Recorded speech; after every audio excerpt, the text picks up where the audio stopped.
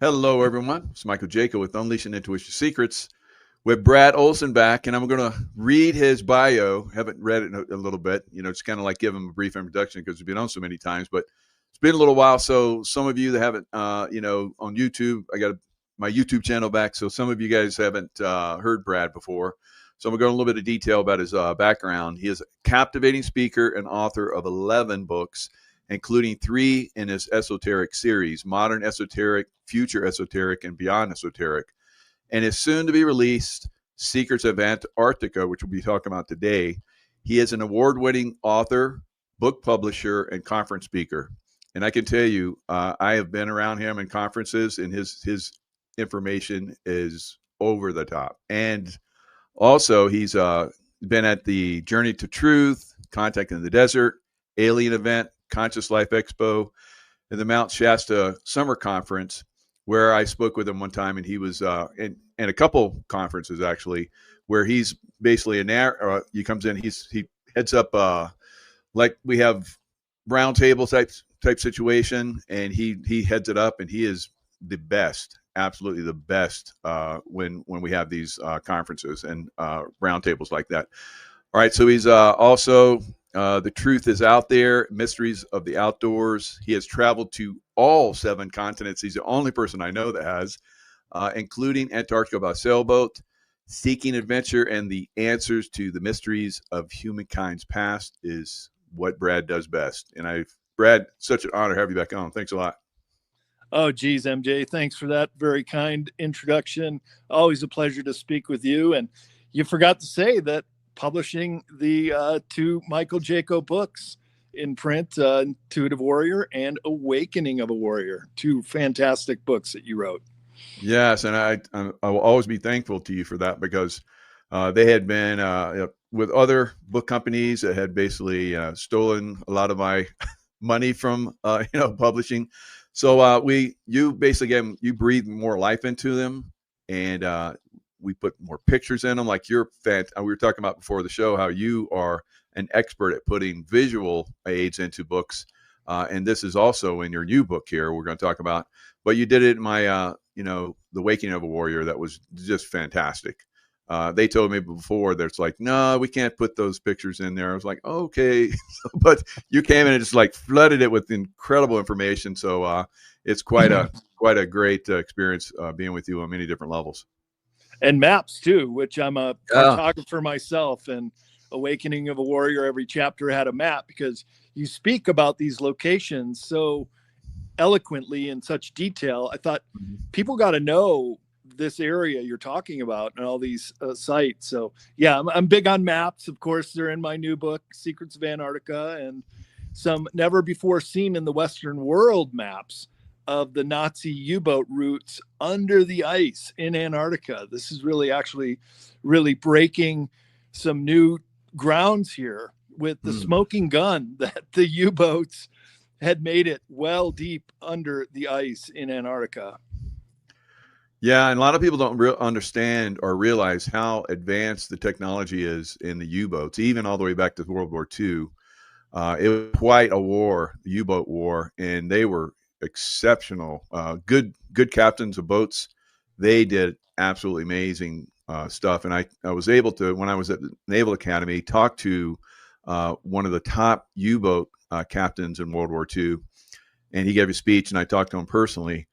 The technology on these boats, and I've heard this from a lot of guys over the years, is what they could share with me. And they were kind of like, don't share this. And, at this point it's all out, but I can tell you, I was stunned. So yeah, even back then they were definitely doing some crazy stuff. And the submarines are very similar to flying discs that can go into inner atmosphere. And I got this from David Hatcher Childress, that in our own secret space programs, they recruit out of the submarine corps, and they're looking for orphans or guys that don't have a family that are willing to go off planet. So this all kind of ties in. All roads lead to Antarctica, as I say on the back cover of my new book, but of course no roads lead there, but all things disclosure related, I think, are going to come out of Antarctica. Yeah, I totally agree. And you've gone deep down the rabbit hole as usual, and always appreciate that. So where we talked about before the show that we'd like to go and focus on the Nazi aspect. There are so many different aspects that we could go down, and I love this cover. This cover is just incredible. It just really grabs your attention. And then the back cover where you basically just go into all kinds of different crazy rabbit holes. Oh my God. All the ones that I love to be down. Of course, I've ordered the book, and I highly encourage everybody to order the book. It's on Amazon. Is it on CCC Publishing too? Not yet, just because I don't have physical copies yet, but it's going to the printer by Halloween. So we hope to get your endorsement in there on page 1. And oh wow, thanks. I was going to give you a physical copy next time I see you, but thanks for ordering one. That always helps. Oh yeah, absolutely. And so the Nazis down in Antarctica. Now on the Amazon page was an interesting, looks like an article from 1941, where they even talked about how the Nazis were down in Antarctica and how the British Air Force or something came in and bombed them. Yeah, that was Operation Tamerlane, and they had set up spying stations on the Palmer Peninsula. And that happens to be the area of Antarctica that I went to via sailboat. In fact, I went to 2 of the old British bases, which was Port Lockroy, and there was a building with the Vernansky base, which had once been a British base. And they were spy stations on the Nazis. Yeah, there's the Lowell, Massachusetts newspaper, Nazi bases in Antarctica. You can even see part of the story that ran. So this is 1941, Michael. So we already knew they were down there, and so did the Brits, so did the Russians, that they were just sending ship after ship, submarine after submarine. The ship that gets most of the attention is the initial voyage of the USS Schwabenland. And that one certainly was bringing down personnel, supplies, a plane that could land in the lakes that never freeze. They're called Antarctic oases, and there are several down there. But the Schwabenland area, the new Schwabenland area claimed by the Germans, has this huge ice-free zone called the Schumacher Ponds. And I have pictures of that in Google Earth and on the Nazi maps themselves. So they're going down there since before the war even began. A lot of people don't even know that Admiral Byrd went to brief the Nazis in 1938 on Antarctica. And they even asked him to go on the Schwabenland trip, but he declined. His son joined him on Operation High Jump. This is the very first summer after World War II. They couldn't waste any time to put together an armada, which one press release Admiral Byrd gave before going down there was, it's a mission that is military in nature.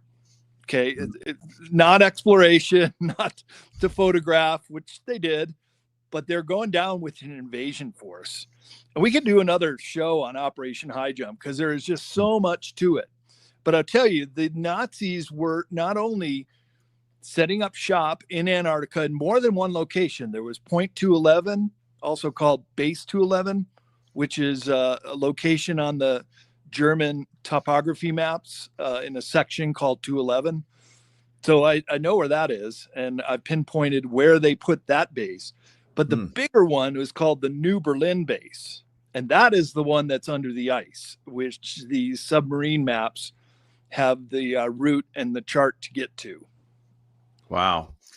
And I mean, I've been reading the book, so it's pretty exciting. I'll share a little bit of it in a little bit, but you talk about how this is possibly going back. Perry Reeves basically had maps, and I've looked at this stuff for decades. The Perry Reeves maps, and it shows Antarctica without ice. So at one point, someone saw it without ice because they've done the topography scans where they push through the ice. which is unbelievably thick, like 13,000 feet thick. How did that happen? That's crazy. Yeah. 2.5 And they miles. have hardly any rain now. So some places haven't had rain in like a million years. You point out in your book. God, wow. Yeah. So Those valleys. Yeah. so yeah, they more recently they were able to scan down and see the topography, and Perry Reed's maps were accurate. It's like, wow. And they were written, what was about 1400, 1500, somewhere around in there? 1513. Supposedly. Just Yeah. 21 years after Columbus's voyage to the New World, which, by the way, till his dying day, he thought he found the islands off of India, like Maldives and Sri Lanka. That's why our Native Americans are misidentified as Indians, and by the West Indies of the Caribbean are also misidentified. So Columbus was lost. He didn't even know he found the New World. It wasn't until the Westmuller map, also about 20 years after Columbus, that Vespucci Americo wrote his name on one of the maps. He helped build the map. He was an explorer, and that's where we got the name America. And it's way down in southern Patagonia, the very first reference of the word America. Yeah. So they think that, Columbus, and he had insights into ancient maps. And he used those ancient maps, kind of like the Perry Reed's maps, perhaps, because Perry Reed's didn't do that work. He got ancient maps as well and put all this together. So this is something that is interesting, and you point all this out, and how at some point Antarctica was obviously without ice, and it was very fertile, and there's pyramids there, and ancient cities, and just underground lakes. There's like 500 and something underground lakes, and the fish are just prolific down there. God, what incredible. With flowing rivers that go out to the sea as well. Wow. Because I have to point out, as I do in my conference presentation on Antarctica, that Antarctica has the most amount of geothermal features of any continent of the world. 14 known active volcanoes. Wow. And over 100 known geothermal vents. So you have the propensity for these very large under ice domes to be formed from the steam and the heat. And therefore, these lakes never freeze down there, and they continue to flow, just like the Schumacher Ponds. We went to one of the hot springs. It was even written up in the Lonely Planet book. Believe it or not, there's a 256-page Lonely Planet book just for Antarctica. And when we got to Deception Island, it said there's a hot spring there. So when I went ashore with Emily Infinity and Luke Dogg, the two other Americans I was with, we got there, and had the tide been going out, we could have just stripped down and taken a hot spring. But the tide was coming in, so the water was mixing and getting colder. But we walked around with our shoes off and certainly felt the warm water. So there's a lot of volcanic features down there, and that lends a lot of credibility to the Germans setting up a base there. Because with geothermal power, you can create a power plant, and you can use it for bathing or for fresh water and so many other things when you have warm water like that in a freezing continent. So some of those under ice domes, Michael, they could be habitable year round, unlike the surface, which is just terribly cold and windy and inhospitable.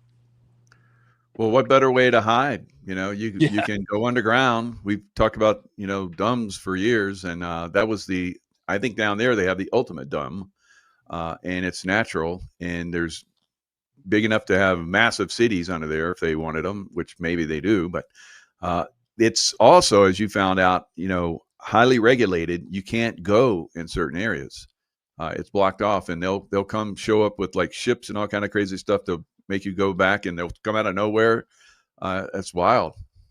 There was a story about 20 years ago of these two Olympic athletes who wanted to cross country across Antarctica, and they just started striking out. and they must have veered off their course, because everything, you have to tell them where you're going. So when we went down in a sailboat, we had to tell them everywhere we're going. Not that there's anybody watching you or spying, but these two women, they're just kind of cross country and along. It's probably their third week or so. And all of a sudden, your comrades, the Navy SEALs, come down and just land right in front of them and say, well, girls, you're not going any further. And I'm like, what are you talking about? We want to finish our trip. Sorry, you can't. And they made them get on board the helicopter and leave with them. So there are definitely some areas that are very highly sensitive. There are definitely no-fly zone areas, one of which I found out when I was down there is over the South Polar region on one side of it. And in some of the maps that I have in the book, you not only see Admiral Byrd's very first flight. He was the first aviator to fly over the South Pole in 1929. But he gets to the South Pole, wow, and then he goes off about 50 miles in a triangular direction, right exactly where the no-fly zone is today. And so I have other maps of more recent maps of the South Pole Research Station there, where it says that you can fly at 30,000 foot elevation, but you can't fly low. Well, whoever flies over 30,000 feet, there are no intercontinental or cross-continental ocean trips from, say, South America to South Africa or to New Zealand. There's just not. But there are planes that land, even tourist planes that land at the South Pole, and you absolutely cannot fly over this area. Well, Linda Moulton Howe has a whistleblower named Brian S. And I talked to Brian S. for about an hour a couple of months ago when I was working on this book. Great guy. Maybe we can get him on the show too. Oh, and my God, that'd be amazing. Heck yeah. Yeah. I'll hook you up with that. SEAL brother. Absolutely. Yeah, SEAL brother. So he was there for 20 some years. I mean, this guy knows the continent very well. And there was an emergency evacuation out of the South Pole Station. And they had to, their flight plan was to go around the no-fly zone, but the guy was in a world of hurt. They had to get him out of there immediately. So they defied the no-fly zone. They flew over it. And that's when he saw the massive hole in the ice.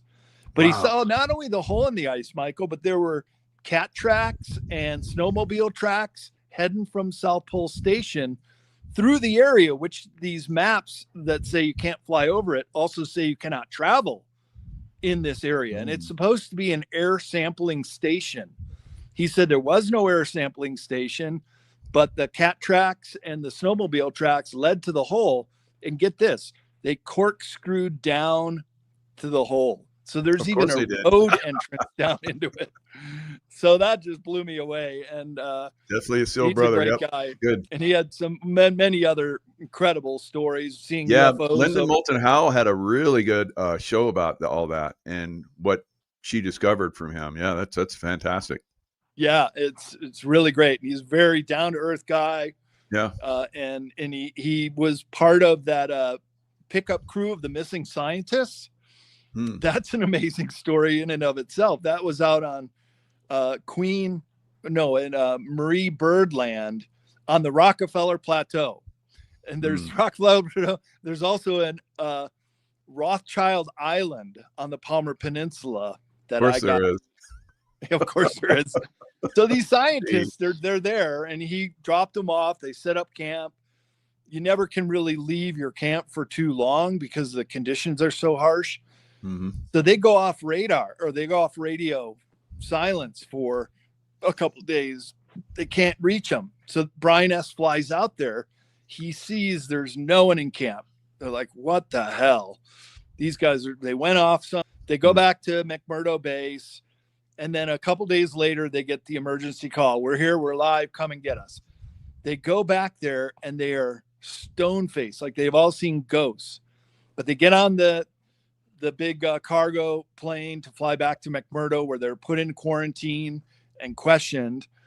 But they wouldn't say a word to Brian S. Even went up to one of them, put his hand on his leg and say, what happened to you guys? You know, we were worried about you. We came out here looking for you. They wouldn't say a word. just white as a ghost. They must have been read the Riot Act. You will not talk. You will not talk. Or they got into one of these underground bases and then read the Riot Act. Yeah, I think that's probably what happened. Yeah. And just like Buzz Aldrin, second man to walk on the moon, he's down there in 2017, and he puts out this cryptic tweet with a picture of the Antarctica pyramid. And he says, "I've seen the face of evil. We are all in danger." And then the tweet came down, and then he gets medevaced out of there. But they got him out of there in time to get medical treatment. Incredible. Now, on your trip, you talk about it a little bit in the book where you went to this ancient site. And tell us a little bit about that. You mean in Antarctica or in South America before we Antarctica. Was it Antarctica that you were talking about where you went out where there was abandoned site? It was old. Yeah, it wasn't ancient though. It was just one of ancient, the Operation Tamerlan spy stations of the Brits. There you go. But it was totally, it had been unused for about 50, 60 years. So you walk in there and it's like a journey back in time. There's still canned food on the shelves and all the radar and spy equipment. That was pretty wild. Like a museum. Yeah, that's cool. But they don't even lock the door because nobody goes down there.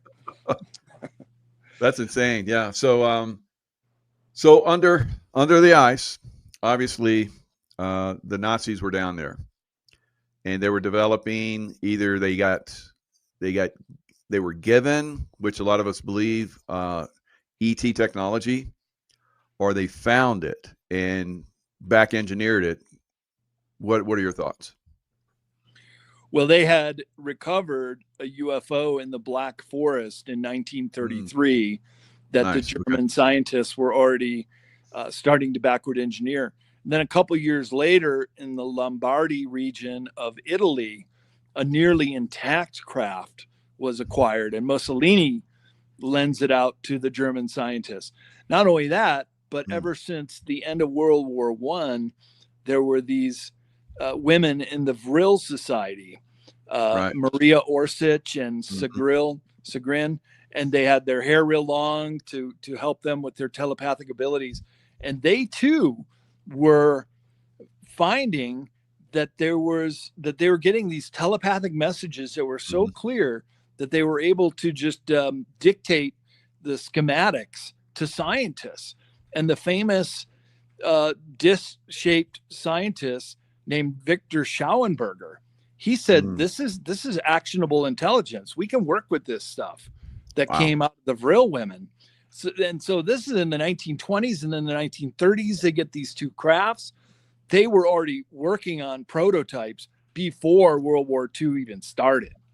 And a couple times during World War II, there were sites of these craft, one of which in the Battle of Kursk, the largest tank battle in history outside of Moscow in 1943.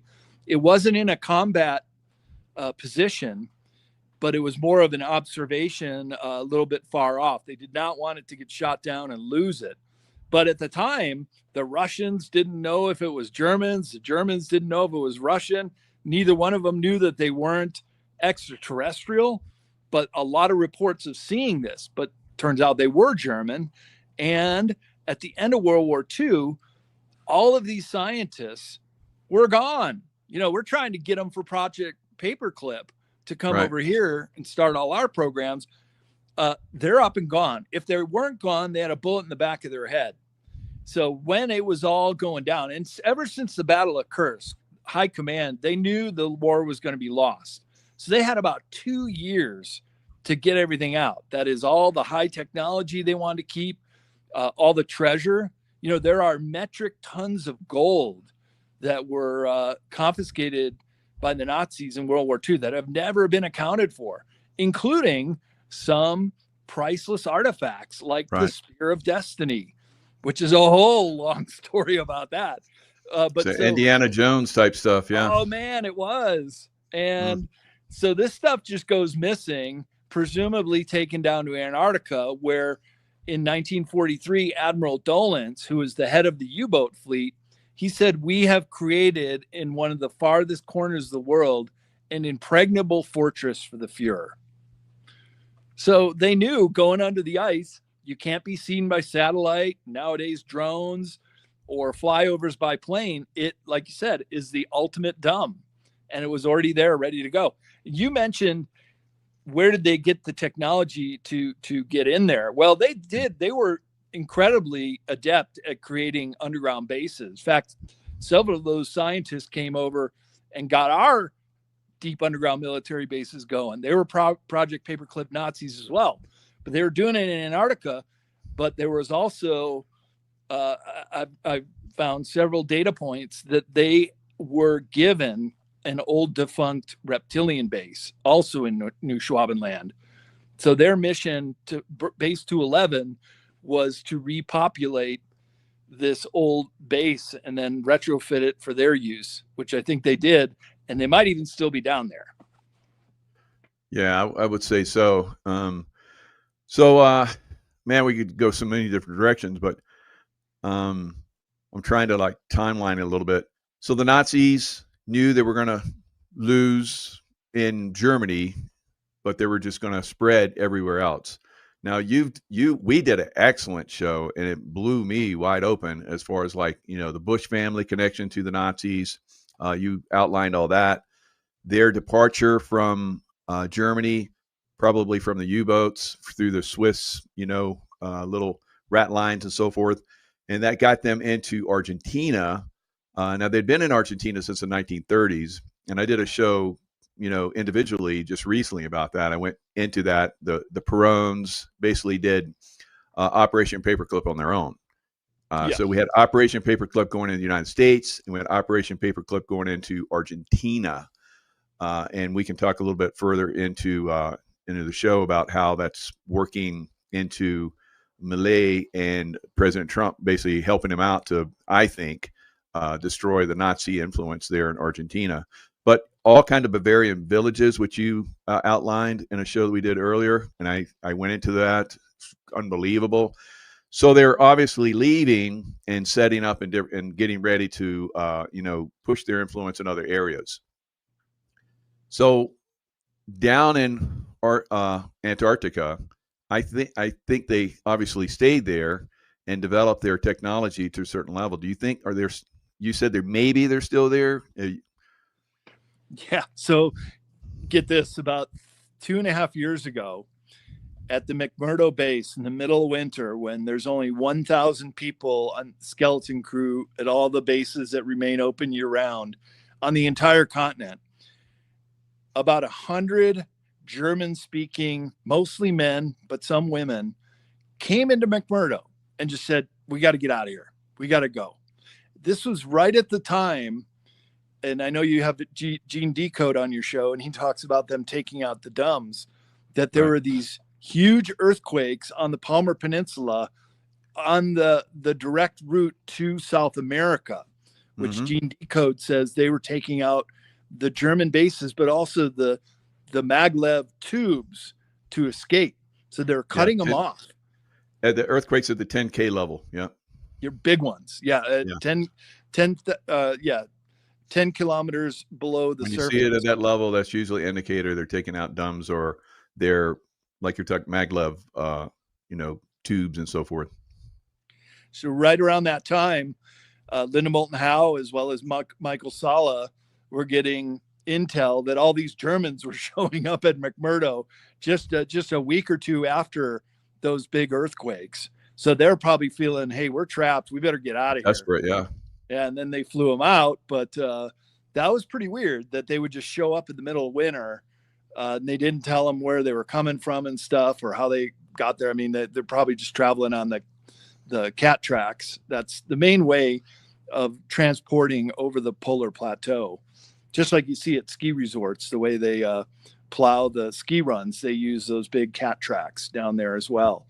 But the other thing in South America, so 7 years ago, almost exactly to the month, I was heading down to South America before my trip to Antarctica. And one of the things I was doing down there was looking into all these reported locations where the Germans set up shop. And they call them micronations. This is what John Lear, the late John Lear, he and I had many discussions on the subject. He's since passed away, but I quote him in my book and also in Beyond Esoteric, which I have a lot of this information too, that these micronations were set up by the Germans pre-World War II, during World War II.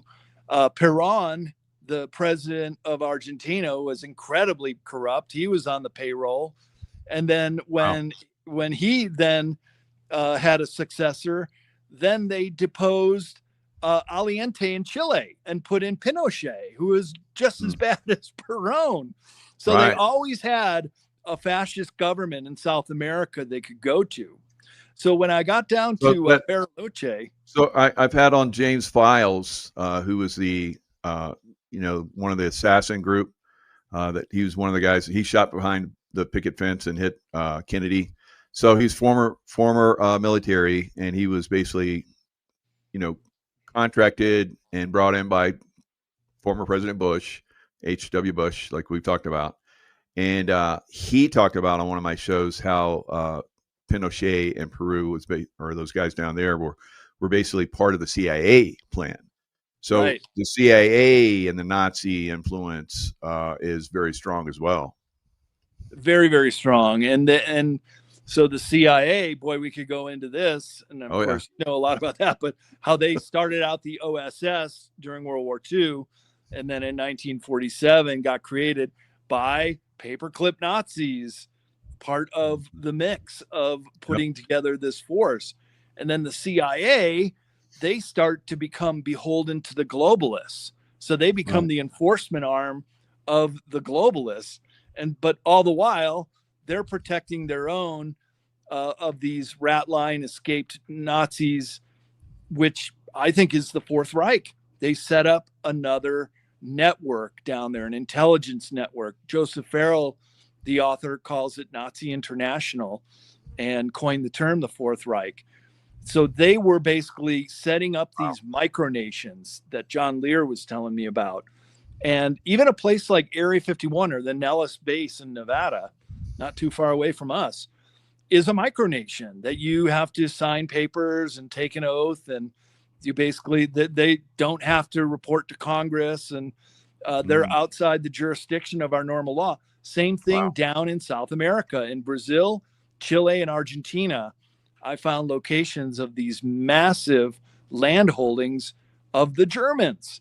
Wow. And so they could be moving their technology, their personnel, and all their loot down there from 1943 on. It wasn't just to Antarctica, but Antarctica was certainly one of their colonies that was linked into these micronations. Well, the Germans were coming there in Argentina in the 30s, early 30s. Do you think that that was their backup plan if everything went wrong, or they were just expanding all the way back then? Well, they knew that the governments were pretty much corrupted and could be paid off, at least the ones they wanted to work with. And because they even tried to get the Mexican government to come across the border and hit the United States. So obviously they had a big influence down there. A very big influence. There was a joke I heard when I was in Argentina, because Argentina and Chile, they've basically wiped out all of their indigenous people. And they're kind of having an existential crisis. Who are we as Argentinians? And they're mostly Southern European children of immigrants, much as we are, but they're more Italian or Greeks or Spanish. So the joke is, we're Italians who speak Spanish and wish we were as rich as the Germans, because down in South America, the Germans have all the money, and they still do to this day. And so we went to some of those enclaves. The most notable one is called La Falda. It's just outside of Cordoba, the second largest city in Argentina. And there is a whole town there where I've been to Germany many times. It's like you're just walking into a German town in La Falda. And there's the big famous Eden Hotel there, where there are pictures of Hitler having dinner with the Eichhorns, who own the hotel. So I took the tour. And at the end of the tour, Michael, the guy spoke pretty good English. And I said, well, do you really think Hitler survived the war? And he goes, I don't have to think it. I know it. I said, well, how do you know it? He goes, right here in La Falda, there's an elderly woman who was a teenager in the mid 1940s. And she was working at the Eden Hotel when Hitler and Eva Braun and their dog Blondie even came off a U-boat and stayed there for a while. And of course, they had their SS guard the whole time. A lot of people don't understand. The Third Reich, as a political party, never surrendered after World War II, nor did the SS. They didn't lose. Praetorian Guards. I mean, they didn't lose. Yeah, good. They never gave up. So they started the Fourth Reich in South America and Argentina, and then there were pockets of them in other countries too. Wow, this is fantastic. Now, to like solidify themselves in the Fourth Reich, we have Admiral Byrd. Right, there's on your 28th page. Do you mind if I share the screen on that? Go ahead. This is a first time ever showing the contents of the book. But yeah, for you, Michael, let's do it. All right, awesome. So here's the Operation High Jump and South Pole cover-ups. So you go into it here, early 1947. The next expedition of legendary American polar explorer Richard Byrd approached the shores of Antarctica on a very strange expedition. Unlike the first three, it was fully funded by the U.S. Navy and had the military name Operation High Jump. Admiral Byrd, a 33-degree Freemason, I didn't know that, led the expedition of 30 ships and 4,700 militarized soldiers. That's interesting, militarized. The mission had 3 task forces that were sent out in different directions and was to last 6 to 8 months. But the fleet started back in just 8 weeks. So that is very, having been part of many operations in the past, that's highly unusual to, in the middle of operation, for you to basically just go back. So something happened. Something major happened. Yeah. Mm-hmm. And it was a rout. Did you know that Operation High Jump is still classified to this day?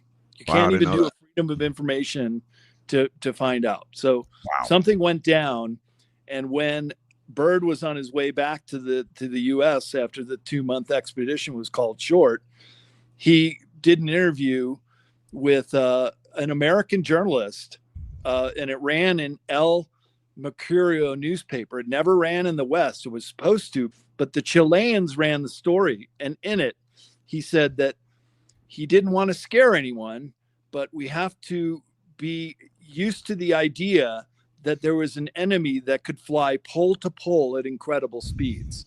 This is in 1947. Wow. I don't even know there's a plane today that could fly to pole at incredible speeds, at least not that we're being told about. Yeah. There's some high-tech stuff out there, but that's pushing the envelope, obviously. Yeah, so, they talk about, I guess, he wrote about it in his diary within a year after that. Yeah. And not only that, but his son published a diary after he died. And his son was actually on High Jump with his father. So he saw it all. He knew it all. And when they got back, James Forrestal was a good friend of Admiral Byrd. They're both Navy guys. And James Forrestal was the very first Secretary of Defense. He knew everything that Byrd saw. And he started stalking the hallways of the Pentagon, saying the Nazis are in Antarctica. They've got UFOs. We're all in danger. Basically what Byrd said in that El Mercurio newspaper transcripts. Yeah. But what he says was that Operation Deep Freeze, they struck a deal with the Nazis because keep in mind that there was a big UFO overfly of the Capitol in 1952. So Byrd would have known where those UFOs came from that could fly pole to pole at incredible speeds. Those were Antarctica UFOs. It happened again 4 days later in DC, and they didn't even send up planes to intercept them. So I've got those newspaper headlines in my book. And then so Byrd gets assigned to go back down there for deep freeze. And according to Captain Mark Richards in this military document, that the assignment was the Germans, they didn't want to fight a war. They didn't want to have to do high jump again. So they had decided, we'll give you one of our craft. You guys can backward engineer it. And they landed it on a secret ship, and it hightailed it back. And so Byrd eventually came back too. Then he gets on the Longines Watch show shortly after Operation Deep Freeze. And he also speaks in very coded words. He says that there is a land beyond the pole. Okay, well, there is nothing beyond the pole. It is just the polar plateau for hundreds of miles in all directions, what we're told. But he says in his diary, too, that he saw the land beyond the pole. And so it just begs the question, what is that land beyond the pole? And so shortly after the Longines interview, Admiral Byrd dies in his sleep at the age of 68. Heart attack gun, CIA, possibly. Oh, yeah. So then get this. Then his son, who's been holding on to this information and then acquires the diary, publishes it. Then he is invited to go down to Washington, D.C. from Boston. And he takes a train, and he's going to give the keynote speech. They're honoring Admiral Byrd. He never shows up. Not only does he never show up, here's a patrician family that has never had to worry about food, but he winds up in an old Baltimore warehouse, basically frozen solid. He never gave that talk. So they tried to shut him up. I think it was a botched attempt to quiet Richard Byrd Jr., his son, who also died at 68. And so it like with James Forstall, when they have this kind of knowledge about what's really going on down in Antarctica. Yeah, that's crazy.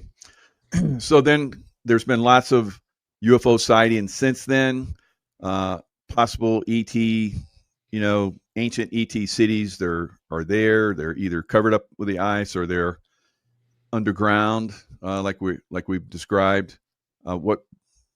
So do you think there were Draco reptilian or mixed ET? What do you think is what kind of ETs you think were in Antarctica or still are? Yeah, probably the whole gamut, because it's a big, big continent. There's a lot of areas that could be inhabited. The Draco reptilian certainly had more than one location. They gave one of those defunct bases to the Nazis. There are the tall white Nordic aliens who look very human-like, but taller and bigger eyes. And there is the domain of the Ariani, which is this area that Admiral Byrd describes in his diary, that when he flies down into this hole in the ice that he saw in 1929, he knew exactly where it was. He knew where to come back to it. And when he goes down into it, he's met with two UFOs that come wingtip to wingtip, that they were called Flugerods, but there's no such word as Flugerod in the German language. Yet these pilots come over his radio and say, don't worry, Admiral Byrd, you're in good hands. We'll be landing in a few minutes at the domain, and with a German accent. And they get out, and there are these two real tall blonde-haired guys, and they escort him into a city where he is met by the master. And the city is some futuristic area. Mind you, this is not necessarily under the earth or in inner earth, just under the ice, under the 2.5 miles of polar plateau ice where this hole is near the South Pole. So he flies in, he lands, he meets with the master, who warns them about nuclear bombs. And you hear this a lot with contactees in post-World War II, that all the aliens are really concerned with is that we have discovered the nuclear bomb. And so is the master. And he says, you're a very esteemed person, Admiral, on the surface world. And Admiral Byrd took pause to that. And he goes, yes, you're in the domain of the Ariani. And we want you to take this message back and tell your fellow commanders at the Pentagon not to play with matches. Don't use these nuclear bombs. It's going to end up bad for everybody. So he says, yeah, of course I will. And Michael, this is at the very beginning of Operation High Jump. And he is then escorted back out by the same two Flugelrods and the tall Germanic guys. And the last thing they send to him is Auf Wiedersehen, which is goodbye in German. And then he gets control of the plane. And there are definitely 3 hours of missing time when Byrd went on this very early flight during Operation High Jump. It's even in the records of the operations of Operation High Jump that Byrd was going to make this flight. And there are 3 hours of missing time. So he comes back on the radio. The men must have been delighted. He's a very well-loved military man. Yeah. He gets back to Little America, but as a military officer, he is under orders to carry out high jump. And then they're confronted with these UFOs that come up out of the water a couple weeks later. And so that's the Battle of High Jump, which was very one-sided. And the U.S. government did not ever want this to get out, that we got routed by Antarctica Germans in 1947. And it's still why it's classified to this day. Wow. And I think at some point, we both are, in connection or with Laura Eisenhower. Yep. Of course, this was during Eisenhower's administration. So Valiant Thor from Venus, right? So, we've done shows together at Mount Shasta. So those guys talked about Valiant Thor, and they actually had contact with Venusians, and very, very convincing contact. And I've read some of the books about this. They're extremely convincing. It's like, yeah, this definitely was going on. So do you think that Valiant Thor and the Venusians, they came in and basically kind of settled down the situation so it didn't get out of hand? Maybe. Well, of course, Valiant Thor shows up at the Pentagon. Right. Remember the Frank Strange's book, Stranger in the Pentagon, in the early 1950s. He shows up, and he too is saying, hey, temper the nuclear response. Don't do it. Aliens, including the Pleiadians, all the benevolent ETs have always said, we're not comfortable with you guys having nuclear bombs. Get rid of them, and then we'll share technology with you. But like the Germans, the Americans were just so intoxicated with the ability to get advanced technology from the reptilians, they turned to the dark side. And in America, that's the Greada Treaty. And I've had long conversations with Laura on this because, of course, her great-grandfather reissued the Greada Treaty, but he didn't start it. It actually goes all the way back to 1933 aboard an aircraft carrier in Panama. So actually FDR started the Greada Treaty, and then it went all the way through his administration. It's renewed every 10 years.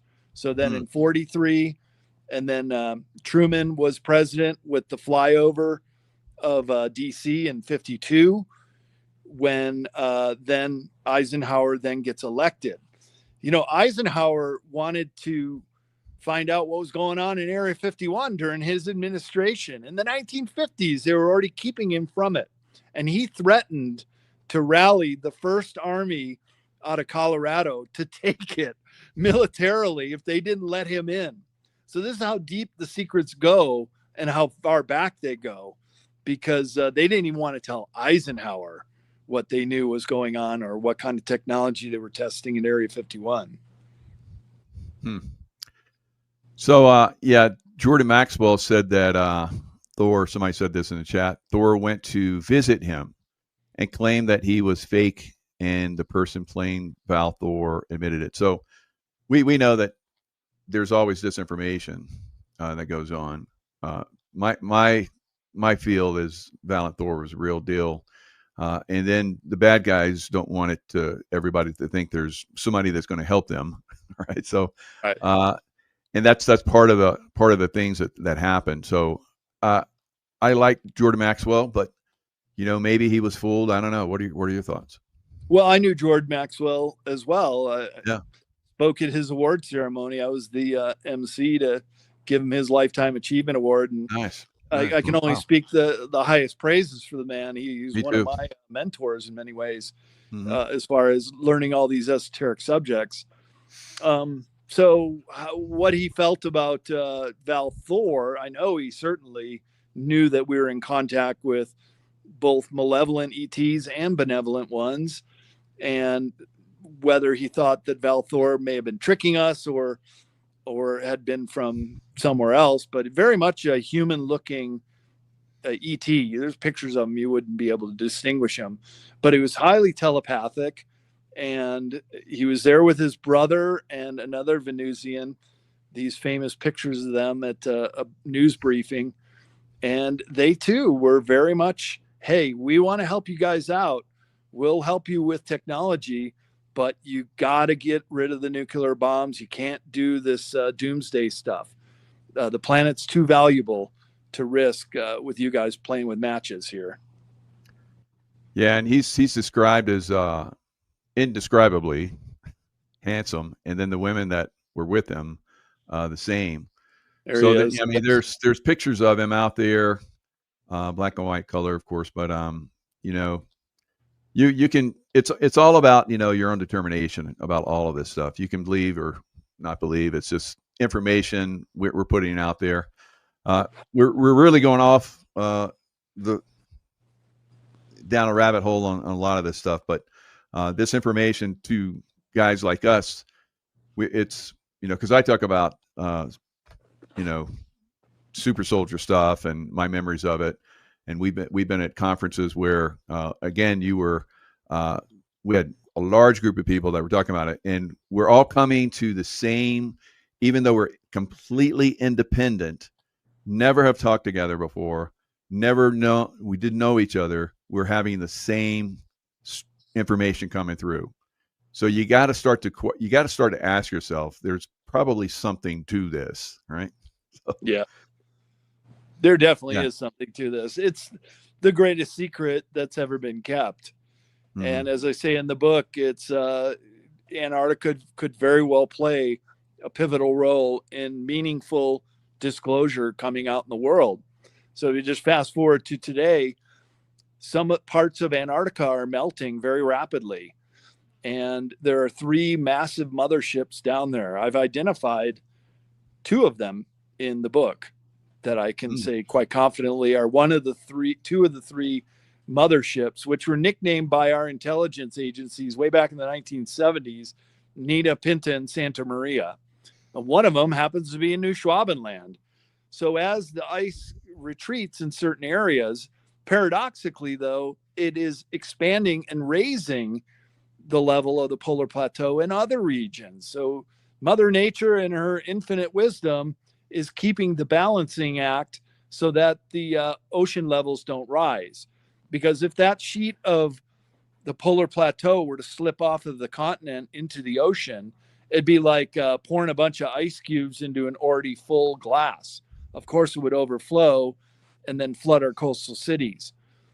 But so there are areas that are warming up, and the ice levels dropping, exposing some of these craft. So that's part of the disclosure. But then also these under ice bases and the scanning sonar.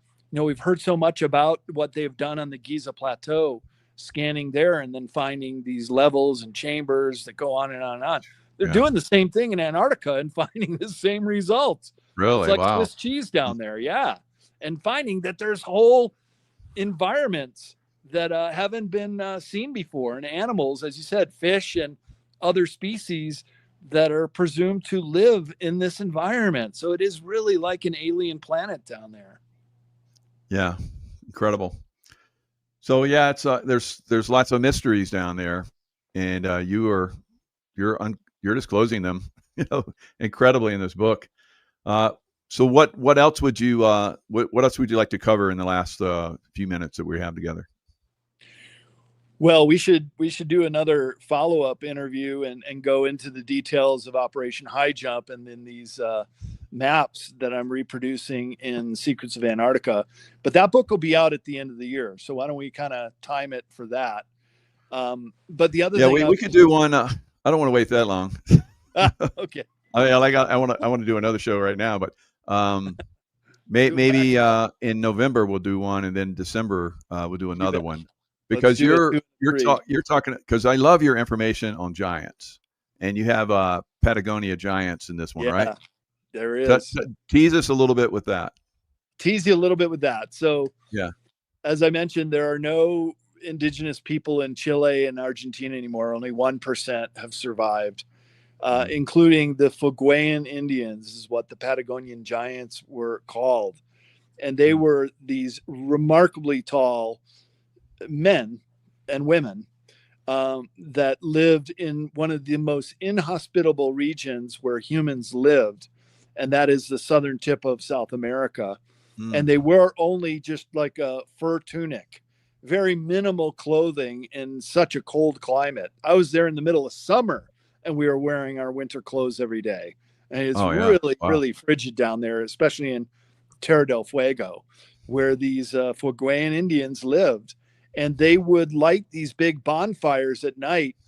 And when the mariners were passing through the Magellan Straits that separate Patagonia and Terra del Fuego, they would see the giants dancing around the fires at night, and must have been rather freaked out. That's how it got the name Terra del Fuego, the land of fire, from the giants lighting these fires. I thought I'd be seeing volcanoes and stuff down there, but that's I know, right?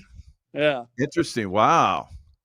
That's a so good the story. Other thing I'll just end on that I wanted to bring up when we were talking about the Nazis in South America, not too far away from La Falda, and they're called the Cordoba Sierra mountain range. It's a sub-mountain range in the middle of Argentina. Hardly anybody knows about it. Everybody thinks of the Andes Mountains, and they're the second tallest mountain range in the world. But the Cordoba Sierras are kind of like these foothills in the middle of Argentina. And that's where La Falda is, and these this German village. It's not a micronation because you can just go in there. The micronations are very well sealed, barbed wire fence. You can only go in by appointment. But not far away is this mountain that we read about in The Lonely Planet. So Emily Infinity and I, my girlfriend at the time, she was traveling with me all the way down to Antarctica and back. We're like, hey, let's go do a night watch, see if we see any UFOs there. So I bought a Ford excursion, and we were camping out in the back, and we were watching the mountain all night. We didn't see anything. But when I get back, I talked to my friend David Hatcher Childress, who's one of the stars on Ancient Aliens. I said, yeah, David, we went to the Monte Cerrillo mountain on a night watch looking for UFOs, because the Lonely Planet even, and the Lonely Planet's kind of the mainstream media of travel guides. If it's in Lonely Planet, then it's kind of the CNN of travel literature. And in the Lonely Planet book, David, I'm telling them, they talked about people getting abducted from this little town that we went to, and there were burn marks in the grass where these craft landed. He goes, Brad, those weren't alien UFOs. There's a German dumb military base in the mountain there. That's where they were testing in South America their UFOs. He goes, do you really think an alien craft would be seen with rivets in it or would leave burn marks in the grass? The real alien craft don't do any of that stuff. And so this is where they were testing. Yeah, part of the reason why they had it to get Perón to give him permission to set up shop in Argentina. Wow. And do you think that the this takedown of the Nazi system in Argentina is going to like have a domino effect throughout South America? Maybe. Well, I sure hope so, because they have gotten away with these dictators who have held an iron grip on many of the countries in South America for so long, and basically allowed Hitler to live out his natural life down there, and Martin Bormann and many others. In fact, we're also looking in the Lonely Planet, going through this big high elevation mining town in Bolivia called Aurora. And what is there to do here? And we're looking through the book. It says, oh, Klaus Barbie, the butcher of Lyon, one of the guys who rounded up people for the concentration camps in France, Yeah, he escaped and he lived out his natural life here. He just changed his name, but there's a little hut behind a sawmill where Klaus Barbie lived out the rest of his life. So there's just all kind of stories about the Nazis. In fact, when we were down there, they found this basement. I think it was in Buenos Aires, but a treasure trove of Third Reich armaments and ribbons, awards, helmets, all kinds of stuff worth hundreds of thousands of dollars on if you were to trade it. So there's still a lot of sediment down there for the Third Reich, aka the Fourth Reich. Yeah, yeah, and the I guess there's a lot of like I think the Norwegian, you know, one prince or king or whatever married someone from Argentina not too long ago, and her background is basically part of the Nazi German, you know, DNA. So yeah, they're spreading it all over the world. So it's one big happy family. Yeah. Oh yeah, crazy. So yeah, so people can find you, Brad Olsen with an E, SENOLSEN, Brad Olsen.com. That's where you have your main site. Yeah, that's about me and the projects I'm working on and my upcoming conferences. And then CCC Publishing, where you can get Michael Jaco's books, Brad Olsen's books, and a whole bunch more. And yeah, I've got a YouTube.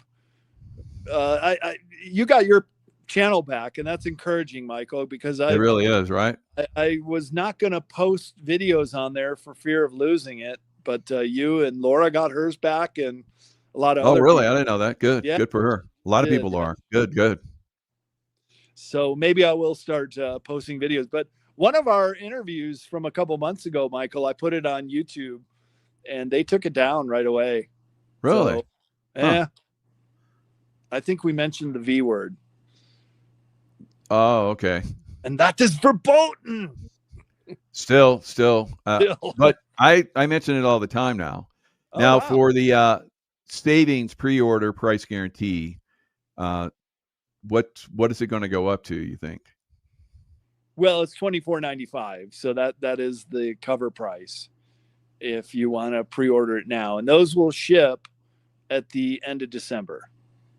And this book is going to the printer in just a matter of weeks, so no later than Halloween. We've already got our print schedule, so it's definitely in the pipeline. It's finished. I'm just finishing up the index, and it will soon be available as well as in ebook form. Yeah, you know what I like to do someday, Brad, and hopefully it won't be too far in the future, is like, you know, you have all these sacred places, destinations. Yeah. Maybe put together some kind of tour where we take people to those places. And of course, if they have the hot springs, like you're like a hot springs, like, you know, those tracker dogs. You're like a hot springs tracker. Like you could smell them out wherever they're at. It's unbelievable. I've been on several fantastic hot spring little you know, expeditions with you. So great time. So it'll be great to, like, you know, at some point lead some tours and you could talk, you know, your information on the different stuff. We can talk, you know, do meditations, and so it'd be fun. And maybe we can get, you know, some other people involved as well. Laura Eisenhower, I don't know, maybe some other people. It'd be fun. Yeah. All CCC Publishing authors. Just do yeah. There you go. Yeah. Laura, of course, is on the website CCC Publishing too. Her book Awakening the Truth Frequency is doing well, as are yours. And so and Leo Zagami, he's going to write Zagami, endorsement. I do some great shows with him. Boy, that guy is just like blowing stuff up now. Oh yeah, he sure is. But I've done live YouTube shows with him, and they got massive views. So they're letting us come out with some of this information now. So it's really good. Good. Let's keep coming out with it. We're going to do it. We're going to do it. As long as, you know, we get President Trump in there, we get another Democrat in there. It's going to get shut down again, unfortunately. But so hopefully we get 8 more years with, I don't know, another Republican. So we'll see. Right on. Yep. Well, it's the zeitgeist of the age, Michael. This is all going to come out. It's just a matter of when. Absolutely. All right, Brad, thanks so much. And everyone that joined us, we had a huge audience. Hope you guys share it. Let everybody know this great videos here. And Brad's great work. And of course, I got a couple books too. So, all right. Lots of love to you guys, and we'll see you guys next time. On Wednesday, 1st of October, the U.S. incorporated government shut down because Congress didn't pass a budget. Since then, all but essential services were functioning inside the government. SCOTUS has no authority under a wartime president, and as of the Wednesday, 1st of October, closure of the privately run by foreign bankers U.S. Incorporated, had been defunded. As of this week, SCOTUS had run out of money and was now only performing essential services. Something else Americans would want to know: the privately owned by foreign bankers Federal Reserve had until Friday, 17th of October to pay back to the American people with gold/asset-backed currency their over $38 trillion in debt. They failed to do such. Therefore, the U.S. incorporated government has been permanently closed. For years, President Trump has warned that the fiat dollar was an instrument of globalist control. Trump has spent years uniting nations so they could reinstate gold/asset-backed currencies at a 1-to-1 to each other and thereby rescue sovereignty to the nations. That plan has necessitated destroying the Satan-worshipping central banking cartel and ending the Illuminati's IMF, BIS and World Economic Forum's counterfeit financing. It involved resurrecting sound money around the world so as to rebuild economies founded in concepts of the original Constitution, sovereign nations that functioned under God. Quantum satellites of the new Starlink satellite system have aligned above every continent to link gold accounts inside a new quantum financial system.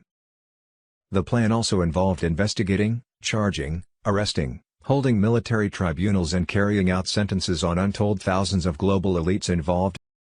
On May 16, 2025, Trump signed JSR into law, marking the beginning of the greatest financial and political shift in modern history. Mass arrests are happening, the IRS is gone, Federal Reserve collapsing, and the quantum financial system is online. In a classified briefing, Trump told his closest advisors, "The people are ready. The world is ready. The financial stranglehold is over. We are taking back what is ours. The greatest wealth transfer in history is about to begin." Deep state corrupt financial system, crumbling, their Federal Reserve, collapsing. IRS shut down, IMF and World Bank, scrambling. Thousands of political and global elites were either being arrested, or in hiding, knowing their time was up. Expect full mass media blackout, Gitmo tribunal footage, global bank asset seizures, NISR/JSR activation including global currency reset finalization and quantum voting worldwide. According to Kash Patel on Telegram on Sunday 19th of October, 2025, the countdown has begun. Internal signals have been sent through the quantum grid. All regional command centers are synced. The EBS is not a drill. It is a controlled global reset sequence. Final tests were being run across satellite bands and multiple government servers have entered silent mode. That only happens before a full broadcast switch. The exact timestamp has been transmitted to select nodes. The public will not hear the alert until the moment it triggers. When you see the first screen blackout, you have minutes, not hours. Every channel will turn into one feed, no ads, no interruptions, just truth. According to Mr. Poole on Telegram, the EBS emergency broadcast system starts next Tuesday, October 21, 2025. People should prepare on Monday 20th of October by stocking up on food, water, medications and essential supplies. This will be a global event. Complete media, internet and bank shutdowns are expected. Take your money out of the bank and be ready. More intel from Mr. Poole. EBS emergency broadcast system starts in 4 days, next Tuesday, October 21, 2025. People should prepare on Monday, October 20th. On Friday, August 31, 2025, Restored Republic. The Cardin Group received notice from a valid source notified by U.S. military active duty who asked that people prepare for 10 days of darkness within the next 24 to 48 hours. There will be 10 days of darkness where there will be shutdowns. The emergency broadcast system, EBS, will send out alerts. Banks will be closed, ATMs will not work, nor will debit/credit cards.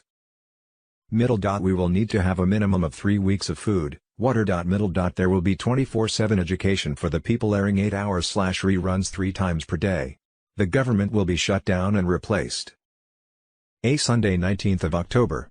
2025. The system is arming itself. Mr. Poole on Telegram. Middle. At 0300 hours several government servers switch to isolated quantum mode. That only happens when broadcast files are being loaded directly into the network core.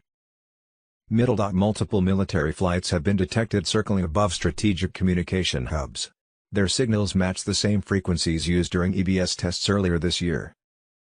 Middle. Insiders report that all civilian media feeds are now under watch status. The final security protocol has been initiated, codename Mirror Phase.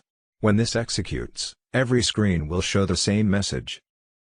Middle. If you hear 3 short alerts followed by 1 long, it's the confirmation sequence. That sound means the transition is active and there is no going back. B. The EBS, the moment we've been waiting for, Mr. Poole. Middle. U.S. military alert, all military forces worldwide are preparing to suspend all media, internet, phone, and TV services. Emergency services will stay active, but everything else is about to go dark. Middle. During this time, no internet, no ATMs, and phones only working for 911 calls. This is the global martial law we've been talking about, and it comes with a 10-day communication blackout. Middle. The emergency broadcast system will be activated worldwide. Non-stop, 24/7, 8-hour documentaries exposing the darkest secrets of the elite, fraud, corruption, pedophilia, and their arrests, will play 3 times a day. The truth will be unleashed. Middle. After the 10 days of darkness, we will reconnect to a new quantum internet. The old systems of government, education, finance, health, and commerce, gone. A new age is coming. Middle. On May 16, 2025, Trump signed JSR into law, marking the beginning of the greatest financial and political shift in modern history. Middle. Twos. October 14, 2025, Space Force confirmed that overnight they activated Project Odin, a network grid of satellites that covered all continents designed to replace the entire internet infrastructure owned by private corporations. All military forces worldwide were prepared to suspend all media, internet, phone, and TV services. Emergency services would stay active. Middle. Saturday, 18th of October, 2025. Watch closely. The next 48 hours will live in your memory far longer than any headline ever will, Mr. Poole. Middle. When the switch was turned on, there would be a worldwide 10-day communication blackout. Non-stop, 24/7, 8-hour documentaries exposing the darkest secrets of the elite, fraud, corruption, pedophilia, and their arrests, will play 3 times a day. Middle. After the 10 days of darkness, we will reconnect to a new quantum internet. The old systems of government, education, finance, health, and commerce will be replaced. D. What we think we know. As of Monday, October 20, 2025. Middle. Military forces to suspend in a 10-day worldwide communication blackout, all media, internet, phone, ATMs and TV use, except for emergency services and 911 calls, all for your protection during mass arrests of Satan-worshipping, treasonous global elites. Middle. 8-hour documentaries exposing secrets of the elite, fraud, corruption, pedophilia, treason, will play over TV, radio and internet non-stop, 24/7. Middle. After the 10 days, everyone across the globe will be able to connect to a new quantum internet that also handles your secure banking and transparent voting. Middle. Fair and honest new systems of finance, education, health, and commerce will be installed, including new sovereign governments across the world based on common law and the original concepts of the Constitution. Middle. A Gitmo military tribunal found former Secretary of the Army Ryan McCarthy guilty of treason against the Republic. JAG investigators uncovered his coordination with Nancy Pelosi to block National Guard units from intercepting Antifa operatives and deep state agents during the chaos of January 6. Middle. Sunday, 19th of October, 2025, LA declares state of emergency after Trump's ICE raids expose tunnels, safe houses, and foreign-backed trafficking hubs hidden inside sanctuary programs. Middle. In this exclusive last dispensation interview, Tim Ballard speaks directly from a Syria safe house during his humanitarian mission to rescue Christian and Druze children from ISIS butchers. Tim Ballard speaks from Syria safe house, bullets flying truth about testimony in the church. For more information, see #am of this update. Middle. According to a DOJ investigation led by FBI Director Kash Patel, the January 6 insurrection was led by Nancy Pelosi. Pelosi's legislative committee reviewing the happenings destroyed evidence, deleted interviews, and withheld communications. January 6 truly was not an uprising of citizens, but an operation of deception. The same agencies that claimed to be caught off guard had prior intel from the FBI, DHS, and military command weeks before. The so-called insurrection was a staged event designed to brand patriots as domestic terrorists, justify new surveillance powers, and crush the MAGA movement before Trump's return. As of October 13, 2025, the United States under President Trump's direct command has sealed the Venezuelan coast with warships, surveillance craft, and Q-linked operations. The cover story says cartel crackdown. Global currency reset : Friday, October 17, 2025. Texas Snake, a banker is very positive that we are right on the verge of receiving notification. His exchange staff is on alert to man the 800 appointment numbers to schedule our meetings. I am receiving information that the exchange centers will begin scheduling appointments possibly by this weekend but no later than Tuesday, October 21st. Thank you, Father God. 14th of October. Majid, the Bank of Nigeria will migrate to the new financial system by October 31, 2025. Wednesday, 15th of October. Wolverine, hi guys, it is 1 a.m. here in Sydney and I like to tell you that I'm overwhelmed with emotions that soon this will be all over. Please believe me that this definitely coming. I'm not here to give you hopium and play with your emotions. Please stay in faith and stay close to God. I love you all with all my heart. Your friend, Wolverine. Friday, October 17, 2025, police light emoji, breaking, Iraqi dinar just appeared on Bloomberg and Reuters, RV in motion, collision emoji, global markets react. Saturday, 18th of October, 2025, Intel report, Tier 1 to 5 structure exposed, the invisible engine behind the global currency reset. Sunday, 19th of October, 2025, boom. U.S. debt clock declares war on central banking slavery, reclaiming the money power, Abraham Lincoln's final warning comes alive. Sunday, 19th of October, 2025, breaking news, ultimate QFS security guide, protect your account with quantum encryption, biometric verification, UBI insights, age policies and more. Friday, October 17, 2025, Intel report, Tier 4 be activated, the global currency reset begins, Mr. Poole. The signal has been sent. Tier 4B is live. The whispers now are execution, codes entered. Systems online. October 21, 2025 is set to be the first controlled public unlock of the QFS interface, Trump War Room on Telegram. This will happen quietly, in waves, no flashy headlines, no public countdowns. What to expect: a secure message containing your personal QFS credentials. Biometric onboarding through the encrypted app gateway. Access to your personal quantum ledger, balances, adjustments, and asset grants. Rollout notes. The system will prioritize verified participants with active financial or humanitarian profiles. You may see pending validation beside certain assets. This is part of the syncing process. Behind the curtain: quantum ledger synchronizations are already live across dozens of nations, from Switzerland to Singapore.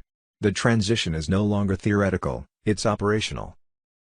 If October 20th was the final systems go, then October 21st is the first open door. Restored Republic, Robert F. Kennedy Jr. Yes, from what I read, those long-awaited for mass arrests have already begun. High-profile bankers, CEOs and corrupt politicians were being rounded up and facing military tribunals. Their greed had made the world's top economies insolvent. The US, Canada, Europe, Japan, Israel, UK, Taiwan, Australia and New Zealand could no longer sustain their debt any longer. Since 1913 the deep state global elites had stolen the US taxpayer dollars, hoarded the wealth, while rigging banking, stock markets and tax structures to enslave the masses. U.S. taxpayer dollars were money laundered through the deep state cabal's privately owned Federal Reserve, IRS, various privately owned U.S. incorporated federal agencies/corporations, foreign entities and back into corrupt politician pockets to keep the scam alive. By 2008 the deep state cabal had finalized their bankruptcy. They couldn't even pay interest to Chinese elders on gold borrowed to set up the U.S. incorporated financial system.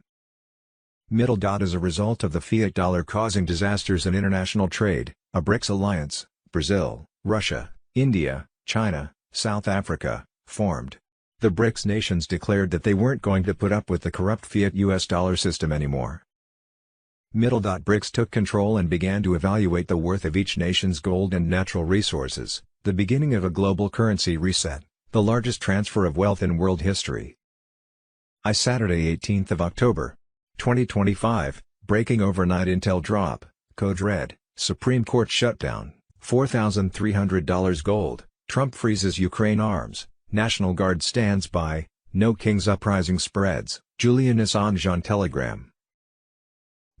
Trump dismantles globalist weapons deals. The Supreme Court goes dark. Gold erupts to $4,300. Protests flood the streets. The system is cracking. America First isn't a slogan anymore, it's the battlefield. The government bleeds out. The federal shutdown is total. It's not dysfunction, it's exposure. Small black square emoji. The National Nuclear Security Administration has furloughed 80% of staff, leaving nuclear safety crippled. Small black square emoji. The U.S. Army Corps of Engineers froze $11 billion in funding, infrastructure halted. Small black square emoji. The Department of Education axed 460+ staff, programs collapsing while elites collect pensions. This isn't mismanagement. It's deliberate implosion. Trump's hammer drops no more missiles for Zelensky.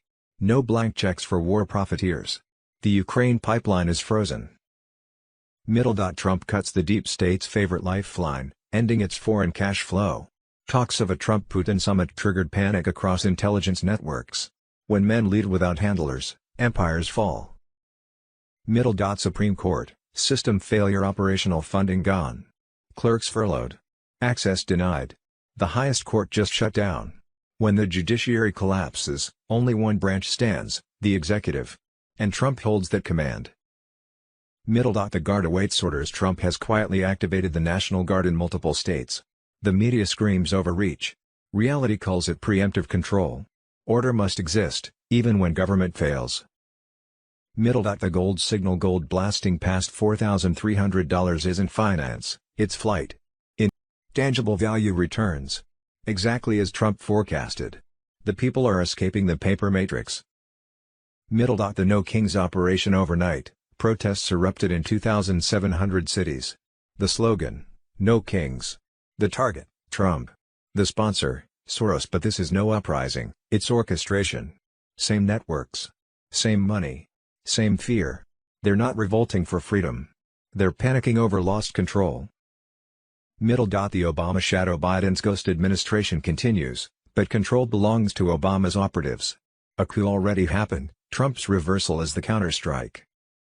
The 5 pillars fall, black check mark emoji, judiciary crippled, black check mark emoji, legislature paralyzed, black check mark emoji, economy and gold flight, black check mark emoji, civil unrest unleashed, black check mark emoji, executive ascendant.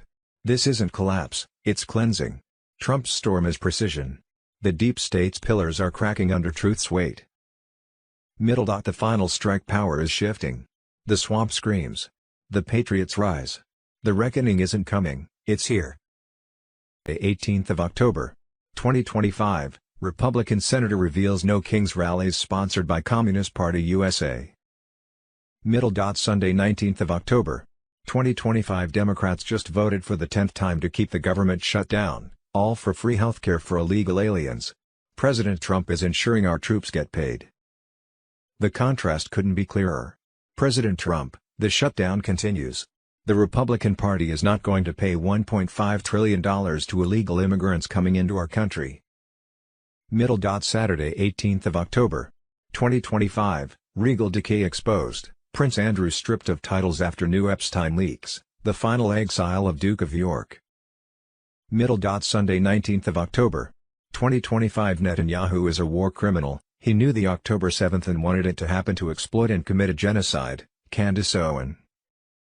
Saturday 18th of October, 2025, happening now, President Trump nuked Colombia. President Petro, Colombia's drug regime exposed, payments terminated immediately, No more payments.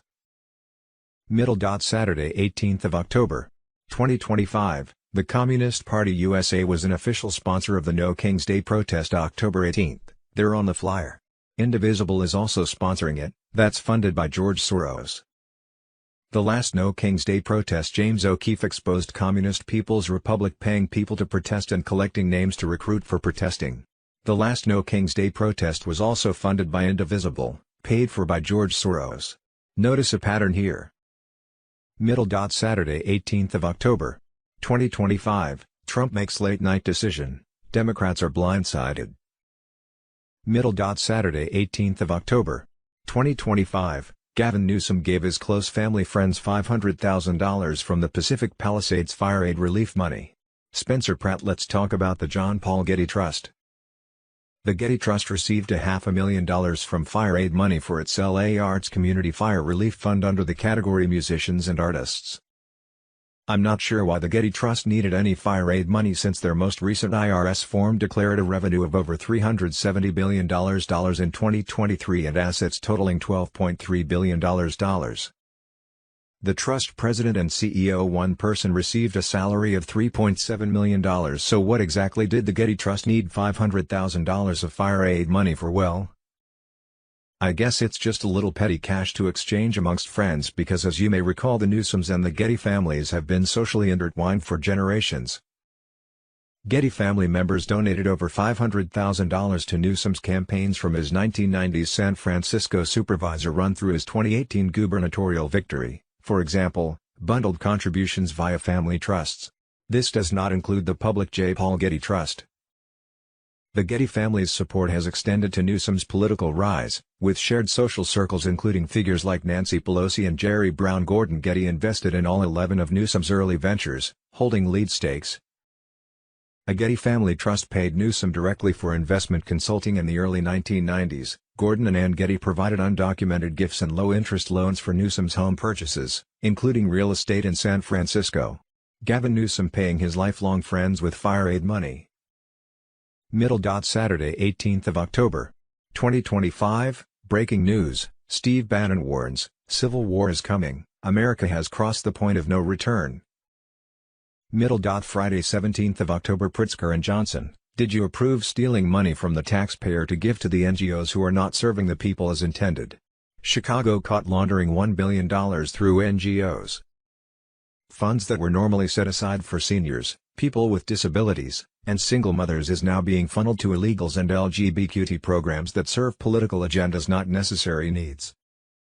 Belanfon X, Pritzker and Johnson, did you approve stealing money from the taxpayer to give to the NGOs who are not serving the people as intended? Chicago caught laundering $1 billion through NGOs. Funds that were normally set aside for seniors, people with disabilities. Saturday 18th of October, 2025, breaking overnight intel drop, the Republic under direct attack, No Kings protests erupt nationwide, SCOTUS emergency powers, federal government in meltdown, economic sabotage widespread, intel drop. Sunday 19th of October, 2025, Redline mission, Supreme Court chaos, all hell breaks loose over voting power shift, Ketanji Jackson explodes, race politics implode, and the Republic awakens. Sunday 19th of October, 2025, Ted Cruz bombshell, George Soros is writing the checks financing some of the groups behind No Kings, as well as previous political violence in our cities. It's the entire system that has to go, death to America. Many are now pointing to calls that have been made by Muslims to take down America, saying their people are willing to fight and give their lives to bring America down. 40,000 Muslims packed the streets in Dearborn, Michigan for a religious Aberdeen march, raising red flags on the increasing Islamic influence in America. Sunday 19th of October, 2025, there is the Islamic takeover of America. You can take a map of Los Angeles, California and Texas to view all the Muslim mosques and Islam centers. Islam commands taking over governments and implementing Sharia law. We must stop allowing this to spread in America. Aldamu_Joe at Erlandara. El Zoran Mamdani is a Trojan horse for Obama and the Islamic takeover of America. Great GPS tracking information, Zoran Mamdani, Appears to have been at Barack Obama's place in Washington, D.C. twice in just 6 weeks. Who else was there? Leaders of the Muslim Brotherhood. And if you don't know who they are, you might want to study up on their history. They've been outlawed in Egypt, Syria, Russia, Saudi Arabia, the UAE, Bahrain, Jordan, and, Austria under their anti-terrorism laws. So yeah, just those guys and what appears to be a couple of Iranian operatives, both who are linked to Majid Farahani because they met with him in Venezuela last summer. So sure, this is going to go great for New York City about the way it's gone for the US since Obama was president, but on steroids. Zoran Mamdani now has a 90% chance of winning New York mayor election. Charlie Kirk said the left would use Islam to bring down America. This is exactly what they are doing. Tim Ballard speaks from a Syria safe house, bullets flying, truth about testimony in the church. Tim Ballard speaks from Syria safe house, bullets flying, truth about testimony in the church. Tim Ballard Foundation, anti-trafficking rescuing organization. In this exclusive Last Dispensation interview, Tim Ballard speaks directly from a Syria safe house during his humanitarian mission to rescue Christian and Druze children from ISIS butchers. Tim Ballard speaks from Syria safe house, bullets flying, truth about testimony in the church. Broadcasting at 2 a.m. with bullets flying in the background, Tim delivers his most important message yet, addressing the Julie Green podcast controversy and clarifying his unwavering testimony of Jesus Christ and the restored gospel. What you'll learn: Tim Ballard sets the record straight about his testimony and relationship with the LDS Church, revealing shocking details about the coordinated attack against him that began September 15, 2023. This powerful interview exposes how a controversial church statement from Doug Anderson, LDS Church PR director, has been weaponized by traffickers and terrorists, threatening rescue missions across the globe from Syria to Argentina. Connect with Tim Ballard, Linktree, Tim's link, Instagram, Tim Ballard 89 Hidden War documentary, November 14 theatrical release. Over $62,000 in cash, digital evidence, and business records were seized in the crackdown. Saturday 19th of October, 2025. Code Black, National Guard blocked, Chicago trafficking network exposed, military standoff underway. President Trump's latest order to deploy National Guard forces into Chicago has ignited the most direct confrontation yet between the restored republic and the deep state judiciary. The mission to dismantle long-standing trafficking tunnels and cartel-protected infrastructure was halted by a last-minute judicial block from within the Supreme Court and Illinois courts. The battle behind the bench on October 17, Justice Amy Coney Barrett refused to immediately lift the restraining order on Trump's deployment, delaying federal troops for 72 hours. That window perfectly aligned with Army intelligence intercepts showing scheduled asset extractions and data purges across Cook County's underground networks. These were not coincidences, they were synchronized evacuations of personnel, files, and trafficked individuals. The Illinois judge behind the block, April Perry, is directly tied to NGO networks previously connected to international relief organizations now under investigation for laundering operations and human transport programs disguised as refugee processing. Chicago remains one of the largest trafficking nodes in North America, the one place they cannot afford to lose. The true purpose of troop deployment. Trump's National Guard mobilization was not about riot control. It was a counter-operation under federal military authority to protect ICE and federal task forces that had been repeatedly targeted by cartel militias and foreign-funded domestic agitators. For months, Antifa cells across Illinois have been receiving encrypted payments from European and Ukrainian crypto wallets routed through aid initiatives. They are no longer activists, they are paramilitary proxies. The court's refusal to acknowledge a rebellion is strategic. The moment that word is recognized legally, Trump's full military powers become active. The network inside Chicago. Since 2022, intelligence units have identified multiple subterranean hubs under the South Loop and Bronzeville areas. These illegal data centers were used to erase financial trails, alter voter databases, and reroute surveillance feeds. The National Guard's mission included seizing these underground command nodes before they could be evacuated. Once Barrett delayed the order, satellite tracking confirmed mass movement through the corridor connecting Chicago, Buffalo, and Toronto. It is an old Cold War route reactivated during the Obama era under DHS emergency powers. Middle. Judges, banks and escape corridors. Two appellate judges who upheld the block, including Ilana Rovner, have long-standing financial links to Chicago law firms that managed sealed CPS records and NGO shell accounts. Forensic tracing has connected these firms to the World Bank's Migration Advisory Group, now under scrutiny for financing mobility corridors across the U.S. for unvetted foreign nationals.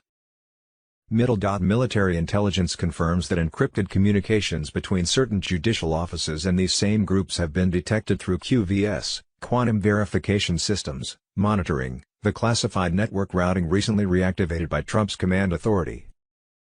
Middle. Insiders gone dark. On October 16, 3 Illinois State Police agents assisting federal units vanished while tracking unlisted cargo moving through Chicago rail yards toward the Canadian border.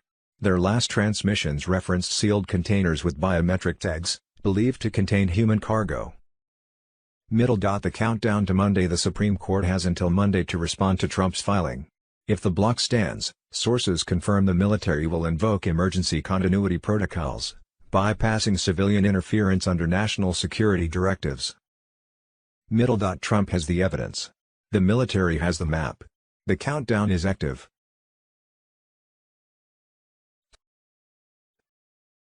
Saturday 18th of October, 2025 at 12:01 a.m. on Wednesday, October 1st, the Democrats triggered a government shutdown to block Trump's final move.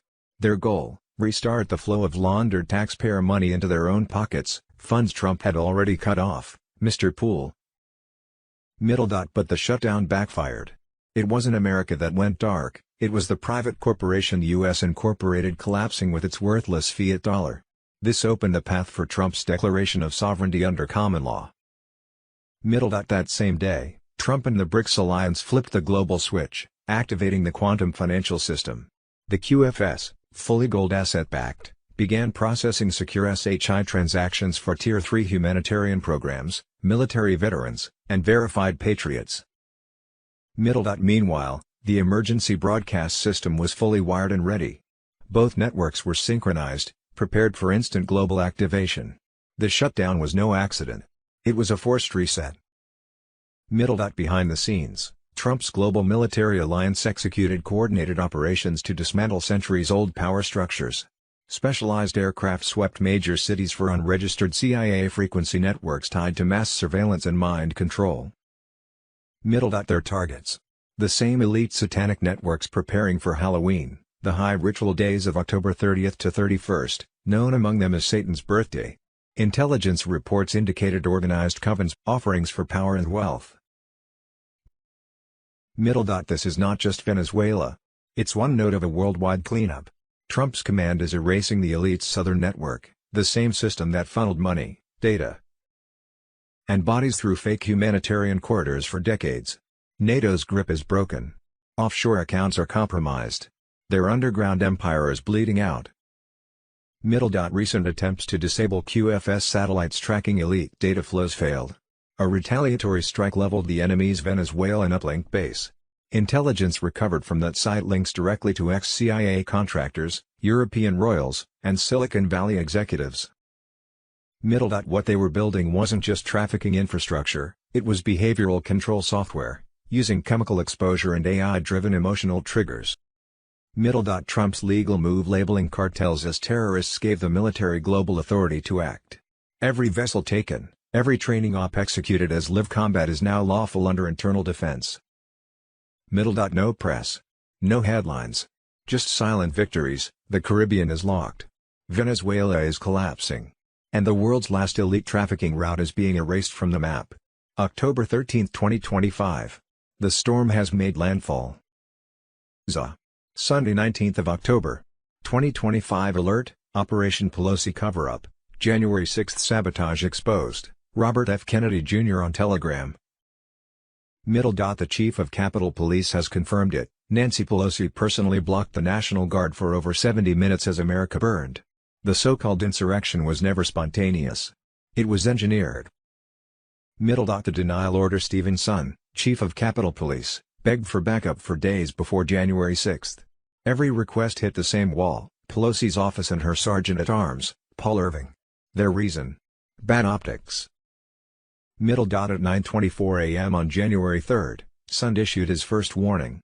By 2:08 p.m. on January 6, the authorization finally came, after the chaos was unleashed. 74 minutes of silence. 74 minutes of delay. 74 minutes of deliberate sabotage. Middle dot the chain of denial. Paul Irving, Michael Stenger, Nancy Pelosi. Each one blocked, stalled, or ignored the call for help. Over a dozen denials between January 3 and January 6 are now documented. This wasn't miscommunication. It was control. A chokehold on the chain of command. Middle dot we don't like the optics. Those 5 words sealed the Capitol's fate. Pelosi's team chose politics over protection. They knew what was coming. They had the intel. They let it happen because the chaos was part of the plan. The timeline they tried to bury. January 3, 9:24 a.m., request number 1 denied. January 3, 11:53 a.m., Senate agrees denied. January 6, 12:58 p.m., runner-up to Pelosi denied. January 6, 1:28 p.m., waiting for Pelosi denied. January 6, 1:45 p.m., coming soon still denied. January 6, 2:08 p.m., finally approved, after the breach. Middle dot the truth they feared. Trump approved the guard days in advance. Pelosi's office refused to deploy them. The media blamed Trump while she pulled the plug and built the narrative she needed, a staged insurrection to justify a permanent security state. Middle dot the whistleblower's son documented every denial, every order, every name. He wasn't unprepared, he was blocked. The Capitol Police were left defenseless by design. Middle dot the verdict. The guard was requested. The guard was ready. The guard was blocked. This was not failure. It was premeditated obstruction at the highest level. Pelosi let it happen. Then she hid behind the chaos she created. Middle dot Nancy Pelosi knew. Nancy Pelosi stalled. Nancy Pelosi denied. January 6 was not a riot, it was a trap. And history will remember her not as a defender of democracy, but as the architect of betrayal. ZB. Saturday 18th of October. 2025 California pastor says voters must vote no on Gavin Newsom's Prop 50 redistricting. Mr. Poole. Middle dot there are 54 seats, right, 43 are Democrat and only 9 are Republican. What has that gotten us? Number 1 in homelessness, number 1 in poverty, number 1 in addiction, number 1 in income tax, number 1 in gas tax, number 1 in gas prices everywhere, number 1 in budget deficit, number 1 in retail theft, number 1 in illiteracy. Middle dot friends, it's time to start using our heads when we vote. Look at where voting with our hearts has gotten us. I want our beloved state to be number 1, but not like that. So do I vote to add more Democratic seats for no other reason than a response to what's happening in some other state? Nah. Look at what 80% Democratic representation has gotten us. I'm voting. Educate yourself, friends. ZC. Thursday, October 16, 2025. Caught on camera. Pelosi loses control after being confronted about January 6 cover-up. Middle dot Nancy Pelosi just cracked. On October 15, 2025, outside the Capitol, reporter Allison Steinberg from Lindell TV asked a single forbidden question: why did you refuse the National Guard on January 6? Pelosi's reaction was instant: rage, denial, and panic. She screamed "shut up," while pointing in Steinberg's face, calling her a mouthpiece for Republican lies. But what broke her composure wasn't the question itself, it was the truth behind it finally surfacing. Middle dot for years, Pelosi has buried footage showing her admitting full responsibility for the Capitol breach. In June 2024, video from January 6 emerged with Pelosi's own words: "I take responsibility." That moment, caught on camera, obliterates the narrative built to frame Trump. The facts are now undeniable. Trump authorized the National Guard days before the rally. Pelosi and D.C. Mayor Muriel Bowser refused. Capitol Police Chief Steve Sund confirmed he begged for reinforcements but was denied multiple times. The Pentagon, under Mark Milley, delayed deployment until the damage was done, exactly as planned. Middle dot this wasn't chaos. It was choreography. The same agencies that claimed to be caught off guard had prior intel from the FBI, DHS, and military command weeks before. The so-called insurrection was a staged event designed to brand patriots as domestic terrorists, justify new surveillance powers, and crush the MAGA movement before Trump's return. Middle. Pelosi's committee destroyed evidence, deleted interviews, and withheld communications. Yet fragments of truth keep leaking: Trump's authorization orders, intelligence warnings, and suppressed testimony now paint one picture: this was an inside job. Even Senate reports now quietly admit Pelosi's oversight failures were catastrophic, surpassing anything attributed to Trump. Middle. When Steinberg confronted her, Pelosi didn't see a reporter, she saw exposure. Her anger was the sound of a crumbling empire. And as Trump reclaims power in 2025, the cover-up is unraveling in real time. The world now sees what January 6 truly was: not an uprising of citizens, but an operation of deception. Middle. The real insurrection wasn't led by the crowd outside the Capitol. It was led by the woman who locked the gates and lit the fuse. ZD. Thursday, October 16, 2025, Operation Black Vault active, Ezra Cohen on Telegram. Middle. While the world argues over politics, a secret ledger transfer was executed last night, moving trillions from hidden shell accounts into a military-secured QFS node. The move was silent but complete, and IT left digital footprints that could not be erased. Middle. Cyber forces have revealed a network of deepfake operators linked directly to media executives and campaign managers. These AI layers were used to substitute live messages with scripted responses during key broadcasts. The raw feeds have been recovered and are now part of a sealed case file. Middle. A new batch of digital ID tokens was minted and flagged as trusted access 3 hours before the transfer. These tokens automatically grant or revoke financial permissions when matched to a biometric wallet. A small group of accounts were upgraded to immediate disbursement status without public notice. Middle. Space Force relays picked up encrypted channels routed through private satellites over major financial hubs. Those channels carried authorization keys and arrest manifests. They were broadcast to local military units. WHO moved on targets before a single newspaper could print. Middle. Emergency broadcast tests have been reappropriated as timing pings. 3 short alerts followed by a long tone as the signal for local units to execute containment protocols. Those pings are now being monitored globally and matched to warrants on the new ledger.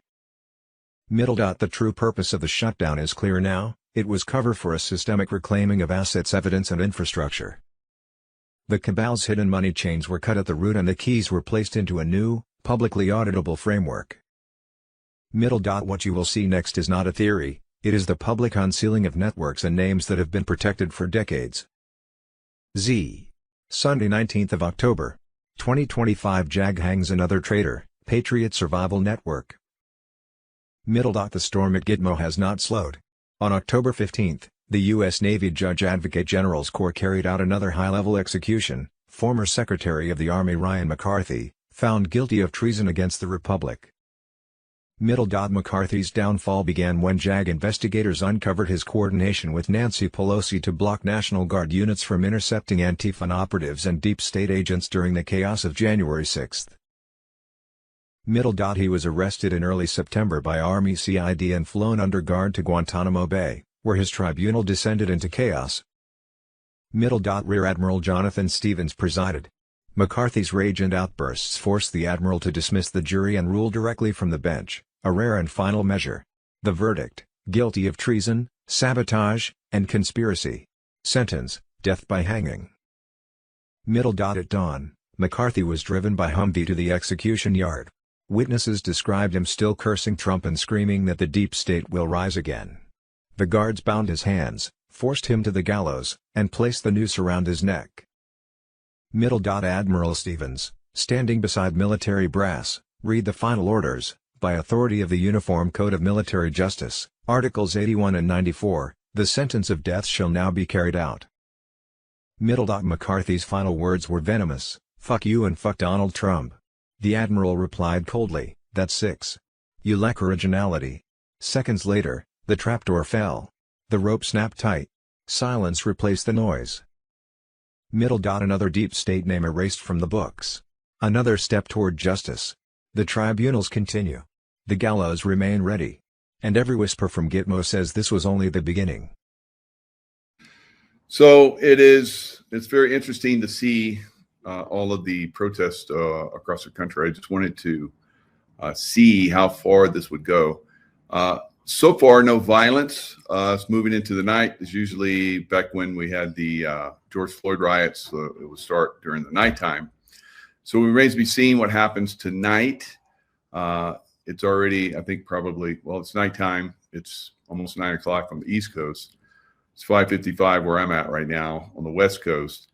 So when I say moronic Americans by the millions protest across multiple U.S. cities, will these cities see violence? Because we've talked about how American cities, the Democrats basically will withdraw from pretty much the rest of society and move into the big cities. Which cities remains to be seen, but perhaps today we got a little taste of which cities, all right? Now, when I first saw this, I was like, gosh, Americans really don't like President Trump on a massive level. But it is, I don't think it's so much that. I think it's just they're extremely stupid or lacking in good judgment, and that's what a moron is. So I know some people will find offense with that, and it doesn't mean that everything in their lives are moronic or they're moronic about everything. It means they're moronic about this subject, right? They haven't done critical thinking. Maybe they're with groups that are just so anti-Trump, so Trump derangement syndrome that they can't see other things that are going on there around them that would lead them to understand that President Trump is actually good for America on many different levels and has been. So in that regard, I call them moronic, right? Because it's very obvious if you do any amount of critical thinking that President Trump has done an amazing job and is an amazing president, probably the best, I think, the best president we've ever seen, right? So when I see these people out there, I see a lot of nice people. I see a lot of nice people, right? Just because they're moronic on one thing doesn't mean they're bad in other aspects. It is what it is. Am I stupid about some things? Sure, right? I don't know everything. Who does? But I think this is one of those that is critical that you have some understanding, right? What goes on in your government and what goes on around you. Like in some of these cities, I'm going to show you San Diego. I spent a lot of time in San Diego as a Navy SEAL. Love that city. Spent most of my time in Coronado where the Navy SEAL teams are. I think that's one of the jewels of the world, right? And I've been back there more recently. I'd say, I don't know, year and a half, 2 years ago, maybe somewhere around that time frame. And we stayed at the Hotel del Coronado. I remember running by the Hotel del Coronado when I was in Bud's training, and then eventually as a Navy SEAL. I couldn't afford to stay there, you know. But eventually, when I started working for the CIA, I got paid very well, so I was able to take my family there, and we spent some time there. It's very beautiful hotel. The island, I lived on the island for, I'd say, probably a good 12 years of my life. Magnificent, right? The people of San Diego, for the most part, from my memories, were fantastic. It's been a while, right? But I've been back there since, like 2 years ago. Stayed at the Hotel Del again, and it's a magical place, right? San Diego, all of California is magical to a great extent, right? They have let it go on a lot of different levels that I've talked about when I was on a Pacific Crest Trail. Instead of caring for the environment and managing the environment, they have this stupid, and here's another part of the stupid liberal side of thinking. They think that if they just leave things alone, that it will all work out. Leave the homeless there. Prostitution, no problem. Ma'am Downey is going to allow prostitution in New York. He's going to make it legal, right? So the victims of prostitution, the women that are basically, brought in by gangs and so forth and controlled by gangs, That's not going to be good for them. So this liberal mindset, I've said it so many times, Democrats got to go, guys, right? The Democrat thinking, not all Democrats, of course, have to go, but I think many of them are just NPCs, right? Non-player characters, right? And we can laugh about that, but it's like their soul is not activated. They're just wandering through life, without really experiencing and doing stupid. No critical thinking, no real emotional activity, or when they do have emotions, it's like a child's emotions. So there's a lot of moronic Americans, right? And it's not just America. I've seen it all over the world. So now, looking at all, so when I was in San Diego, let me continue that. When I was in San Diego, now when I first came to San Diego as a young, I was a hardhead diver, and San Diego downtown was a shithole, right? Absolute shithole. Now, when I became a SEAL during that time frame, they started to turn the downtown city around. They opened a mall down there. They cleaned it up. They got rid of the homeless and so forth. It was very, very beautiful city for a long time. Now, I didn't go downtown, but I've heard from a lot of people that downtown is drug infested. It's worse than ever. Like if I would have seen that when I was a young man before I was 21, going downtown San Diego, I would have been shocked and probably hadn't want to go back down there. And I rarely went down there because it was so bad. It's worse now. Right? So you have a downtown, and I remember we were driving when we went to Coronado. We rented a car and going from the airport back and forth. We're on the highway, and there's highway overpasses for roads and so forth. They had tents on the side of the overpasses, but cars could still go through. Unbelievable. It was that, and that was 2 years ago. And the homeless crisis is worse. New York is crazy. San Francisco is crazy. Yet all these people are protesting against President Trump that's trying to clean up these cities instead of getting involved in cleaning up those cities. So this mindless, just let things happen, while in the most beautiful state in America, they're allowing the forest to burn. When I walked through, God, it's been like 10 years ago now, on Pacific Crest Trail, 8 to 10 years ago, it was large stretches completely burned. There's no reason for that. All you have to do is manage the environment. And you can manage it and make a profit off of that. You can pull out trees that shouldn't be there and make a profit off that. And then the trees that grow, eventually they could be harvested as well. And I saw this in tree farms where they showed, look, this, and they were in California, part of Pacific Crest Trail went through them, and they had all these signs just like, because they were like showing you remember all the forests you went through? They're like burned to a crisp. Here's a managed forest. This is private land. This is the way all of California should look. And it was exquisite. The trees were huge and vibrant. You could feel the energy because you were in the forest for months like I was. You get a feel for the forest, right? For the energy. It was amazing, right? So this is the way it could be all over the world, of course, but also maybe most importantly, because we could set the example in America, we could bring back the forest the way they were before they came through and cut everything down. It's a disgrace, right? Fortunately, we have the giant redwoods that still exist in certain areas, but for the most part, America was like, the American Indian said that from the Atlantic Ocean to the Mississippi River, a squirrel could run on the treetops and never touch the ground, and run from the Atlantic all the way to the Mississippi because the trees were so vibrant and so incredible, right?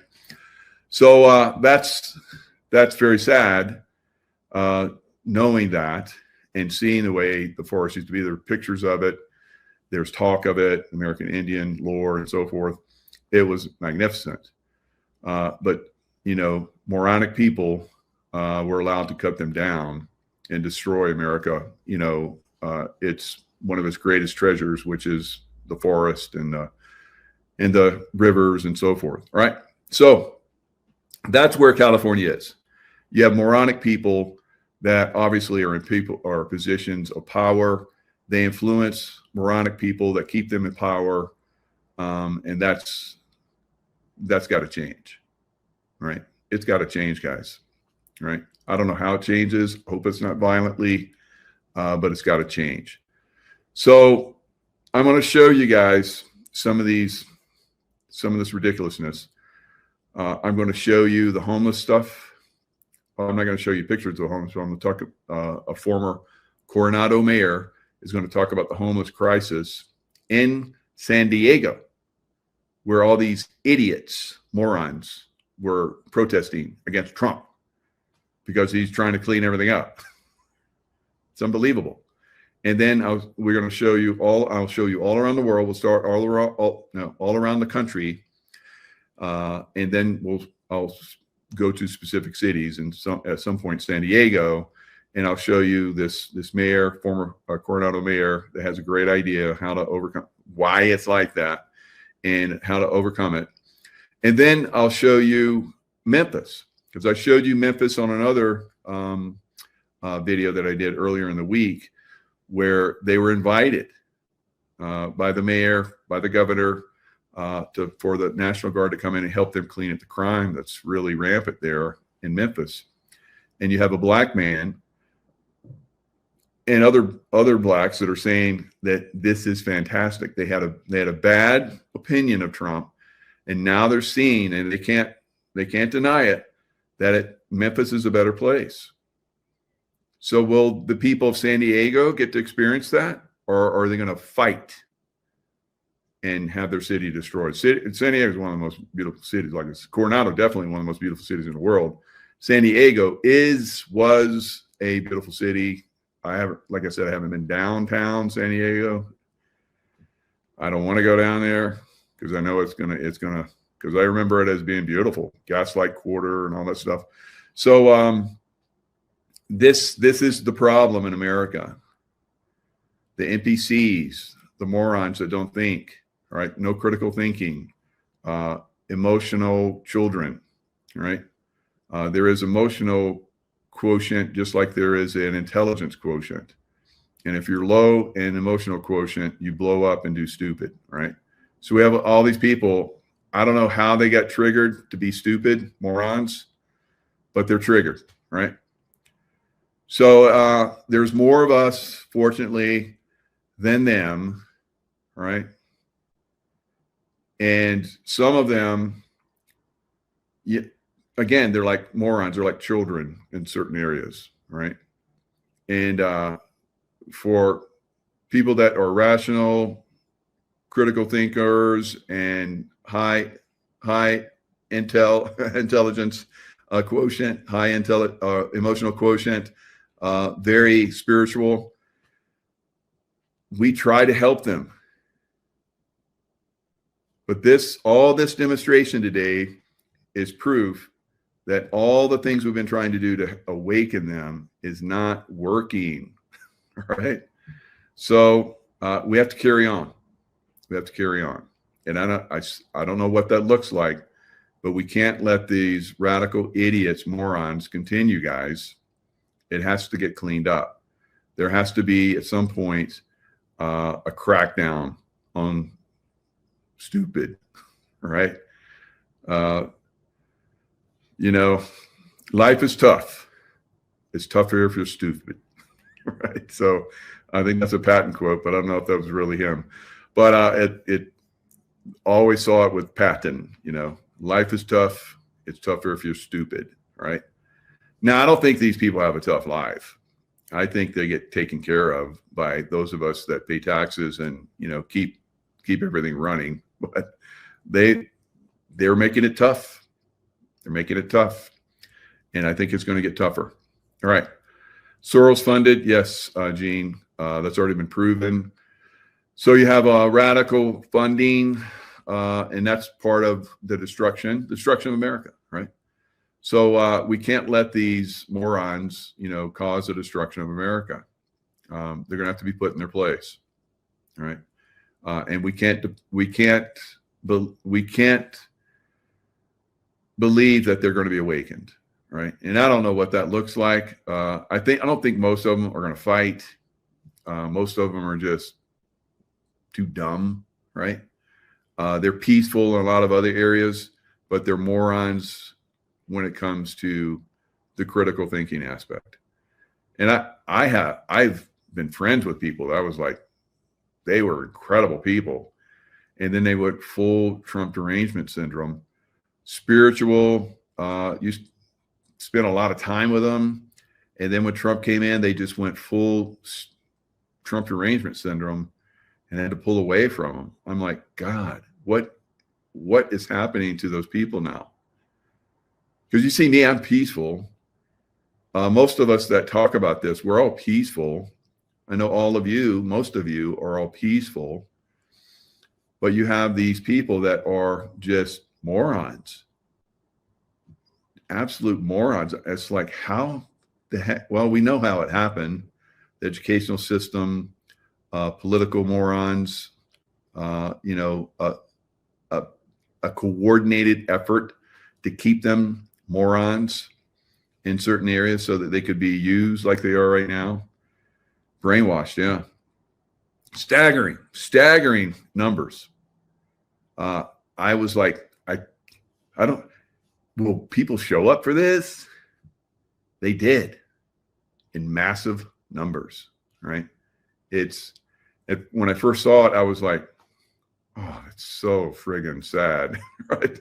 What happened to America? But, when you look at the bigger picture, it is not that many, really, because most of America is awake, guys. We're awake.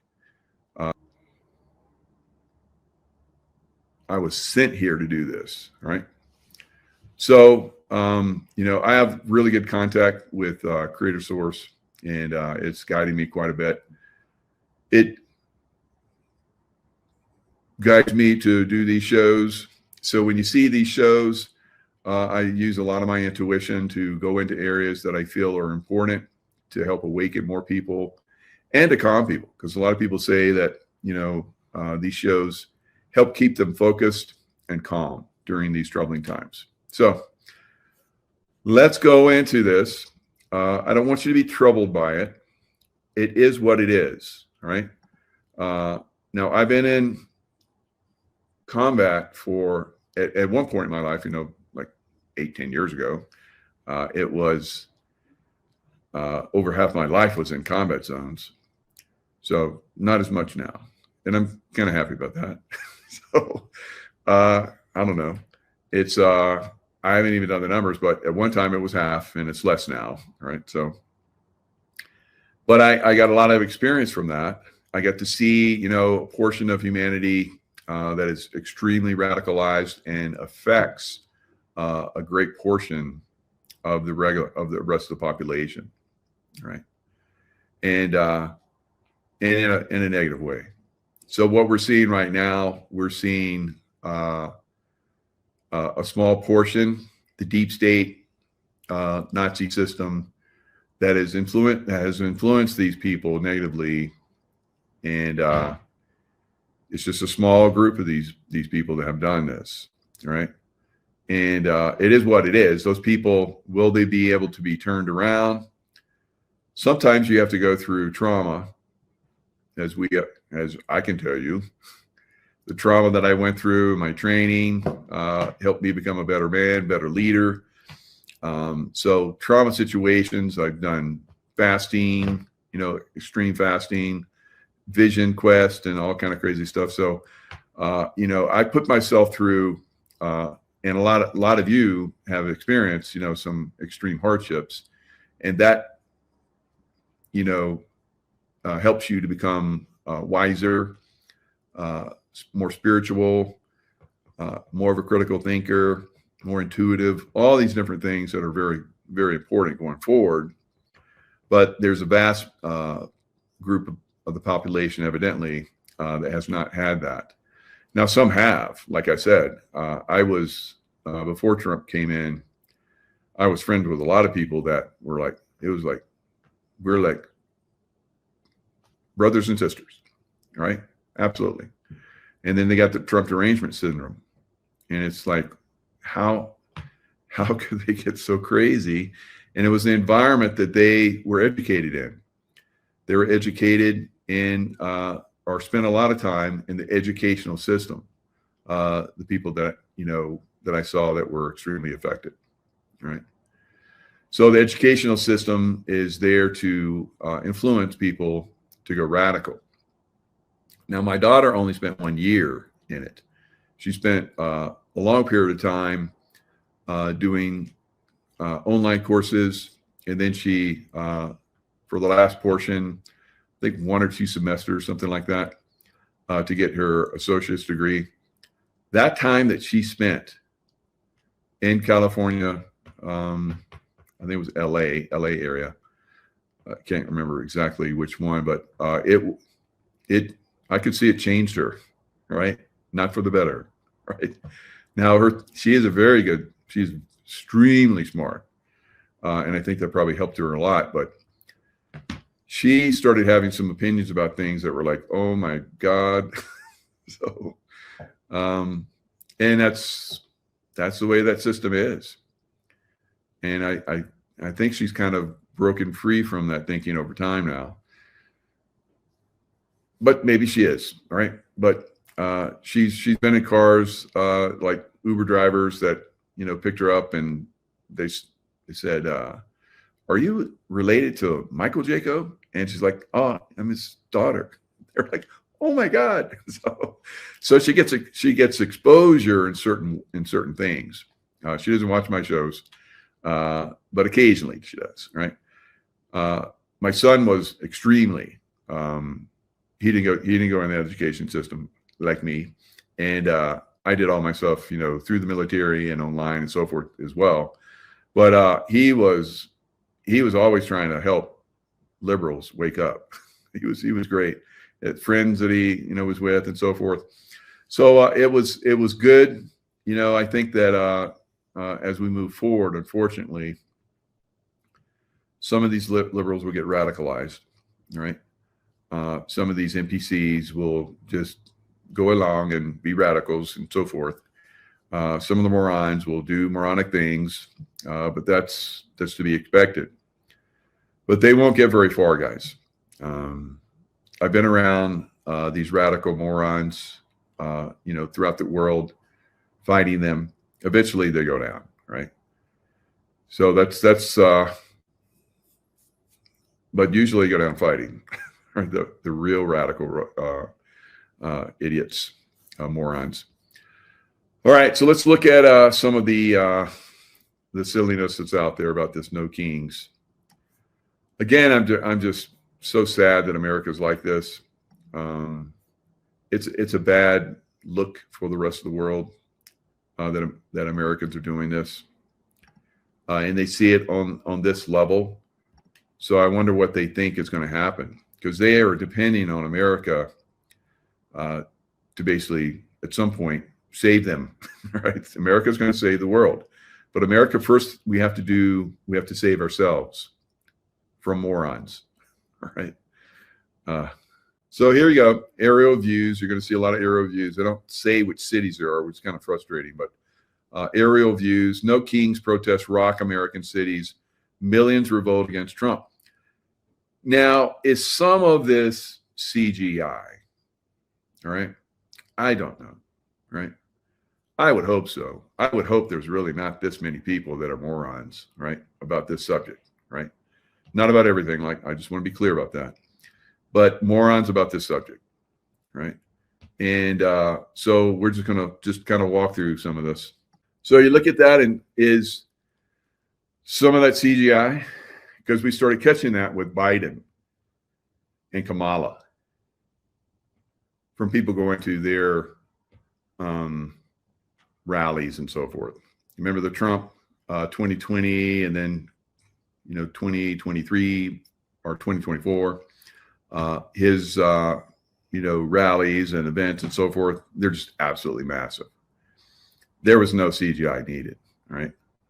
In fact, the press tried to suppress the information on that as much as they could. But here, are we seeing potentially CGI? When I look at this, I get the feel that maybe we are, right? So just keep that in the back of your mind too. We can be hopeful, right? All right, I know this is Boston because I'm going to pull Boston up. So it does seem fairly legit. All of the areas that are, having these protests, and as stupid as it looks, silly posters and all their little sayings, it's a bunch of morons, and she looks like a very nice lady otherwise, but she's got to go. She's full on moron about this. This is what democracy looks like. This is what democracy looks like. And the moronic chants, I hope the rest of the world and most of you look at this and go, yeah, those are morons. I'm not going to get all worked up about that, right? So that's what we're looking at for the most of it. Yes, and we aren't a democracy. We're a republic, although they have tried to say we're a democracy and push us into a democracy, which is basically ruled by the numbers. So these people are ruling perhaps their cities, maybe their states by the numbers. Their democracy, the Democrats, wherever they rule, or democracy, if they've really gotten the vote, which I think a lot of times they don't. There's not that many people voting for them. Although in New York City, as we're going to see with Mamdani, most of New Yorkers are Democrats. So, and a lot of these cities, most of the people are Democrats. So you're probably going to see stupid continue, unfortunately.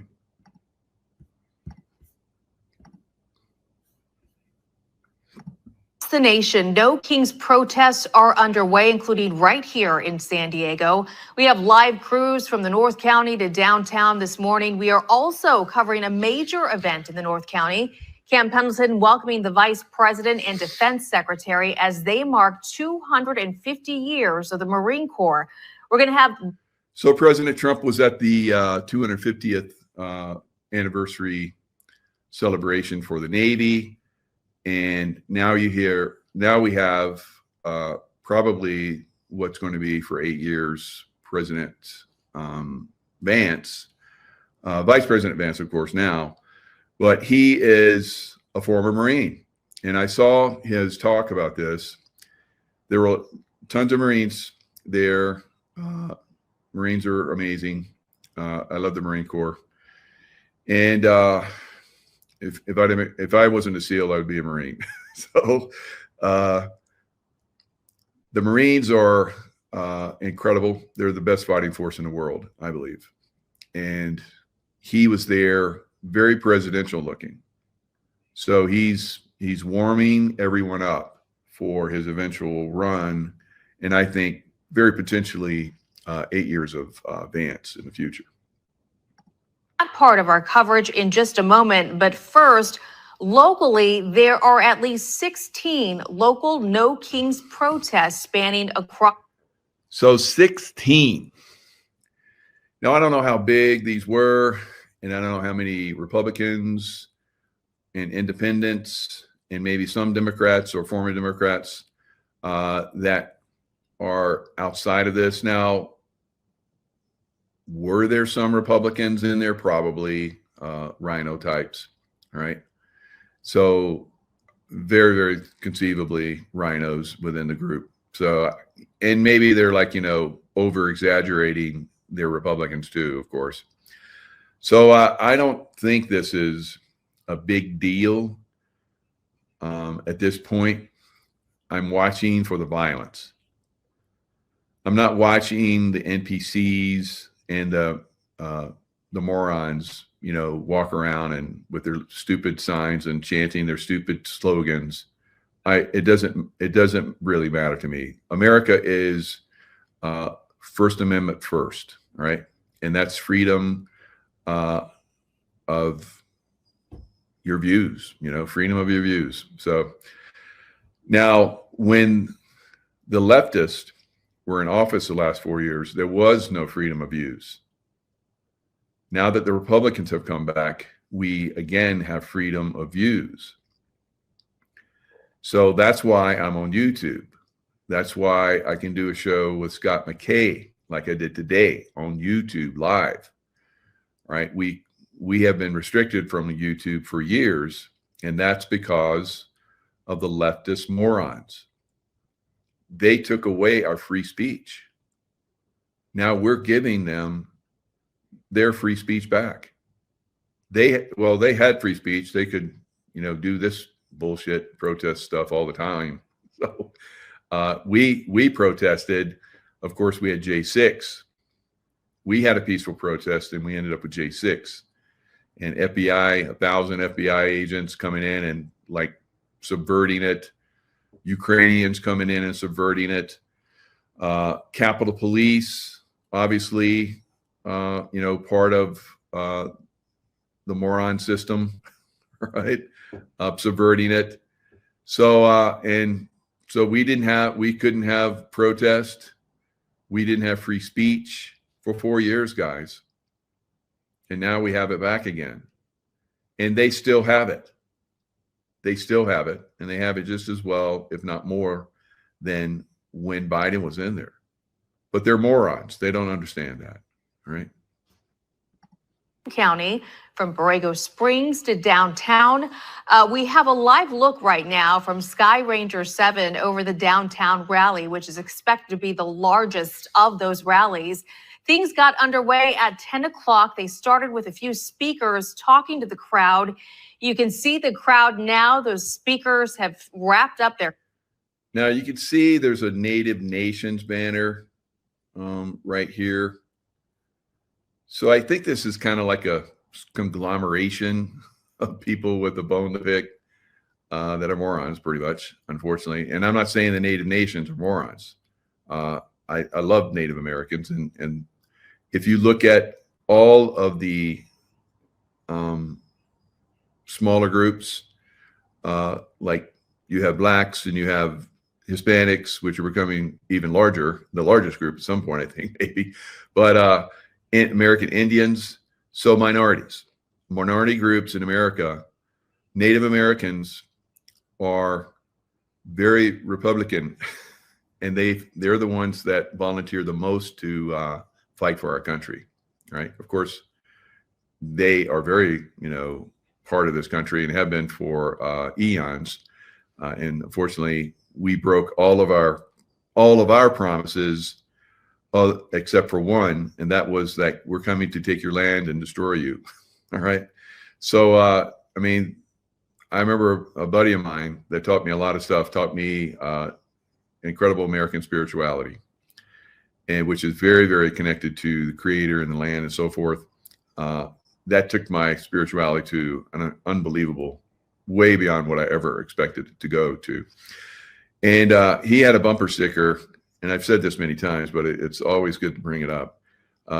You can trust the American government. Ask any American Indian, right? So we have these useful idiots of the deep state that are, protesting. And our American government has basically brainwashed them. Now, the Trump administration, of course, is going after the educational system because it's corrupted. And he's taking it down. Now, the leftist have probably screamed their minds out, right? Their little tiny minds, because that's happening. And they see that as just another evil of the Trump administration. Whereas we are like, please fix that bullshit, right? So it is, pretty crazy. Now, this goes on. You can see, I want to get it to a point where you can actually see just how big this crowd is. Pretty substantial. I guess the last one they had was around 70,000. And they're guesstimating this one, as you can see here, is probably at least that much, maybe more, probably the biggest one, right? So more people showed up for this one than the last one. We will be here. We've been here all morning. We will continue until this march concludes. But all right. So that's enough of that nonsense. But here is a former mayor of Coronado, like I talked about. And let's listen to what he has to say about the homeless. So while these people are walking the streets of San Diego protesting, like I said, I guess President Trump is trying to clean America up, make America great again, MAGA, right? It is probably all around them, they had homeless, probably in massive numbers. And I don't know, maybe they came in and cleaned the homeless out so they could do the protest. I don't know, guys, but it's pretty sad. It's pretty sad indeed. All right. San Diego, what has become of you? The number of homeless people in the entire country was about 650,000. So how many would you guess were homeless as of 2023? 1 million, 2 million, 5 million? The answer was still about 650,000. So if the national number didn't change very much, why does it feel so much worse in cities like San Diego, Los Angeles, or New York? While most states saw declines or stability in homeless rates from 2014 through 2023, California and New York saw their numbers skyrocket, despite spending more money on homelessness than ever before. Here in San Diego, we saw a continued spike in 2024 with a modest decrease in homelessness in 2025, but we're still near historic highs. So the question remains, why is this problem getting so much worse in places spending the most to solve it? It turns out that the states with the biggest increase in the homeless rate over the past decade tend to have. Now, the Trump administration has already found out that there's money laundering going on, and the money that was supposed to be spent on the homeless has gone into other people's pockets. So they're already disclosing that, already finding that out, and they're already making cases about it. So the morons are gonna find out, right? And will it affect them? Will they still protest when they find out that their cities are shitholes because the people that were in leadership positions, Democrats, were basically stealing that money and then giving it to other people within their circle so that they could also steal it and enrich themselves while the homeless crisis continues? Now, we make some other good points, and this is the way I think the homeless crisis is going to be resolved. Policies in common.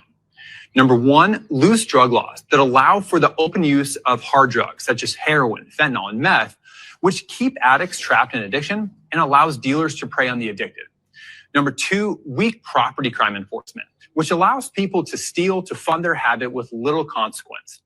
And number three, a philosophy that attempts to provide permanent housing at a very large expense to taxpayers without requiring treatment or any other steps towards positive life choices for homeless individuals. I'm Richard Bailey, former mayor of Coronado, and I'll be doing a video series that deep dives the homelessness issue here in San Diego, as well as policy changes to address it. All right, so loose laws in California, in all the liberal states, like I talk about, they're just laissez-faire. Just, it'll fix itself. Just let it be what it is. Que sera, sera. Whatever will be, will be. That's their stupid, moronic attitude, right? So this is the problem in this system that they have been able to foist upon us, and eventually, over time, dumb down, moronicize large portions of the population. So we could possibly see more in the future. So a lot of you guys are saying very few protests here. That's good. The methadone and Suboxone is more addictive than the street drugs. Milo, that's true, because my son was on both of those.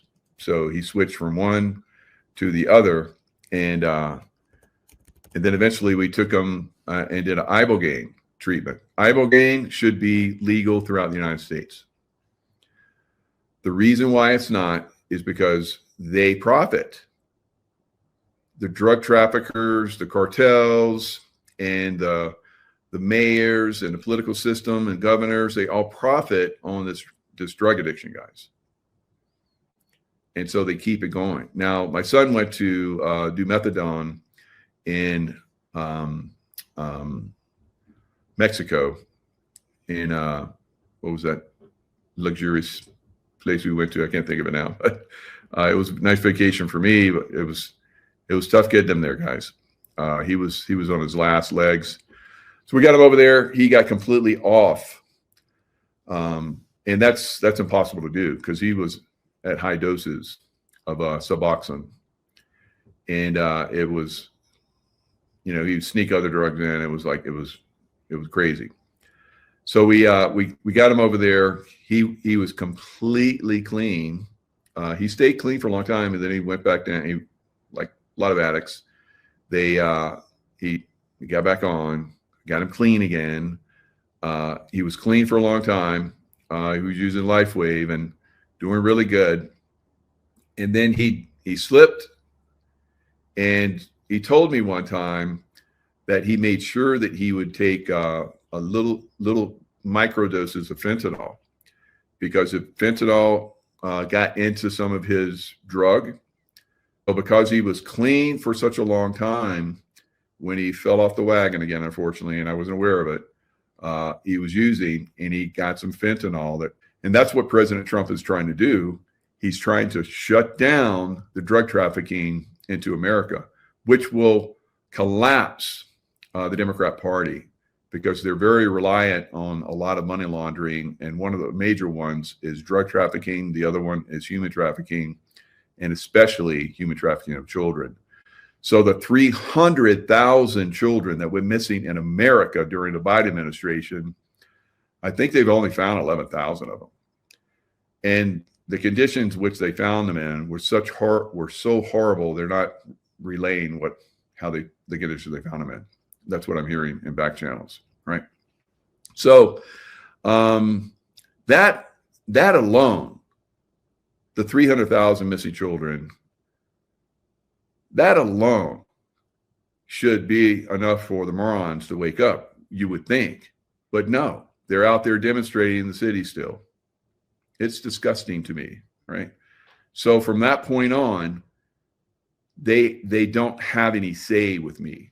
They can't argue anything with me. And then there's the drug trafficking, of course. I have horrific experience with that. So I want to see it go away. I want to see the human trafficking go away, first of all, and I want to see the drug trafficking go away, right? We can do it, but not with those morons in these big cities making decisions, right?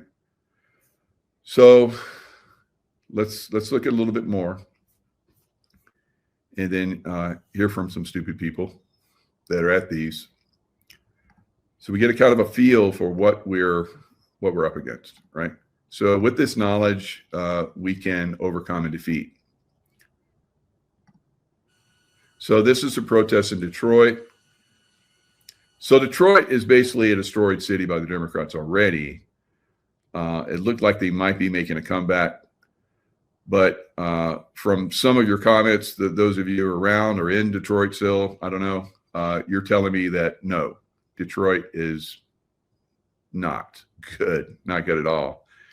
And which is sad. Detroit was the second most prosperous city at one time in America.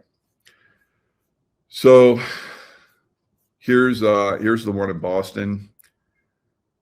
Now in Boston, You have a mayor that's very corrupt, I believe, Chinese woman, and maybe just Chinese descent. I don't know. Now the Luciferian groups are, they basically made it one of their conventions in her honor, right? But that's not because she's a pro-Luciferian. It's because she won't let them, do their flags and say their script. So in that regard, maybe I can, or maybe you guys can convince me that you guys in Boston can tell me more information. I would like that, because we're not finding out online, because they're definitely, you have to be able to, have contacts at this point. That's why I like to have you guys in the chat, make your chats, the great conversations that happen in the chat. And then I go in and look at some of the comments afterwards to kind of get a feel, for what's going on out there. You guys are giving me some great insights, so thank you. Have started to leave, especially right after Senator Elizabeth Warren and Senator Ed Markey spoke, and then even more after the reps took the stage and then stepped down. So certainly this is a massive event that's taking place here on Boston Common today. But as you mentioned, it's... I mean, is that a very big representation of Boston? Did people come from other areas? They're not citizens of that are not citizens of Boston. So that's a possibility. So some of these people that we're seeing here maybe aren't Bostonians. They're maybe from some other areas. But I know there are people there because they're indirect family members, right? That are pretty leftist. Right. So I wouldn't say they have Trump derangement, but they're not fans, So did they show up? I don't know. But when I look at something like this, if it's a high representation of Boston, and I've already said this, already intuited that Boston would be one of the lost cities. So when you see big numbers like this could be where we're going to see cities that are going to be lost. One piece of a very large effort across the country to make their voices heard and try and show their displeasure with its current federal administration. We've heard from so many people today. Come back tonight at 6 o'clock here on NBC 10 Boston. We'll have a recap of what we heard on the stage right behind me and what may come up within the next half hour or so. I've been told they're planning on being about 30 minutes behind schedule, so 3:30 or so for this thing to wrap up. For now, though, on the Boston Common, Matt Pritchard, NBC 10 Boston.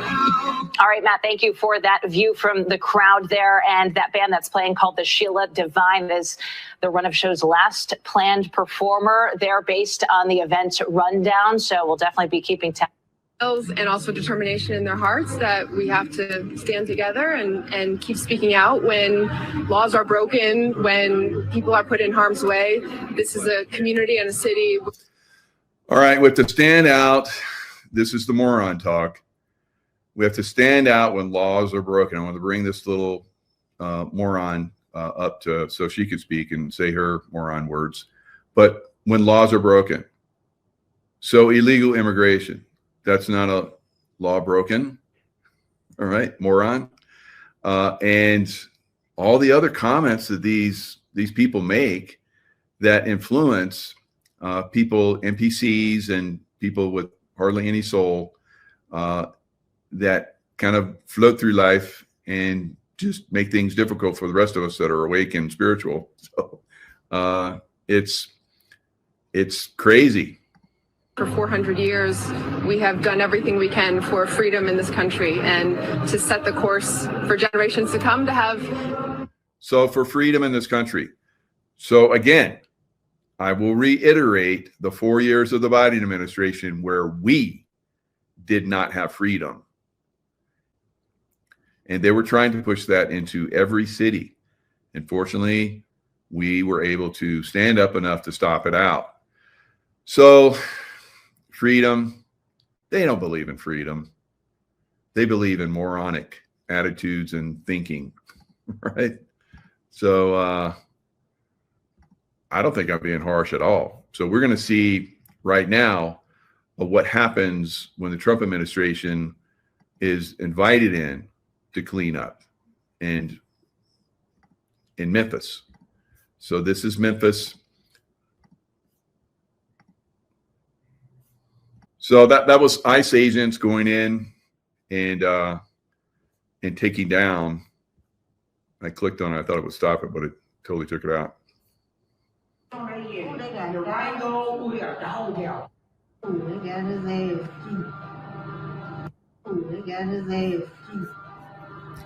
So this is ICE agents going in and arresting criminals. So as we're going to see, as this goes forward, young black man talks about, you know, how he's seeing things in a different light now.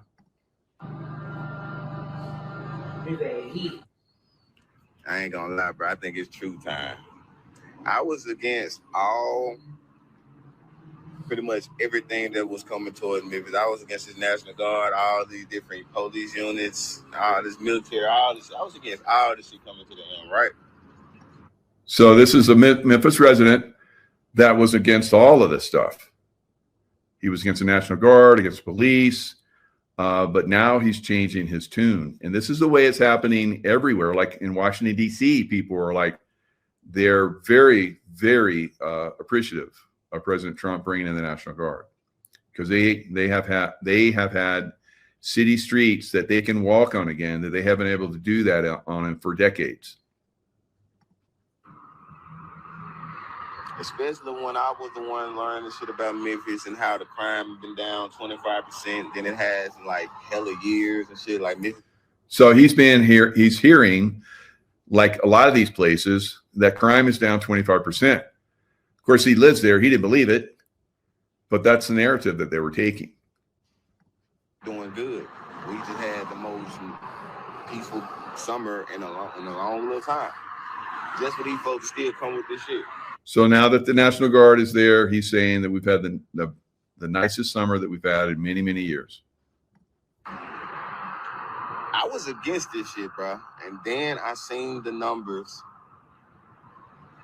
after the first week of rounding up niggas.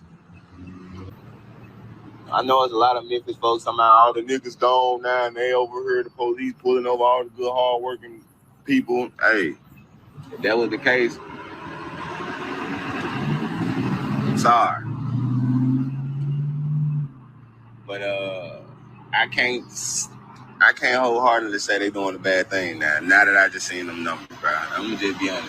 And I'm a real Memphis nigga. I love my city. I love once again, nigga, that's where I'm at. Now, I am obviously not a Memphis resident, but I've spent a lot of time in Memphis in training when I was in SEAL team and so forth. I've talked about this before. I love Memphis. It is a beautiful city, great food, great people. So I'm glad that Memphis is getting cleaned up and that it's appreciated, right? On the motherfucking butt. I'm in the heart of this shit. I love this shit. But I would be lying if I ain't just read them numbers and say, damn, I'm in the heart of this shit. I love this shit. But I would be lying if I ain't just read them numbers and say, damn, that's a good thing for Memphis. I hope black people wake all the way up. I genuinely hope black people wake all the way up and just come on over to the good side. It's peaceful over here. It's nicer over here. It's money over here. It's no crime over here. It's no regulation. It's better environments. They fixing y'all cities. So all those people that were in all those cities where they were protesting, they're probably shitholes, right? And they could be fixed, but they're dumbed down. So like that gentleman was saying, hopefully the people wake up. Hopefully they wake up. I don't have hope for a lot of these cities, guys. And, I've remote viewed this from years now, that a lot of these cities are going to go down, right? So it is going to be what it is, unfortunately. Now, moving on, we're going to talk about, the economy. The economy is not doing good, and this is one way that they can potentially cause unrest, right? And this was, I believe, planned so that they could get it to this point where they can rug pull and cause a lot of problems if they didn't stay in power. They probably would have done this anyway, but if they had complete control of all of Americans, they could do whatever they want and no one's going to say anything about it. And they could definitely, which they have done before in communists, every time the communists come in, and that's getting turned around. But the planned obsolescence of a lot of businesses and cities and so forth is still moving in that direction. So let's look at Las Vegas. So Las Vegas, the casino business is always the canary in the coal mine when things are getting ready to really turn down, because people start to stop. They have discretionary income where they can spend and do whatever they want. People are living paycheck to paycheck, mouth to mouth, and so forth now, more than probably for the first time in a long time. Stop busy now for a weekend. Man, I had to look at the date. This was 9 hours ago that Metal Leo did this. He goes into a lot of the cities on the West Coast, and he shows how the cities are basically ghost towns, homelessness, drug addicted all over the place, feces all over the place. Even here in Reno, close to where I'm at, he's been into Reno. And Reno, before I got here, I looked at his video and was like, wow, Reno is like a ghost town, right? So when I was a casino manager, we would go to Reno for training for my security team, and that hotel casino complex that was down there before, Harrah's, is gone, absolutely completely gone, right? And it's just boarded up ghost town down there, and this is happening in more and more and more cities. Shops gone, homelessness everywhere, like in San Diego, where those people are demonstrating in a massive number. Clean your friggin' city up. Stop being morons and clean your city up. And there's someone that can help you. All you have to do is ask. So this is on a weekend, right? So things are collapsing very rapidly, guys. And it's collapsed for the West Coast for quite a long time. The entire West Coast, right? All the cities of the West Coast are really hurting right now. And so we need a massive transformation. It can happen very quickly, but you're going to have resistance from the morons. And they have caused this problem, and they're going to resist reversing it. It's insane, absolutely insane.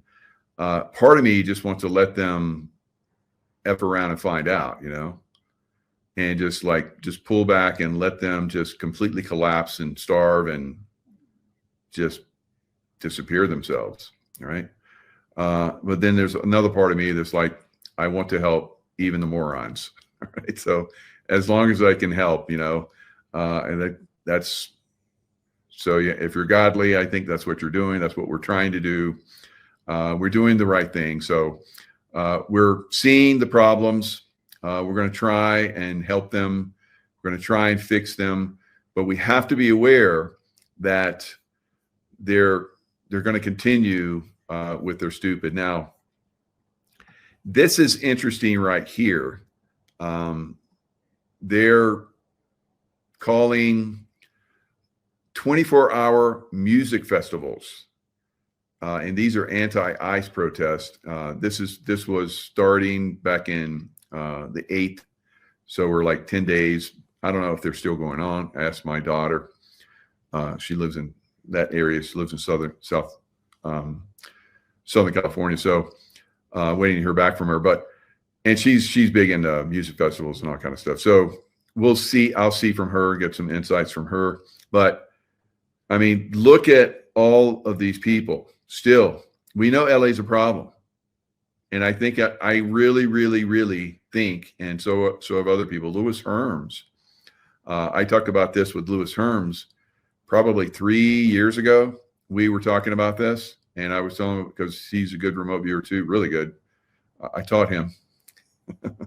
So he's probably one of the best remote viewers. Maybe there's some of you out there even better. I don't know. You learn from me, and then you're doing your thing. So good job out there. So we are seeing, we saw back then the things that are happening now. And he said that he saw a wall being put up around LA. He said, yeah, LA is going to get so bad, they're going to just put a wall around it. And so the morons can,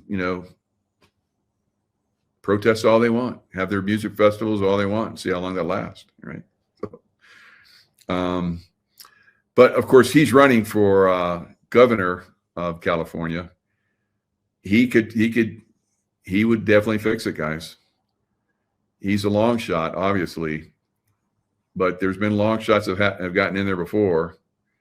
Arnold Schwarzenegger, Jesse Ventura, Donald Trump twice, long shots, they sometimes happen. Now, if you got a Louis Herms in there, he is majorly against child trafficking. He's done videos, documentaries on it and so forth. He's got a lot of people that are backing him now. So we may see, and I can't say who they are, but they're very high level people that are backing him. So it could be that he does get in office. And if he does, he will turn California around. California, you have one last chance before your country, your whole state is destroyed. You have one last chance. Not looking good. All right. It is being hidden on this app, on all social media platforms by the mainstream media. It is actively being hidden. I don't even want to use the word I would normally use here. There have been large groups of people actively hanging out together and raising their voice for something they believe in. I have to be careful with my words even on this. They have been doing this for over 2 weeks, LA being the biggest one. So these are anti-ICE protests, and they're couching them, hiding their protests, because I guess they were saying they were protesting against ICE, and then they were being targeted. So that's interesting. So now they're just saying music festivals. Of course, now I guess targeters know that they're doing music festivals. I'm not. I mean, if they're not doing violence, if they're not part of the problem, let them protest. Whatever. And if you haven't heard about it, that's the problem. So what I'd like you to do is go up to the search bar and search either 24-hour music festival or Music Festivals 2025. I think either one of those should get you over. So it's not, I mean, you're not going to see a lot. I did that. This is like, you have to be looking at a bigger picture, seeing the disinformation that's going on both sides, and dig down and see some of the things. Yet New California, Yoshi Patriot, yeah. So the New California will be the complete decimation of the morons, I guess. That's the only way it can continue, I think, unfortunately. Because these morons, if they get a chance, they'll vote in stupid again, Gavin Newsom. And I don't think that Gavin Newsom was ever voted in, but I don't know. Maybe they'll just get, obstinate and say, well, we don't want a Trump-like person, and that's what Louis Herms would be. And so they're just going to vote for stupid, because they're stupid. It's like that one movie, I can't think of the title of it, but it was like this guy that they put him in a time capsule or something, and he was supposed to it was only supposed to be a year, and somehow the project, went bad. So he ends up there, like he's in this building and the building collapses or something. So he like falls out of the time capsule type thing. And he wakes up and everyone's stupid, way stupid. And was it Idiocracy? That's right. Truther Mike, thanks. So Idiocracy, funny movie, very funny movie, but it's like you and I, we have common sense. And he wasn't that big of a guy. He was like kind of a knucklehead in the military. And they're like, yeah, we're going to put you in this project because he was a knucklehead. So, but then he wakes up, like 20, 30 years in the future, however long it was. And everybody's dumb as hell. Kind of like what's going on right now. Like, and then there's those of us who are like, how did you guys get so dumb? Wow. Like it's crazy. Well, we know how. The friggin' education and the morons that are in charge. So we're seeing and hopefully we'll see some kind of earth change activity that will just take all the stupid people out. So I don't know. So here is Kilauea. It had the highest lava fountains, 1,500 feet yet of this. This is number 35. So we're getting hit like we keep talking about, I keep talking about. There's other people out there talking about it as well, but we keep talking about how there is massive energy coming from the sun. And this usually happens when there's massive earth change, guys. All right, pole shifts and so forth, because I think we're moving in that direction. And will that be stopped out somehow? I don't know, but it doesn't look good for humanity with these idiots running around, right? Because it would take a consciousness shift to basically, I think, make a difference. So that was earlier this morning. It's non-active now, but it gets more and more intense. And of course, the crater is getting filled up. I called it a cauldron before. It's kind of like a witch's cauldron, right? So someone that's in Hawaii that basically keeps me informed. So she's been taking pictures of this, and she's all over the island. Beautiful photos. The island, Big Island. I've been to the Big Island before. Absolutely incredible. Driven around the whole thing. I think Kilauea was a little bit active then, so we couldn't go on one area of the island. But it's probably going to overflow at some point. It's already starting to go over the side, some of the lava. So at some point, it's not going to stop. It's just going to keep spilling out, right? And it's going to go where it's going to go and cause, damage like the last time Kilauea erupted and took out huge tracts of housing and so forth. But this is what the Earth does. It's, that's how the Hawaiian Islands are there. You look back in time, and each one of the islands was at one time a Kilauea volcano that was overflowing and built the island. And that's why Hawaii, the big island, is the biggest island, because it's still building, right? With Kilauea. All right. So, and I don't know, at some point, we'll probably see, like we have in the past, snow on the tops of the big island. They get fantastic. It's like, incredible beach weather all year round, but you'll see snow on the highest peak. And sometimes they get incredible amounts of snow up there. We're going to probably get incredible amounts of snow this year. And Kilauea will probably be erupting, right? So, light, it'll light up. It'll be volcanic light at night, and you'll maybe be able to see the snow on the top of that one peak. So fantastic time, right? But of course, there's going to continue to be massive displacement of people. It's coming. Obviously, it's kind of like, I predicted get into silver, and now silver is like 3 times higher than what I was saying it was. And then even from here, it's going to go 10 times higher. If you missed my show today with Dr. Kirk Elliott, I highly recommend it. But you need to be in something that's going to, help you going forward, unless you're a moron, right? We don't want you to get silver. Right? You morons, no silver for you, right? And they're probably not going to get it anyway. I doubt they have silver, right? So evacuations in Alaska after major typhoon. So the typhoon came through. I think it went through Japan and up through the Philippines, caused a little bit of damage and maybe even some loss of life. And then it whipped around and they went north up to Alaska and caused incredible damage.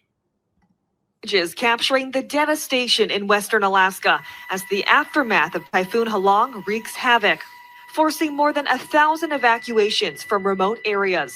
New footage released by the Alaska National Guard shows daring rescues like this woman being hoisted out of her home as it appears to be floating in the water. Exhausted residents sleeping on board Chinook helicopters and dozens of evacuees. Now, I've heard that there were some leftists that didn't want to get picked up by the National Guard, so they had to leave them. I'm kidding. Trudging across the tarmac in the rain. It's been a week since more than 6 feet of storm surge and 100-mile-an-hour winds destroyed homes. At least 2 still missing. Remote coastal towns only accessible by air or water were hit the hardest. In the town of Kipnuk, this drone video showing muddy piles of debris. Homes toppled from their foundations.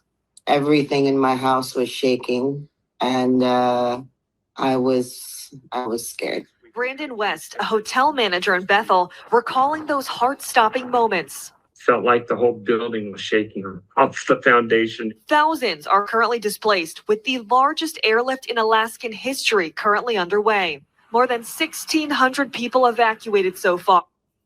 More than 1,600 people evacuated.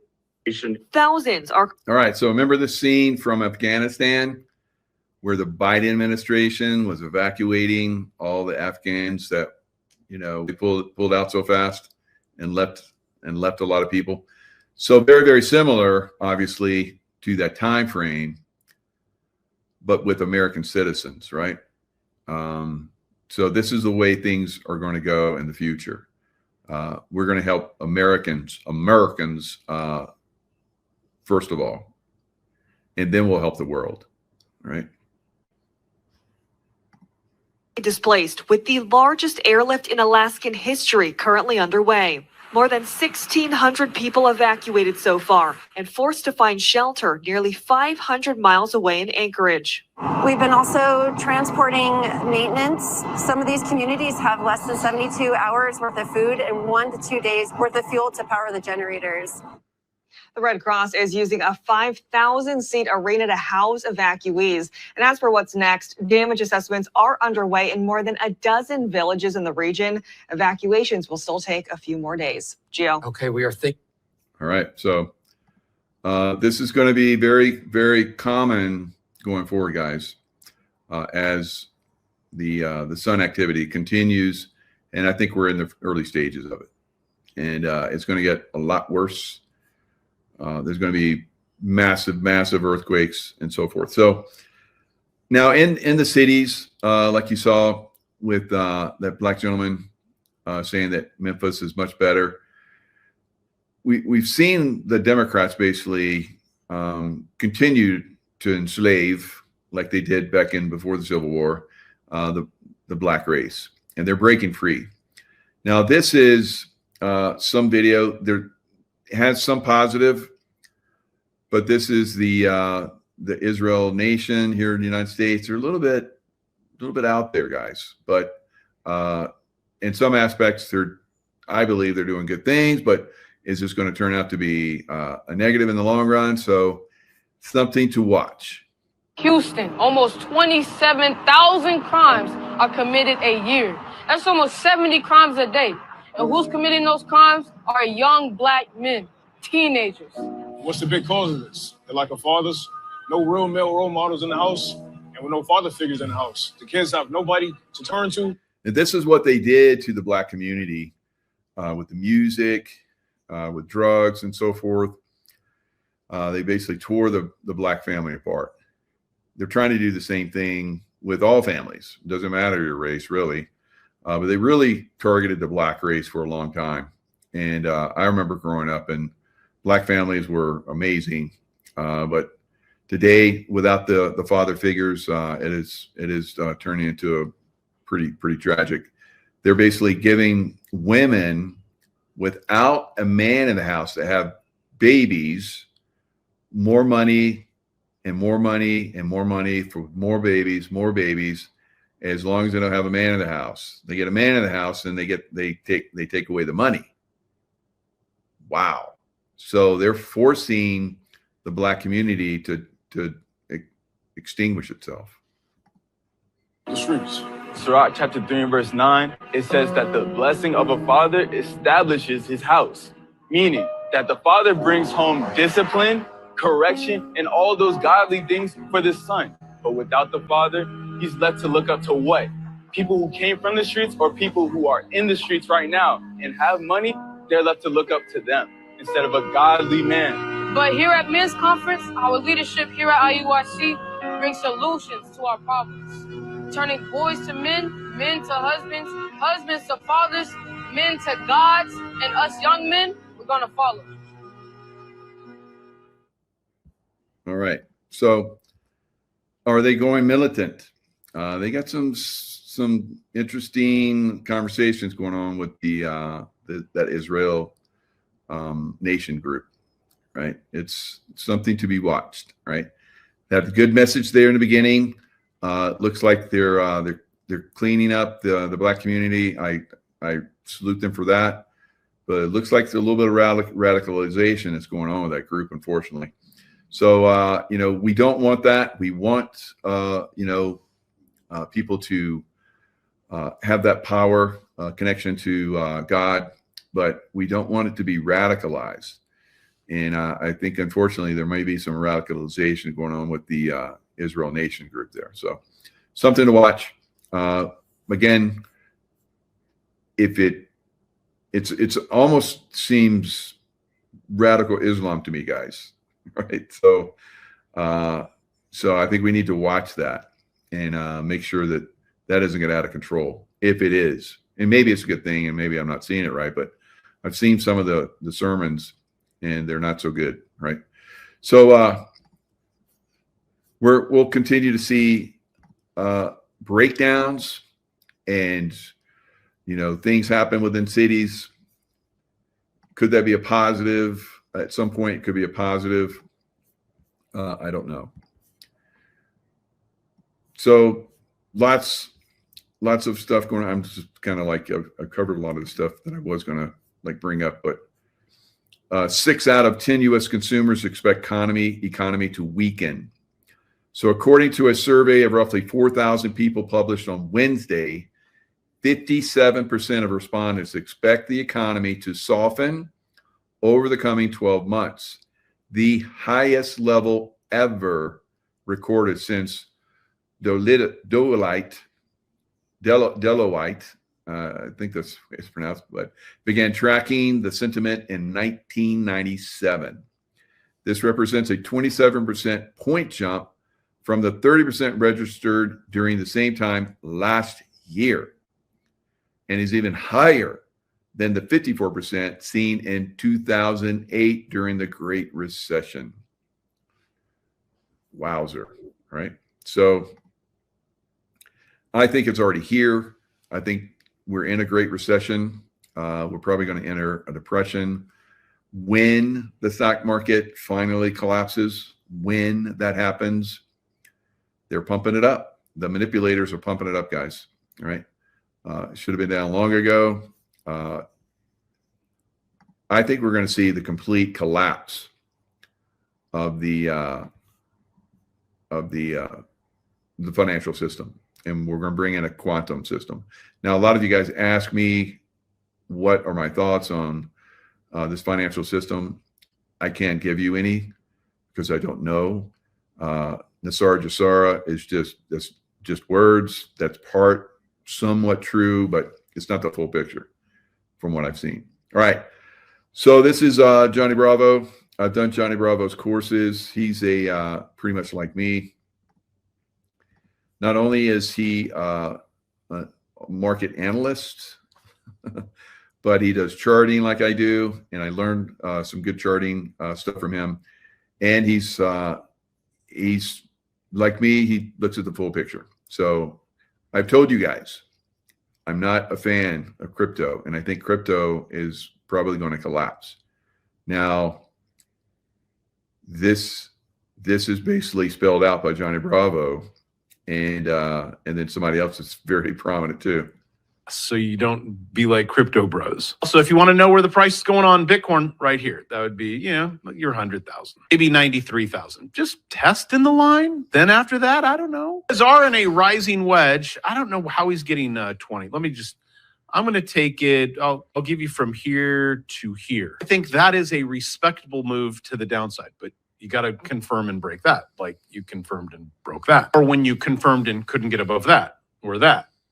Or that. It is correct that charts are not always. All right. So my prediction that it would go to 125,000. It was reached week and a half ago or whatever it was, and then they hammered it. Now, will it go back up? The possibility goes back up, but I think it's a very good possibility. We're going to see some serious lows in crypto. 100%. But I've made a hell of a lot of money being okay with not being 100%. Also, that Pi cycle top has not been confirmed yet on Bitcoin. That has been 100% accurate, so you may go higher. I have 48. I'll move. Sorry, 48,243. I mean, I guess if you measure it from the taint, okay. No, Andrew, I was not making fun of your name. But if we were to measure it from the taint, let me move over here. Oh, I wonder where Andrew, who told you the price, the 26? Was it someone who understood the charts? I'm just asking for a friend. Oh, and let me just check my my number here. So this is Andrew Tate says Bitcoin is going to 26,000. Andrew Tate, 26,000. So my prediction it would go to 125,000. It went to 126, I think. And now it's pulled back dramatically. And Andrew Tate is saying it goes to 26,000. And Johnny Bravo is doing the calculations on it, and he's getting that as well. Yep, Andrew Tate predicts Bitcoin will crash to 26,000, 26,000, 26,000. What did the chart say? So I just watched his video, and he's like, yeah, it's not about the charts. That's exactly right here. It's the charts, 26,257, if you want to be spot on, Andrew. Now, am I going to put my money where my mouth is and short that from there? Is my mic on? No. I take small measured moves. All right. Johnny Bravo, it's crack up. All right, so you Bitcoin bros, better be careful out there, right? You can make money going up and down. So you could short Bitcoin when it goes down. I don't know. It's just it all just seems like a evil. It's all evil, and I think that getting involved with it at this point, that's what I'm seeing. Unfortunately, I've been involved with it and made a lot of money when I made a lot of money, but now I'm just like ready to just go with God's money, which is silver and gold, and just put it all in. All right, I'm all in with silver, guys. I got a little gold and little platinum, which does really well too, but silver. And I was very impressed with my wife. She has a nice little stash, and she's now, let's put it in silver. I'm like, honey bunny, good. All right, so everybody I think is moving that direction. That's following our groups, and I think you're going to do really well with the silver going forward. So, all right, now I'm probably getting a little bit long here. So now, who do I think is going to get arrested next?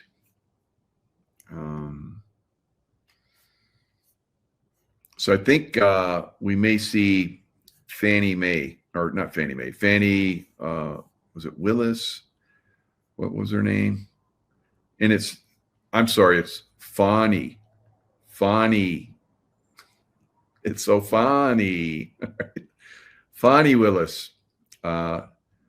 Tomato, Fanny, Fani, whatever. Right. So she's a baddie and she's going to jail. Right. So they just recently requested some more information from her. What they say, they wanted her travel records. Justice Department issued a subpoena for her travel records in September 2025. What's that about? Now, she indicted Trump and 18 of his allies in Georgia during that horrific 4 years of the Biden administration. Lawfare was at an extreme. Freedom of speech was almost non-existent. And now it's payback time. And some people are saying I don't think it's really payback time. It's time for justice, right? And it seems to be moving in that direction very nicely. So we may see Fani be the one that is getting charges.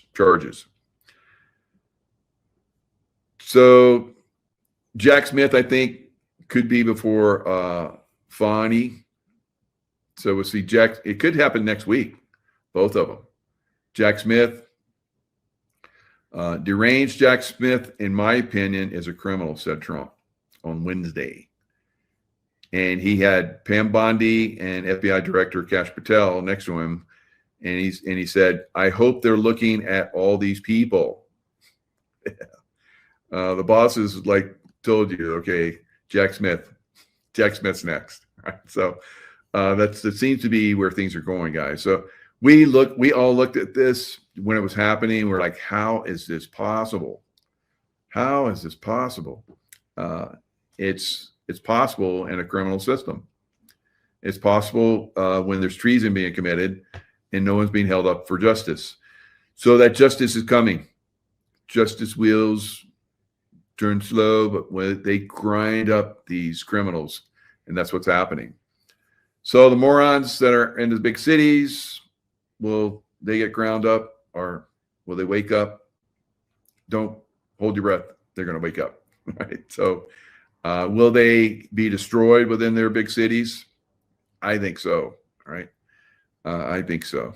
So we're going to see. We're going to see. Hopefully there's hope for them or help for them. I don't know, but there's some serious corruption in those big blue cities, guys. So I would be surprised if that gets unwound in a short period of time before things start to get really violent, right? All right, that's all I got for tonight. I started a little bit late because there was a lot of information, but I got to go cook some dinner. Lots of love to you guys. Stay in the love vibration, and we'll see you guys next time.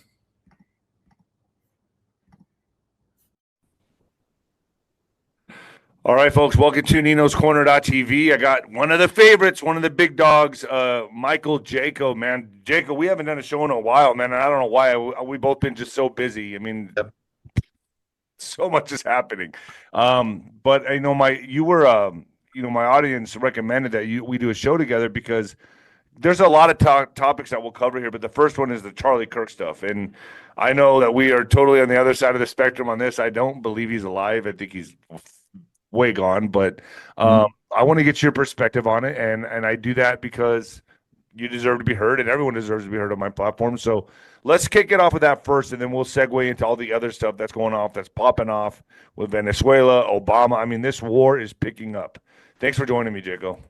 Yeah, it's good to be here, David. So we think a lot on a lot of stuff, and we don't completely agree on everything, but as far as my background and the way I look at things, I see the Charlie Kirk thing as pretty much a captured operation where the White Hats have basically captured that. The same thing I think they did with President Trump's assassination attempt in Butler, PA. I think they basically knew that was coming, so they took control of it. I think they did the same thing with Charlie Kirk. Now, when I saw it at first, I was like, okay, that's not real. Really, I thought it was completely real. I saw, and Yeah. the reason I say that, Mike, is because also I had people there. There was people there that I knew very well that saw the whole thing, and they said it was absolutely horrific, and they saw his life leave his body. Everyone trying to carry him dead weight, couldn't get him to the SUV. And when I was talking to him on the phone, there were screams and everything. I mean, so I feel he's gone. But go ahead. But yeah, the mind wants to make things work. They want to fit things in. We saw that with 9/11. How many people still believe the narrative of 9/11? You know, over time we start to see things that first we don't understand, and then we get more information, and then we're like, okay, this was a captured operation by the deep state. Now, I think this was like I'm saying, a white hat operation. So when I see that, you know, from my experiences, you know, shooting and you know, I've done live tissue where I've kept animals alive that have been shot and stabbed and all kind of crazy stuff. So when I saw the shot, which from a 30-06 should have blown off the side of his head and his neck, should have been gone. He moved into the shot. Well, could it have maybe not been the 30-06? Could it have been something else that hit him? But see, this is where we go, where people want to make things fit. So they're like looking around. Well, that doesn't make sense. Yeah, it doesn't make sense because it's not well, real. To be fair, it does not make sense to me, and I will say that nothing makes sense. But my standpoint is the conspiracy that I'm in bed with is that it was a professional hit. It was not Tyler Robinson on the roof. Definitely not him. I don't know. I think the shot came from maybe to the right of it. I guess he was sitting to the right, a little bit behind him. That could have been an exit wound. Could it come from his vest? Could it come from someone in front of him? I don't know, but it wasn't Tyler Robinson. That guy was an Oswald of our era, is my opinion. Totally. So, and you know, when I back out and I start to look at the bigger picture, so a lot of dumb motherfuckers did. Well, before you hit them, but they get knocked out a lot quicker. Where do they go? Right? The body does strange things. I don't know. I mean, I've hit people and they've contorted different ways and fallen, and some guys fall on top of me. Some guys, I mean, the body, when it goes unconscious, it does strange things. You can't, I don't know how the body's going to fall. You know, when you crack somebody, they contort different ways. I had a guy fall straight and break his ankle. I mean, it's different with it's just the body's a weird thing. You know, I'm not an expert on that, bro. I'm an expert at hitting people, but I don't know, Oh yeah. The body reacts to pain. Right. And, but I can't tell you how that would have been very painful. They do different things. He didn't go away from the pain. He stayed in that position and fell into the pain. So that's another. So bigger picture, going out, even bigger picture. I don't believe he was. I think he's part of a program because I've been part of programs. And I hope he is, dude. I believe he is. I hope so too. Yeah. He's gone because I just don't know what his family would gain from this. I know that he was turning his back on the donors. You know, Candace Owens is uncovering a lot the right now with Israeli donors, and I think that's where my mind goes is to that little country in the Middle East. That's where I think it's, I for some reason just feel it's Israel. I just feel like he was turning their back on the donors. He was starting to question them, and that's a big no-no. Right. Oh yeah, always. So, and that's probably part of the exposure of this bigger picture that I believe, the white hats in the background are trying to expose. So when I look at the people that are around him, his detail, I see probably former Navy SEALs, and of course, I know how they think and how they work and the way they moved, very, very, very specifically, and the way that everything went down. I'm like, this was a planned operation, completely planned, completely coordinated. Everyone, the way they moved, it would have been something that I would have choreographed as well if I had been part of that team. So that's the way I look at it as well. So then you go into where they planned the event. That was beautiful. So I look at the bigger picture. It awakened a lot of people, and I think that's part of the plan. And regardless of whether you believe it's alive or not, right after that, there were around the world, there were demonstrations. That's coordination. right? It doesn't happen that quick, that fast. So turning point, like a literal turning point. It was the turning point for the planet, basically, for humanity. Absolutely. And that's, again, a beautiful thing. So regardless of whether, he was hit, whether it was not, whether it was staged, blah, blah, blah, we're seeing a movement in a very positive direction. And I think that's very good for humanity. It's good for the United States. The United States is heading this up. We've talked about this for a long time. We've exposed a lot of this stuff. We've exposed a lot of the stuff that's coming. And it's going to get pretty hectic. So this exposure, and then we had, was it Benny Johnson or something? Yeah. So again, I think part of whether that's real or not either, we're going to start to see more of that. We're going to see a lot of more people exposed. Everybody's waking up. So I've moved on from Charlie Kirk. I've moved on too. I don't think they want to believe it's okay. We're all working together, I believe, on a more unified level than we have in any time. Yeah, no, I'm not. I just feel like it's done. It's over. I mean, and I think what he did with his life was amazing. Absolutely. I think more happened with his death, to be quite honest with you, or whether you want to believe he's still alive or not in a witness protection program, that's up to my audience to believe. But right. You had a lot of decoys in that audience, like Zen, I think his name was, that was also there during 9/11. That were taking the blame for it. So this, to me, was very orchestrated and strategized. Now, whether it was a black cat operation running side by side that the white hat intercepted, I don't know. Very good. That's what I believe. Okay, so if that could be a possibility, I'm not saying Absolutely. that, but look where this is leading, though. Black hats didn't realize it was captured operation, and so they played it off, and they didn't realize, just like in Butler, PA. Now we look at 9/11. We saw that 9/11 that was a complete deep state black cat operation, completely all the way through, right? All the way through. And I'm not debating that. I'm not one. I'm just like my audience. I just try to ask the right questions. It's good, man. My expertise is I'm a pugilist specialist, Mike. Okay, that's where I come in. But I'm just trying to ask the questions. My audience wanted you. We got to do that. We got to like have people constantly asking questions during this time frame. We have to be. Because AI is going crazy now. I have somebody contacted me the other day, and they were like, they're getting their bank account drained, and I'm in AI mode, not me, but somebody's using me in a video, and it's not me, to convince her to like. Yeah, that's happened to me as well. Crazy. I've supposedly taken hundreds and thousands from people. That AI image of me talking. I don't know how they fall for this crap. I don't reach out to anybody. But let's talk about that, because I just had John Pounders on my YouTube channel. So this stuff is picking up, and especially for influencers like us, Mike. I mean, who's to say AI is not running that? Yeah, sure. But AI at this point, to the most part, is directed. So I think that people have directed AI type of stuff to go after us. And steal from us, and that's part of getting somebody to drain their bank account. That's part of stealing from us, really. But there has to be a hacker behind it. There has to be a programmer to get the AI to do that stuff, right? Or is it thinking on its own and it's just targeting people? No one wants AI to run rampant, which unfortunately I think there's probably a little bit of that starting to happen. But for the most part, AI is pretty much controlled. And we have, the cell towers, and that thing went poop, poop in the arm. A lot of people are being affected by the, cell towers. That's already been proven. So how far would this go?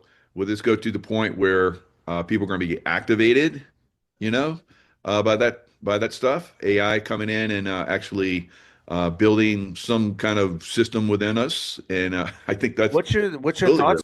Well, that's part of the Black Hat program to take those people that are easily manipulated consciously and continue the programs.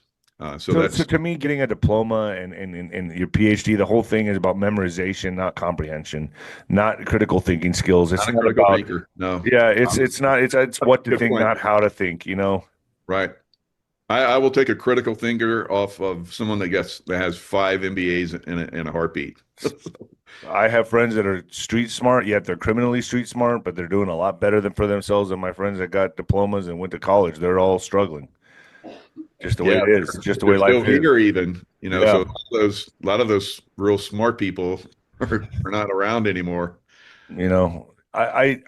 So let's now that we kind of segued away from the Charlie Kirk thing, I respect your opinion. Like I said, I agree to disagree.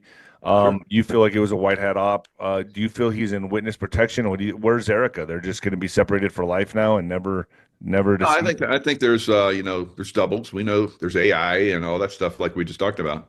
That can continue. I think there's probably a double playing her part. They're together, or maybe the whole time they're part of this white hat program, Q team or whatever.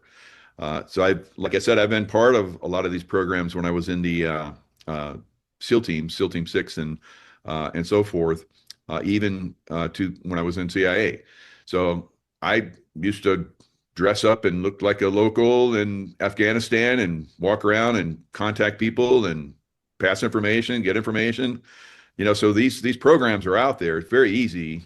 So when I went to SEAL Team 6, all the other SEAL teams are on a different they're tier 3.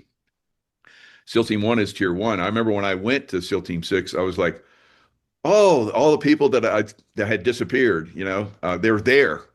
It's like, wow. This protection program. It's like, it's crazy. And then you're working, you're doing your own thing. The other SEAL teams don't know what you do. And we're like super, super high speed.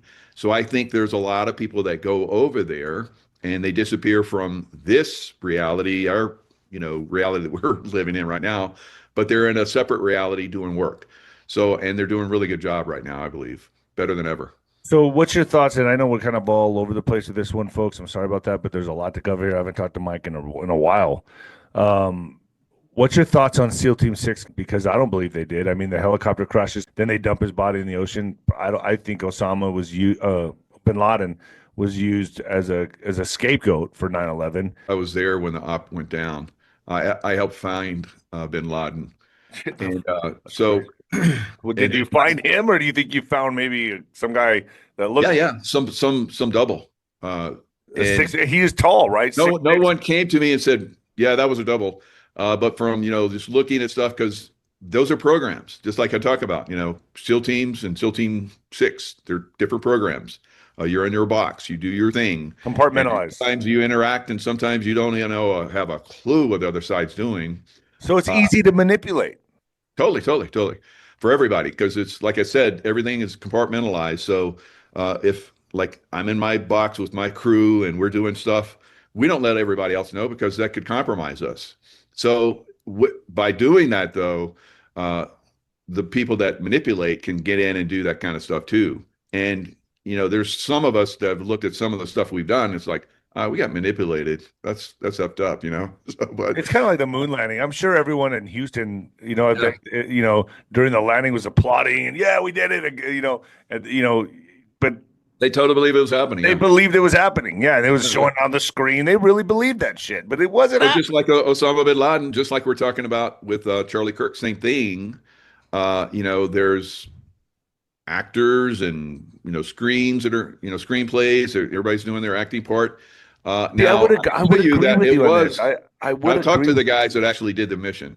Okay, but I would agree with you with Charlie Kirk. I would possibly be on the same side as you, but I knew people there, and they didn't want to come on my show. By the way, they were like told like you're not talking about this. Right. Oh, yeah.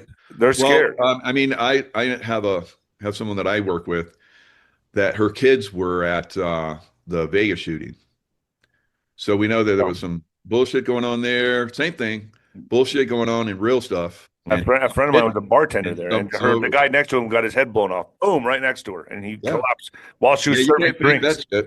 No, they said there was a helicopter in all of this stuff occasionally. Sometimes they're completely controlled operations, and sometimes there's a little sliver that they let come in. so that the black hats think, oh, we're doing it, kind of like, with President Trump. That happened on a Saturday.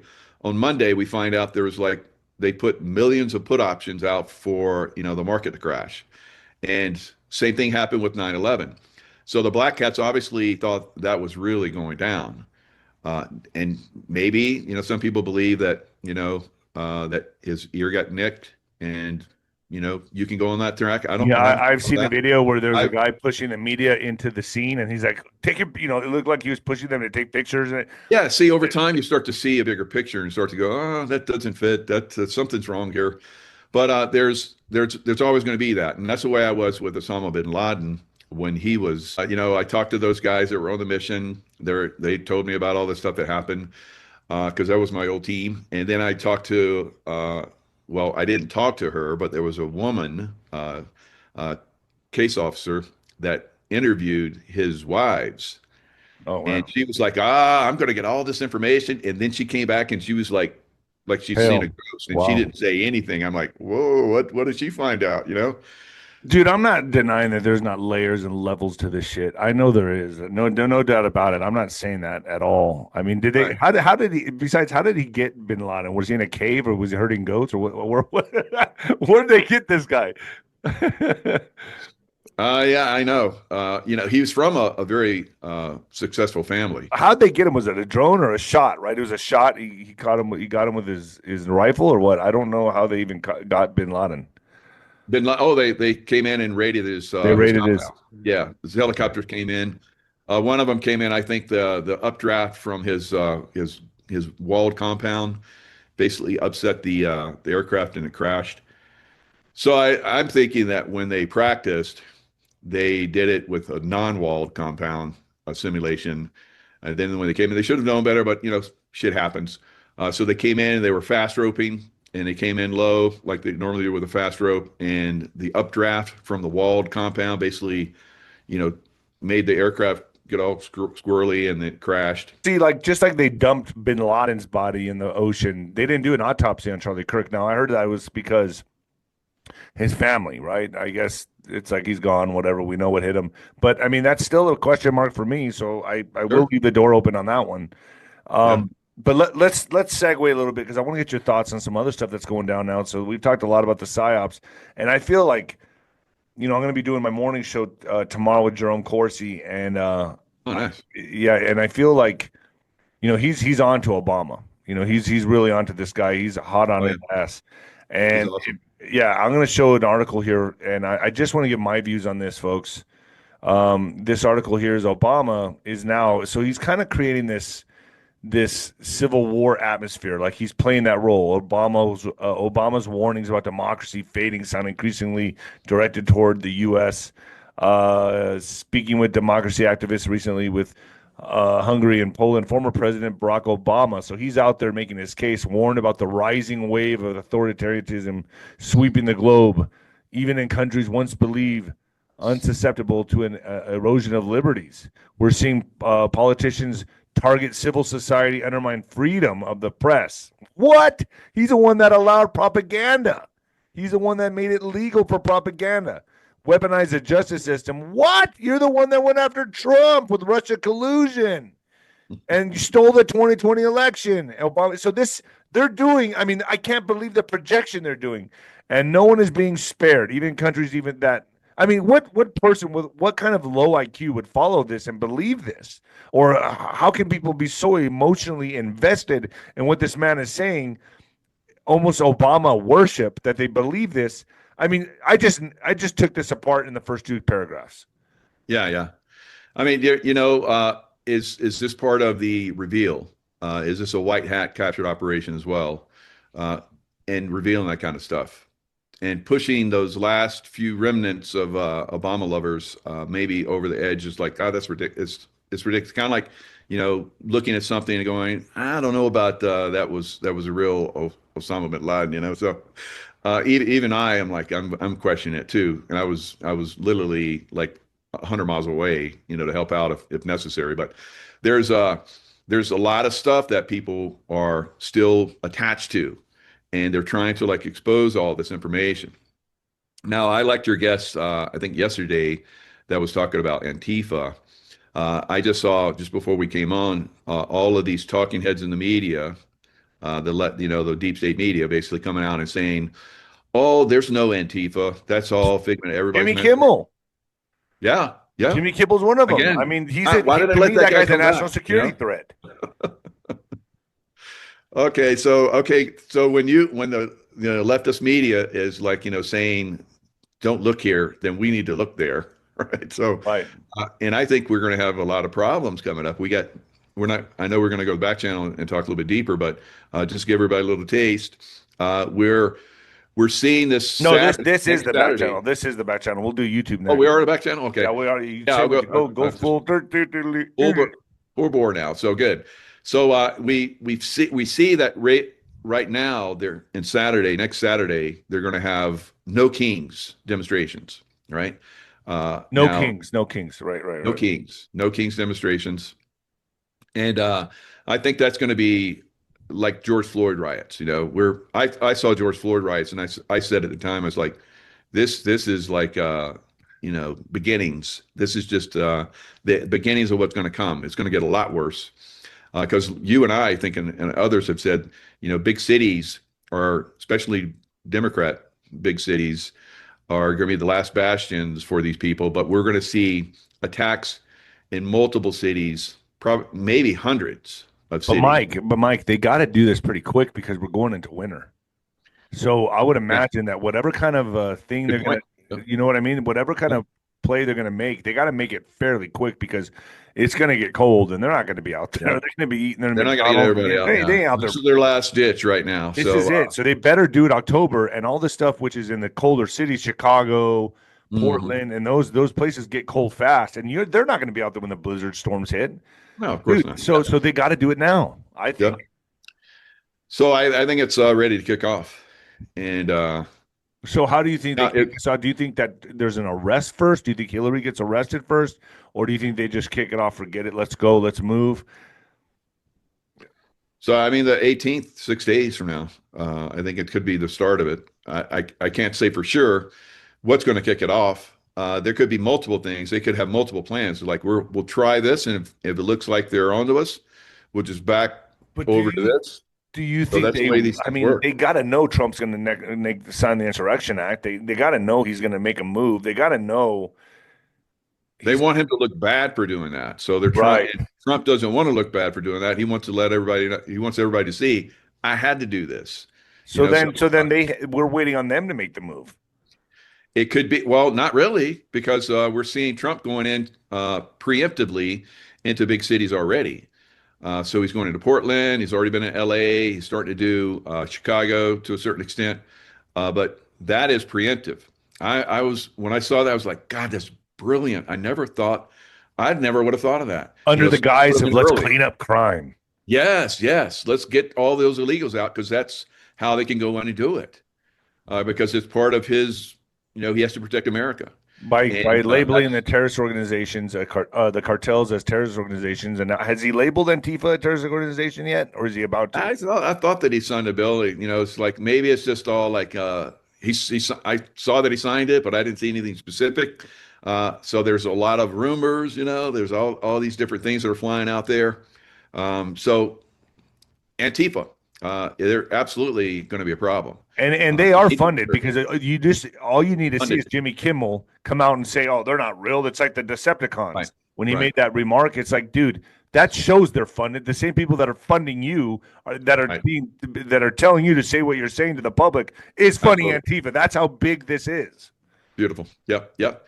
So we know that Antifa is going to like your other guest was talking about, and she's a little girl that goes in there and dresses up as the locals, leftist, and they're like, oh yeah, you're a leftist too. So yeah, this is what we're gonna do. So she's in there getting information. So that's what I used to do in CIA.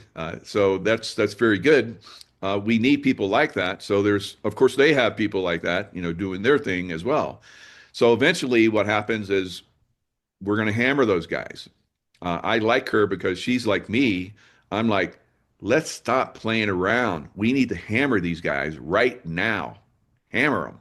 I agree. Rest I'm going all to play this just for a they second. show up. Let's rest them all.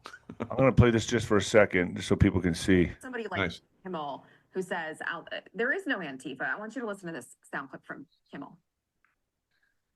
There's no Antifa. This is an entirely imaginary organization. There is not an Antifa. This is no different than if they announced they rounded up a dozen Decepticons. We've captured the Chupacabra, everyone. Okay, so what's happening? So there you go. I mean, that to me is blatant lies, and he's being used as a mouthpiece. He's not going to stop. You know, I think that man right there is a threat to this country, because that's going to turn more people on Trump, turn more people against a military operation. I think Kimmel needs to be taken out, but taken off stage. I think it's done. I think he needs to be. Yeah, they already tried that. It didn't work out. Yeah, that's what I'm saying. I can't believe it didn't work out. And maybe that's part of revealing too.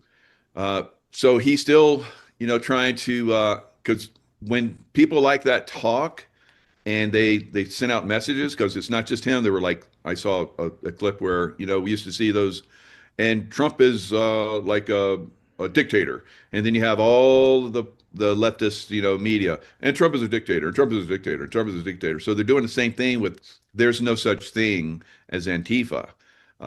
And so it's basically trying to wake more people up, and it's also an activation. Because when I was in intelligence and CIA and so forth, if you could call it that, there's things that are passed over the media. There's things that are left where people will see them, like billboards and all kinds of crazy stuff that are signaling their sleeper cells. So that activate them. So you see this, and then you hear this. Wow. Okay. It's a activation. So that's like a dog whistle or like a buzzword or something like that. Then activate. Absolutely. There you go. Yep. So do you think these cells are going to be activated for? I feel like they're not going to shoot their load prematurely. They're going to move at the right time. They're going to strike coordinatedly, strategically for the right time. But when is that? I think probably. I would imagine this fall. I can't imagine this going further. Or maybe close to the midterms. I don't know. What's your thoughts on that? When do you think? But I gotta say, it's got to be before the end of 2026. I would imagine. Now, if just wargaming this is what I think. Yeah, it's trying to wargame it. I think we're in the stages where at some point it could be near term, and I agree with you. If it doesn't happen by the time it really starts to snow and so forth, and get really cold, people aren't going to show up for demonstrations and so forth. Now they could do, the sleeper cell attacks during the winter. There's nothing stopping them from the sleeper cell, because the sleeper cell attacks will be, planes falling out of the air. That's all the different 1,000+ not Antifa, but Al Qaeda and so forth that have infiltrated the United States during the Biden 4 years. Right, so. That's already documented. We already know that. So I think that we've been trying to go after a lot of those sleeper cells, and that's what the immigration crackdown. That's part of that, is going after those cells.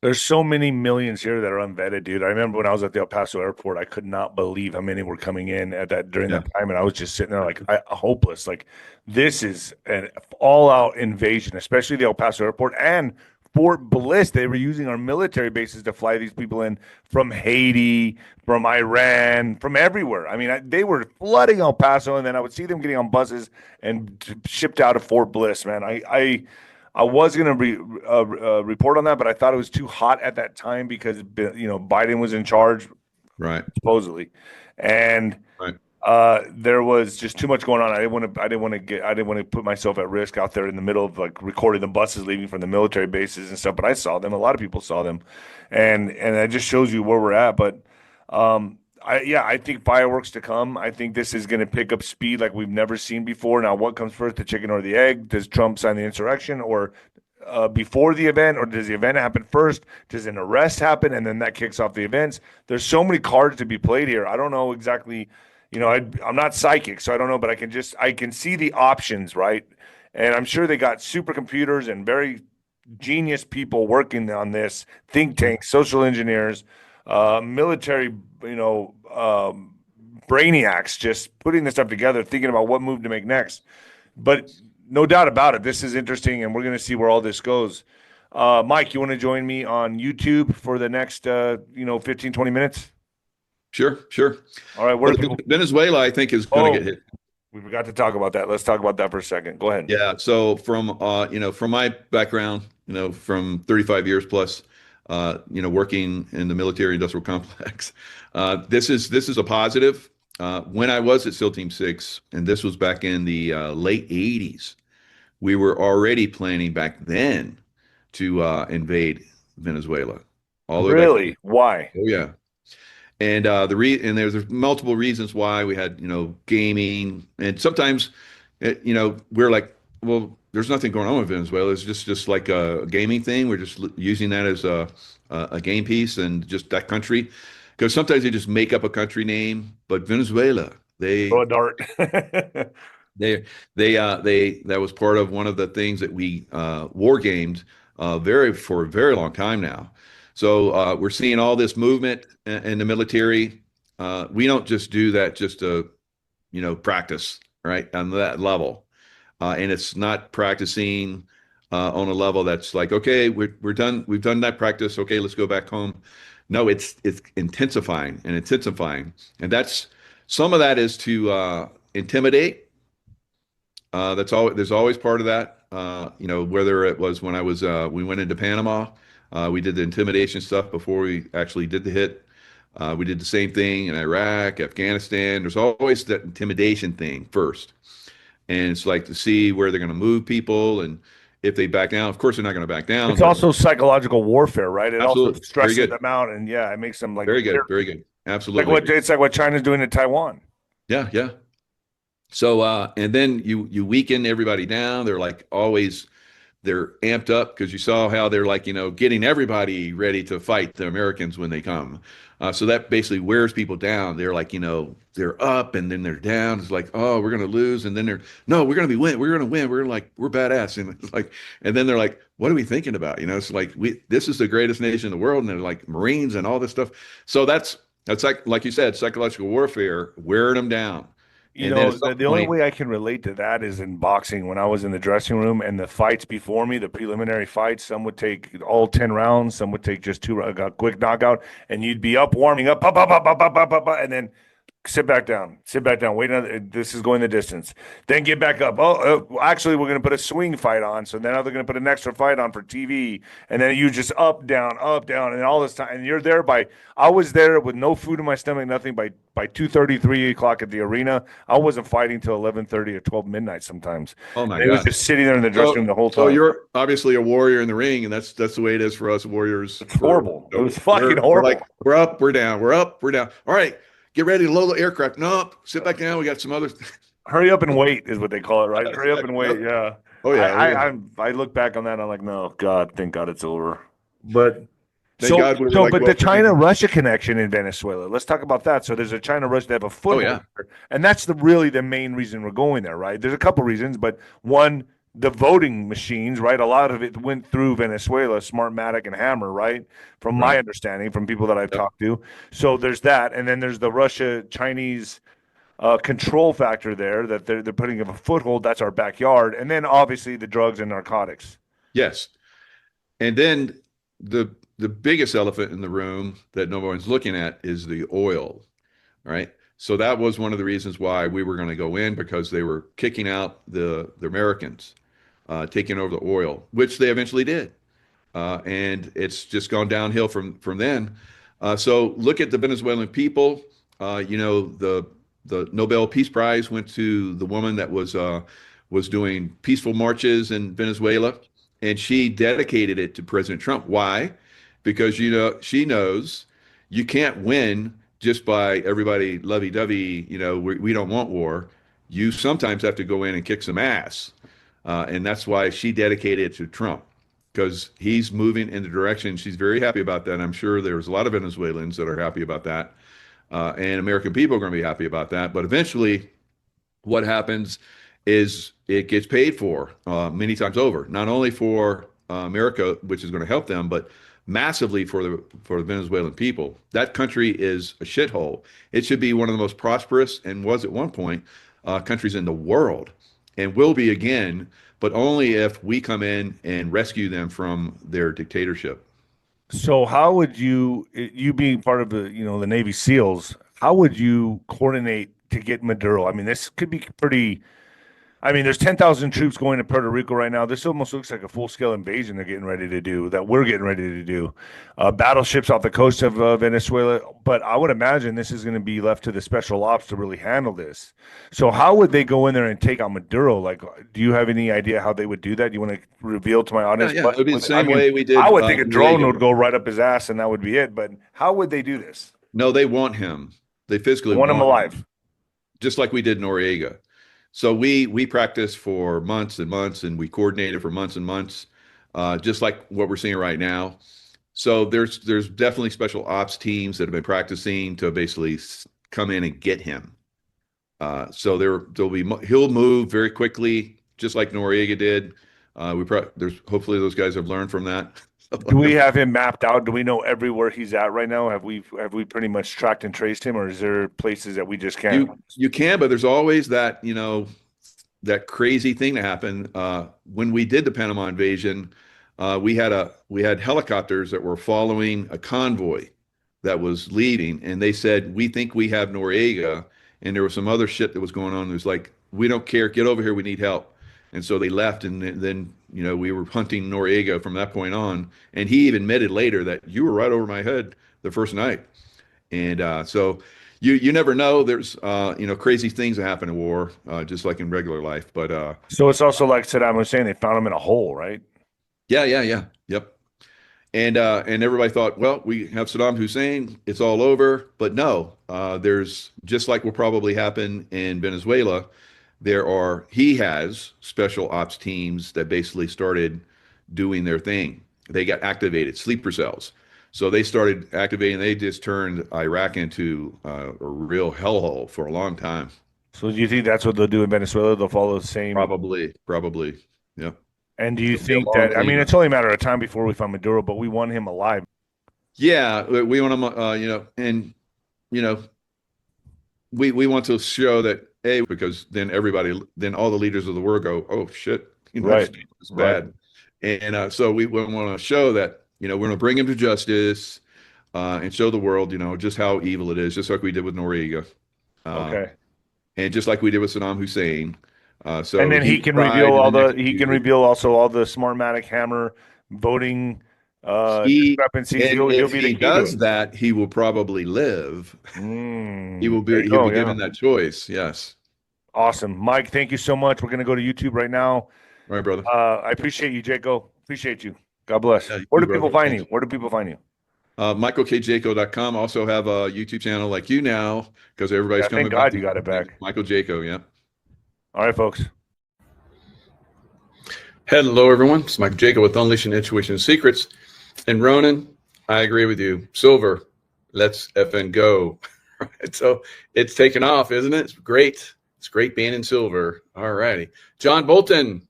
Oh, the naughty man. John Bolton, 18 counts. President Trump going to create peace on earth? Is that what we're going to see? Because I think we're moving that direction. Cartel-run cities. And we're going to talk about that. And we're going to talk about how they get funded, how that funding is basically getting taken down, right? So Bolton, President Trump's former national security advisor turned adversary, has been indicted by a federal grand jury in Maryland of national defense information and 10 counts of retention of national defense information. Prosecutors wrote in the indictment that during the time he was national security advisor to Trump, Bolton shared more than 1,000 pages of information about his day-to-day activities with two unauthorized individuals. Both of these people were related to Bolton and didn't have the authority to access classified information. So, a lot of us are judicial seekers, right? We want some judicial justice, right? Judicial justice is coming, is finally arriving, isn't it? And a lot of these people are getting taken down now. Juan O'Savin posted about Tina Peters. Like all of us are very frustrated that she hasn't been released, but it is not just in the state of Denver. It's also the entire U.S. and globally that's being affected. Once she's released, and it will happen, she will be a spokesperson for illegal activities in the voting activity. So we'll see this basically spread around the world when she gets released. So she's going to be quite amazing when she gets released. So former, she had a SEAL son, that parachuting accident. So looking forward to seeing her get released and getting that information out. Now, yeah, there's lots of who's going to be next. All right, who's going to be next for indictments? They're going to come one after another now. All right, one after another.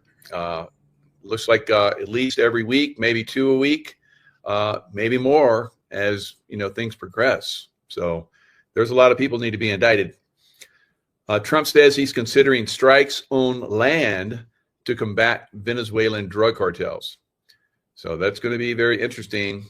So he talks about striking to combat the flow of drugs from Venezuelan cartels into the United States. So after 5 maritime attacks now in recent weeks on suspected drug smuggling boats, I'm going to show you the most recent one. We're certainly looking at land now because we've got the sea very well under control, Trump told reporters October 15th, yesterday. Trump made his reports after the New York Times reported the Trump administration has secretly authorized the CIA to conduct covert action in Venezuela and an escalation of its campaign against Venezuelan President Nicolas Maduro's regime. So that does not surprise me. Now, I don't think there's military that's involved in this yet. Maybe, but I don't think so. They're probably supplying rebels, if you will, in Venezuela to basically fight back against the Venezuelan regime. So that's very, very likely happening now. So they'll be gathering information, creating, different avenues where potential forces could go to get the best strikes and so forth. There'll be local experts. So the CIA would have to go in through their networks, and they're very good at this. Very good at this. So the U.S. Army would be another one, the Green Beret types. So who knows, maybe at some point they'll be coming in and doing some of this if they're not already. All right. So this is something it's coming. There's no question that it's coming.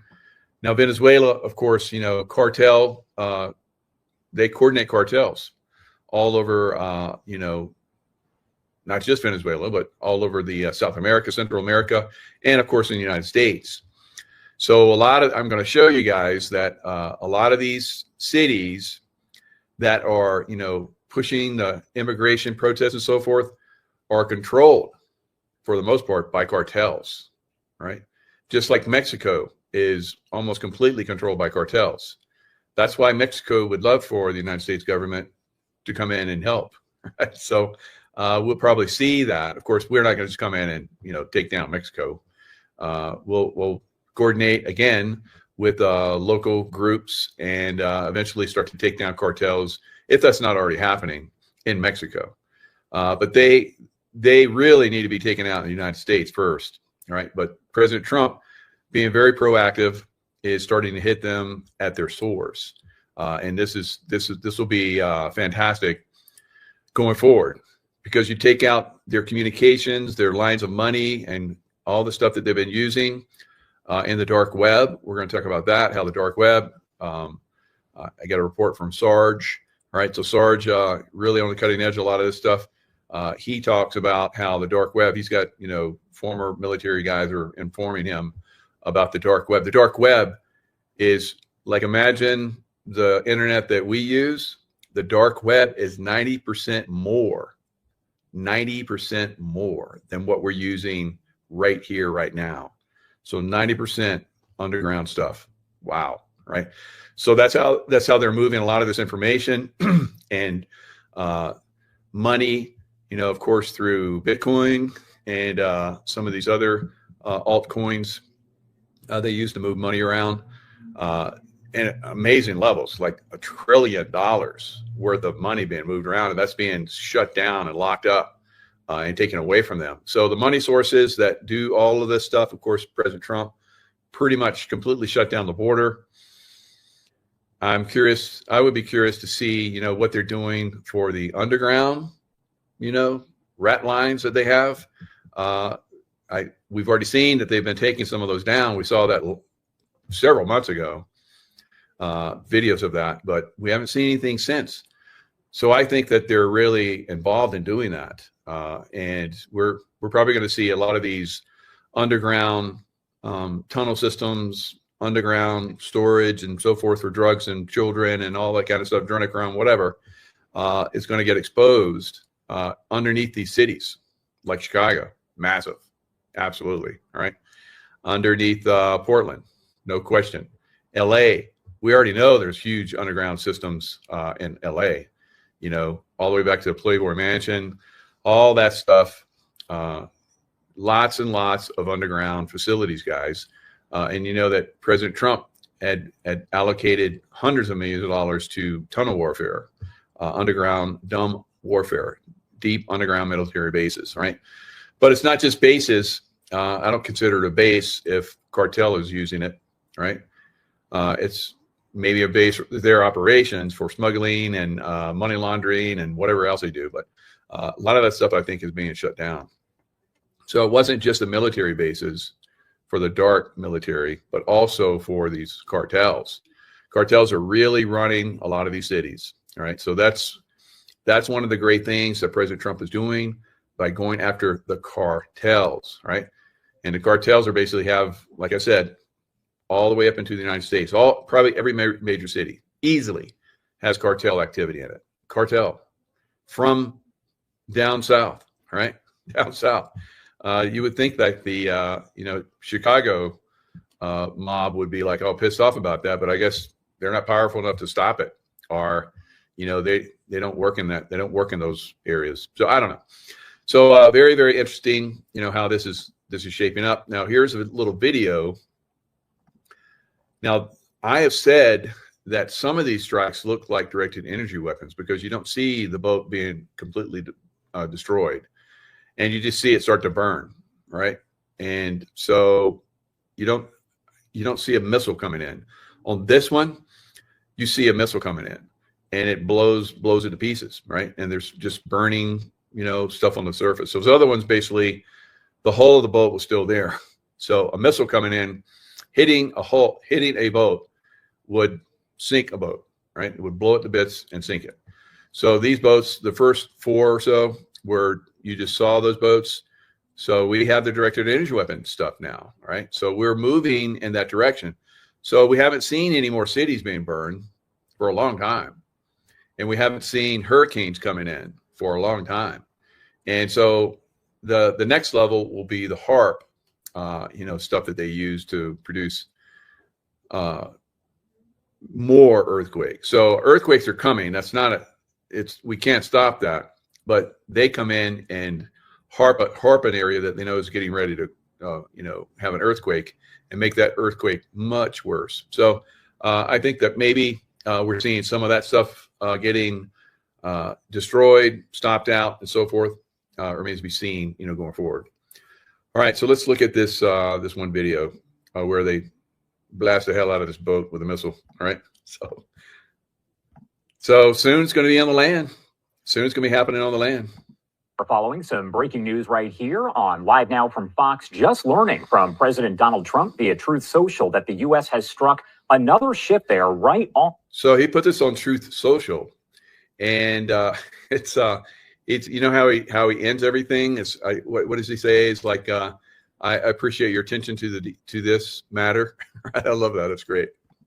Of the Venezuelan coast. We've seen several of these happening over the past several weeks, and now we have learned really just moments ago here that another ship has been struck. First, I do want to take you out to this post right here coming in from the Associated Press. It does say Trump says the U.S. has struck another small boat. Now he has described them as suspected drug smugglers. Want to pop up some of the video coming in alongside this post right here. Again, this video just coming in from President Donald Trump and Secretary Pete Hegseth. Now, the post itself saying, under my standing authority. So it's very interesting. You see that boat. It doesn't look like it's moving. It looks like it's stationary. It could be just the way it's, I don't know. But what is this? Is this really a missile hitting this boat, or is what's going on here? From President Donald Trump and Secretary. Maybe it's idling, getting ready to take off. But regardless, we're moving in the direction of, land strikes on Venezuela and then, basically going in with troops, I believe. Pete Hegseth. Now, the post itself saying, under my standing authorities as commander-in-chief, kinetic strike on a vessel affiliated with a designated terrorist organization, that is a DTO, conducting narco trafficking in the U.S. Southcom area of responsibility just off the coast of Venezuela. So as you can see, there's really nothing left. There's a little bit of debris on the water. There's burning where the fuel is ignited from the missile strike. But otherwise, that was definitely, as President Trump said, a kinetic strike. Of course, I guess direct-to-injury weapon use is kind of kinetic too. But I look at that as more like it's burning, it's melting stuff, and that's kind of what it did. It ignited, looked like it ignited the fuel that was on board the ship. Because of the intense heat, the microwave energy that comes in.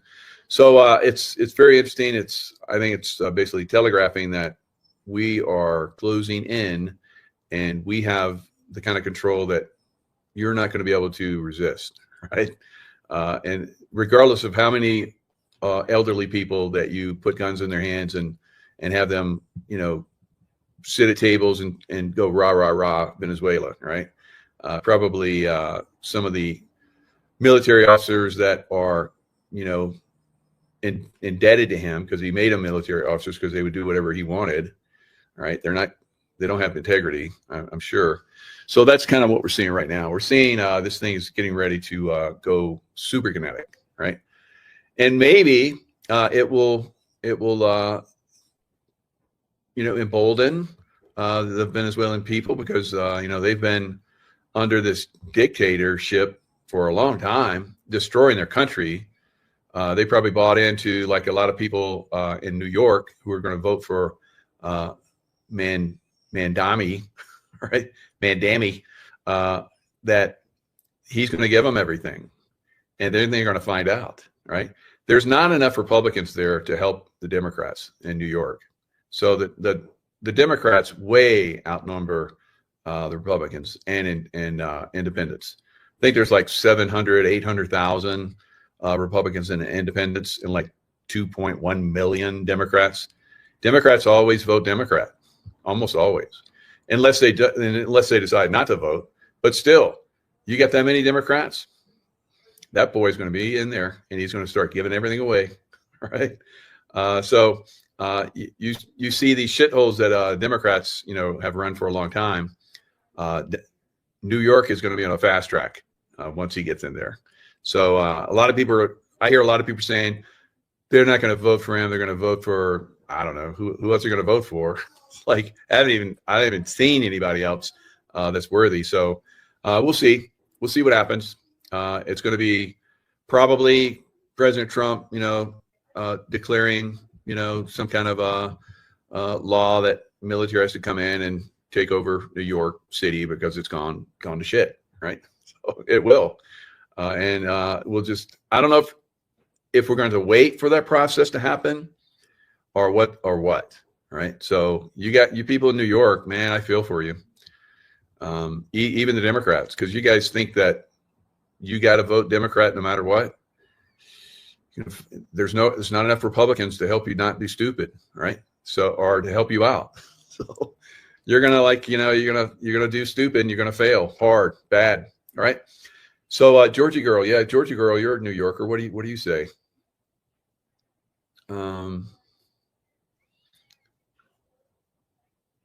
Silver, Katie. Okay.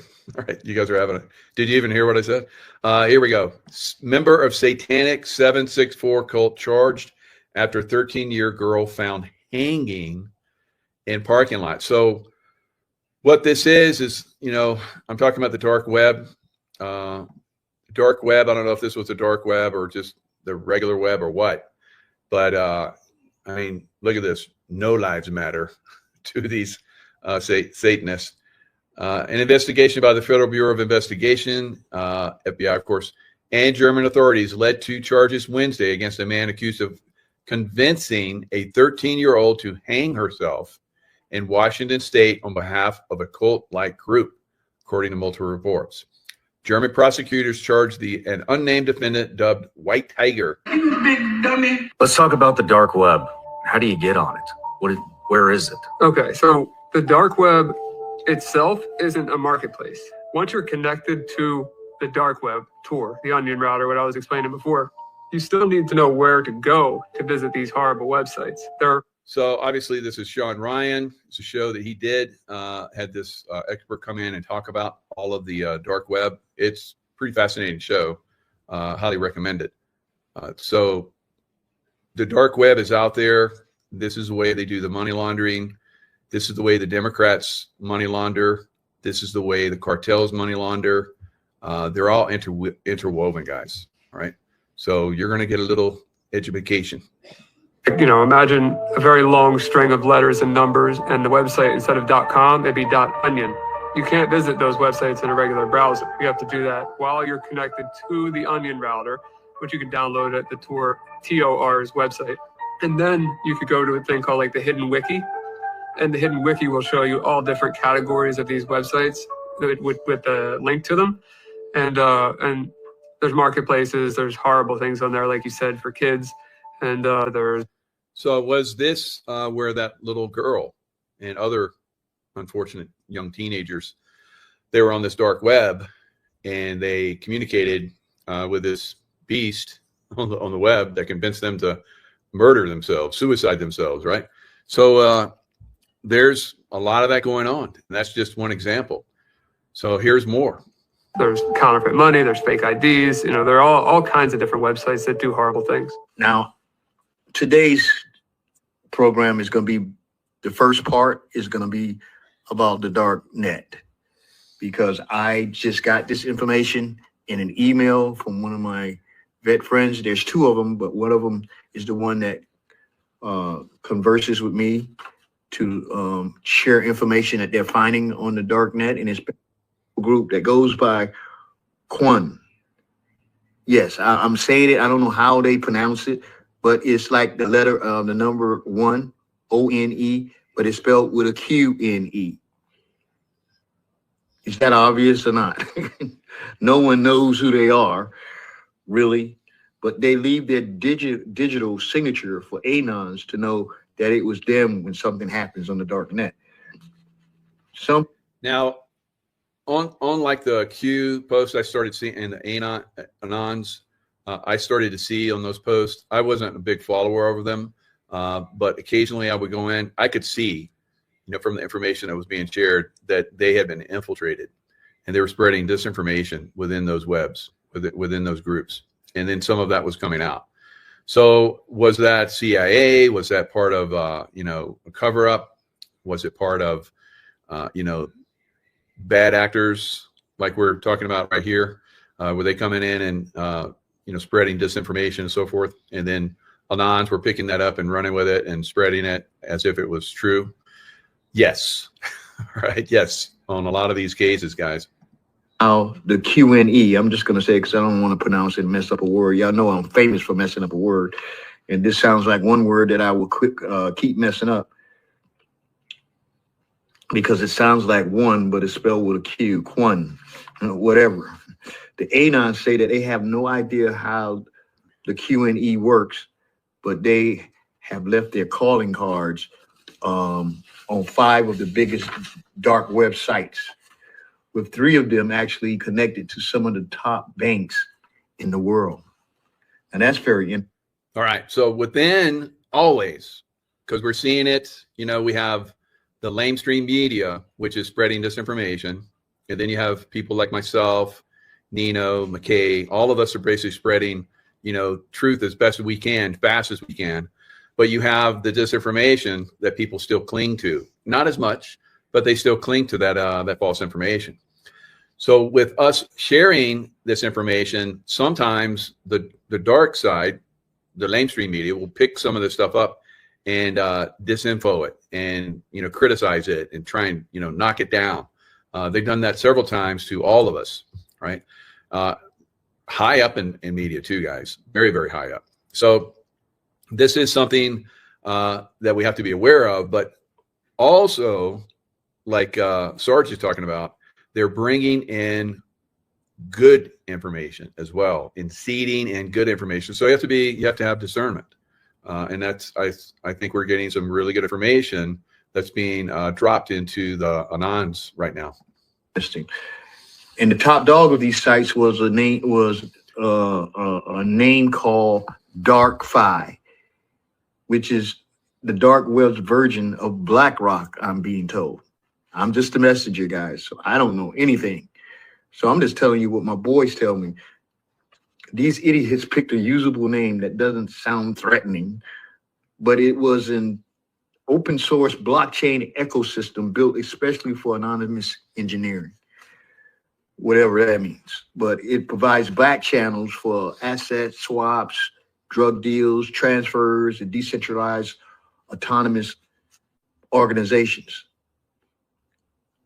It dealt exclusively in crypto, mostly Bitcoin and others that I will get into.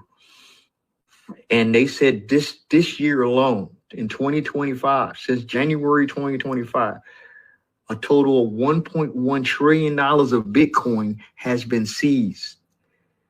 And that is amazing because at any given moment, the value of all Bitcoins hovers around $2 to $3 trillion, according to the market.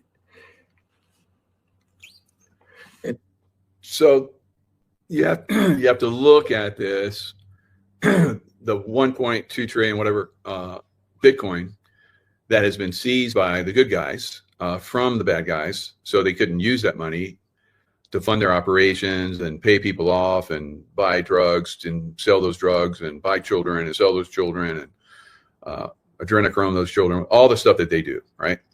So by taking that, by coming in, these super smart, super sharp with high quantum, they have quantum computers, because at some point we'll have a quantum financial system, but the old system has to be destroyed, right?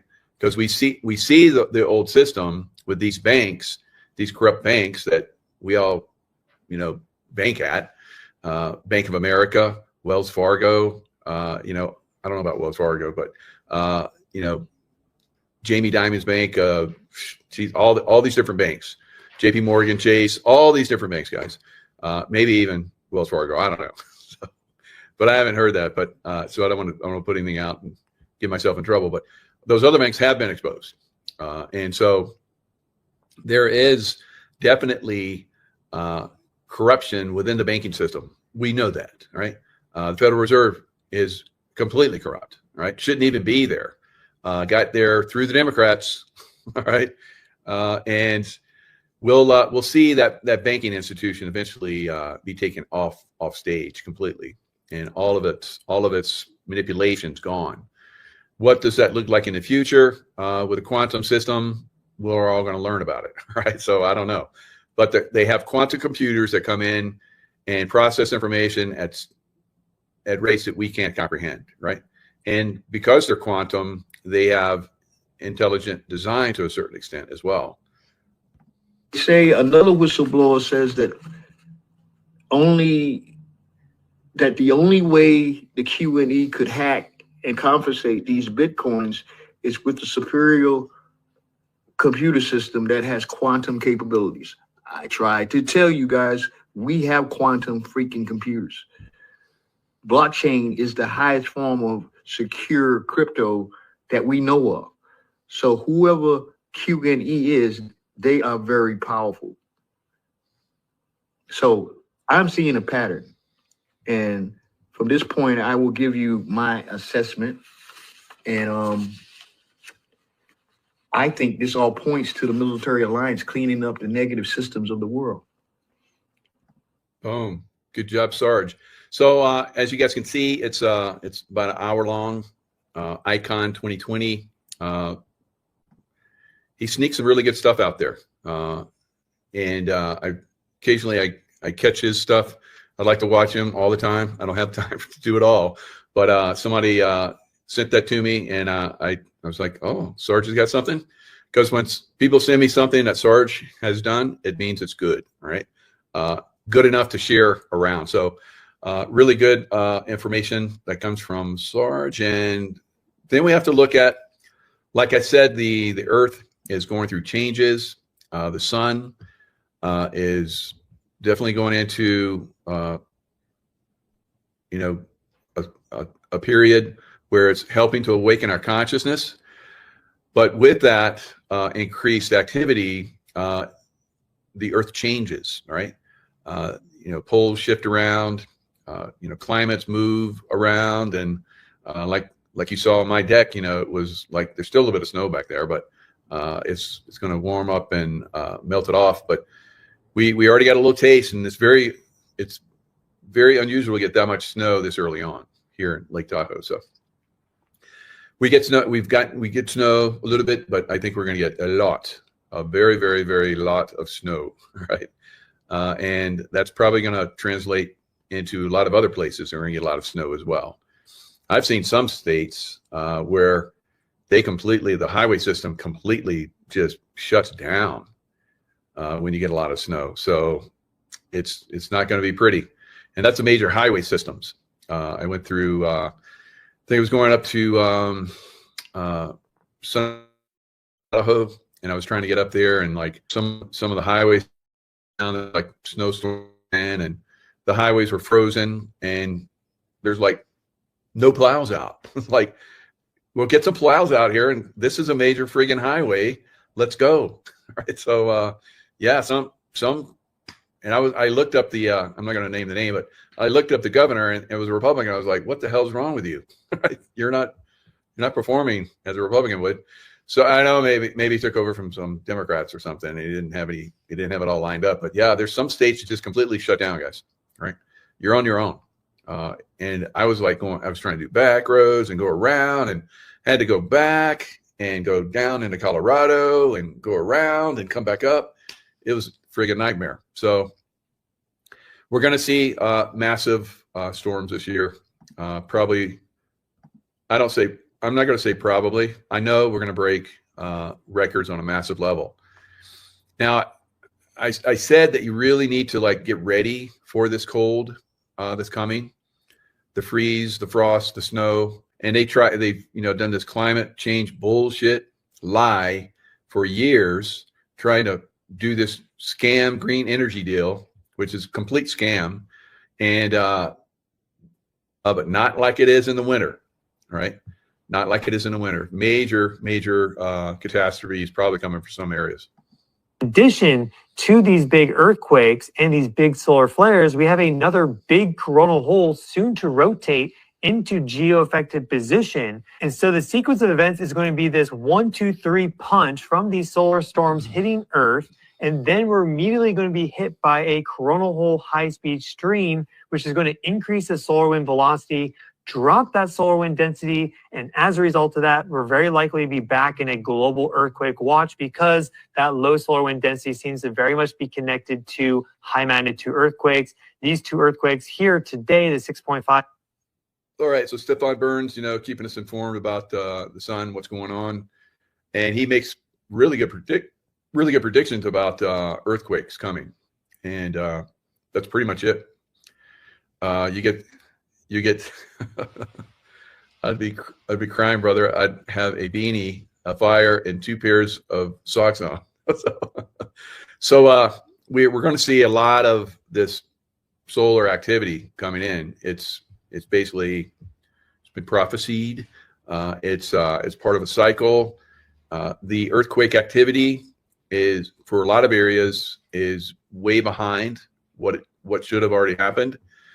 So we're going to see probably some pretty significant earthquakes, like I've been predicting. Now, I thought that we would see it this summer, because when I visualized some of these earthquakes happening in California and tsunamis, I saw it was hot. I don't know. So maybe it's next year. I don't know. So sometimes it's like that. But, I hate to put stuff out, but I get from a lot of people. I get from other psychics. Keep doing what you're doing, Mike, because we see it too, right? So I'm out here in front, I get impelled to put this stuff out. If it doesn't happen, that's good. And some of you will claim, your prediction didn't come true. You're just a fake, whatever. I'm pretty much 95% pretty spot on, but no one gets that, right? So, and I know stuff that's coming sometimes, and I don't put it out because I don't want people to get all excited and they'll start to pull it, right? They'll pull it in. Now, I've talked about this enough, I think, at this point that a lot of you are informed enough to know that your consciousness can push or pull, right? Whatever you focus on. So if you don't want this to happen, then you say prayers, you meditate on it not happening, because that state of mind is very powerful. The meditative alpha brainwave, theta brainwave, we normally, like I'm talking to you right now, I'm pretty much in beta, relaying information. But I'm pretty creative too. I've learned how to actually, when I taught the hand-to-hand course where Navy SEALs started that, I taught guys how to go into state of consciousness, and I'm in it right now.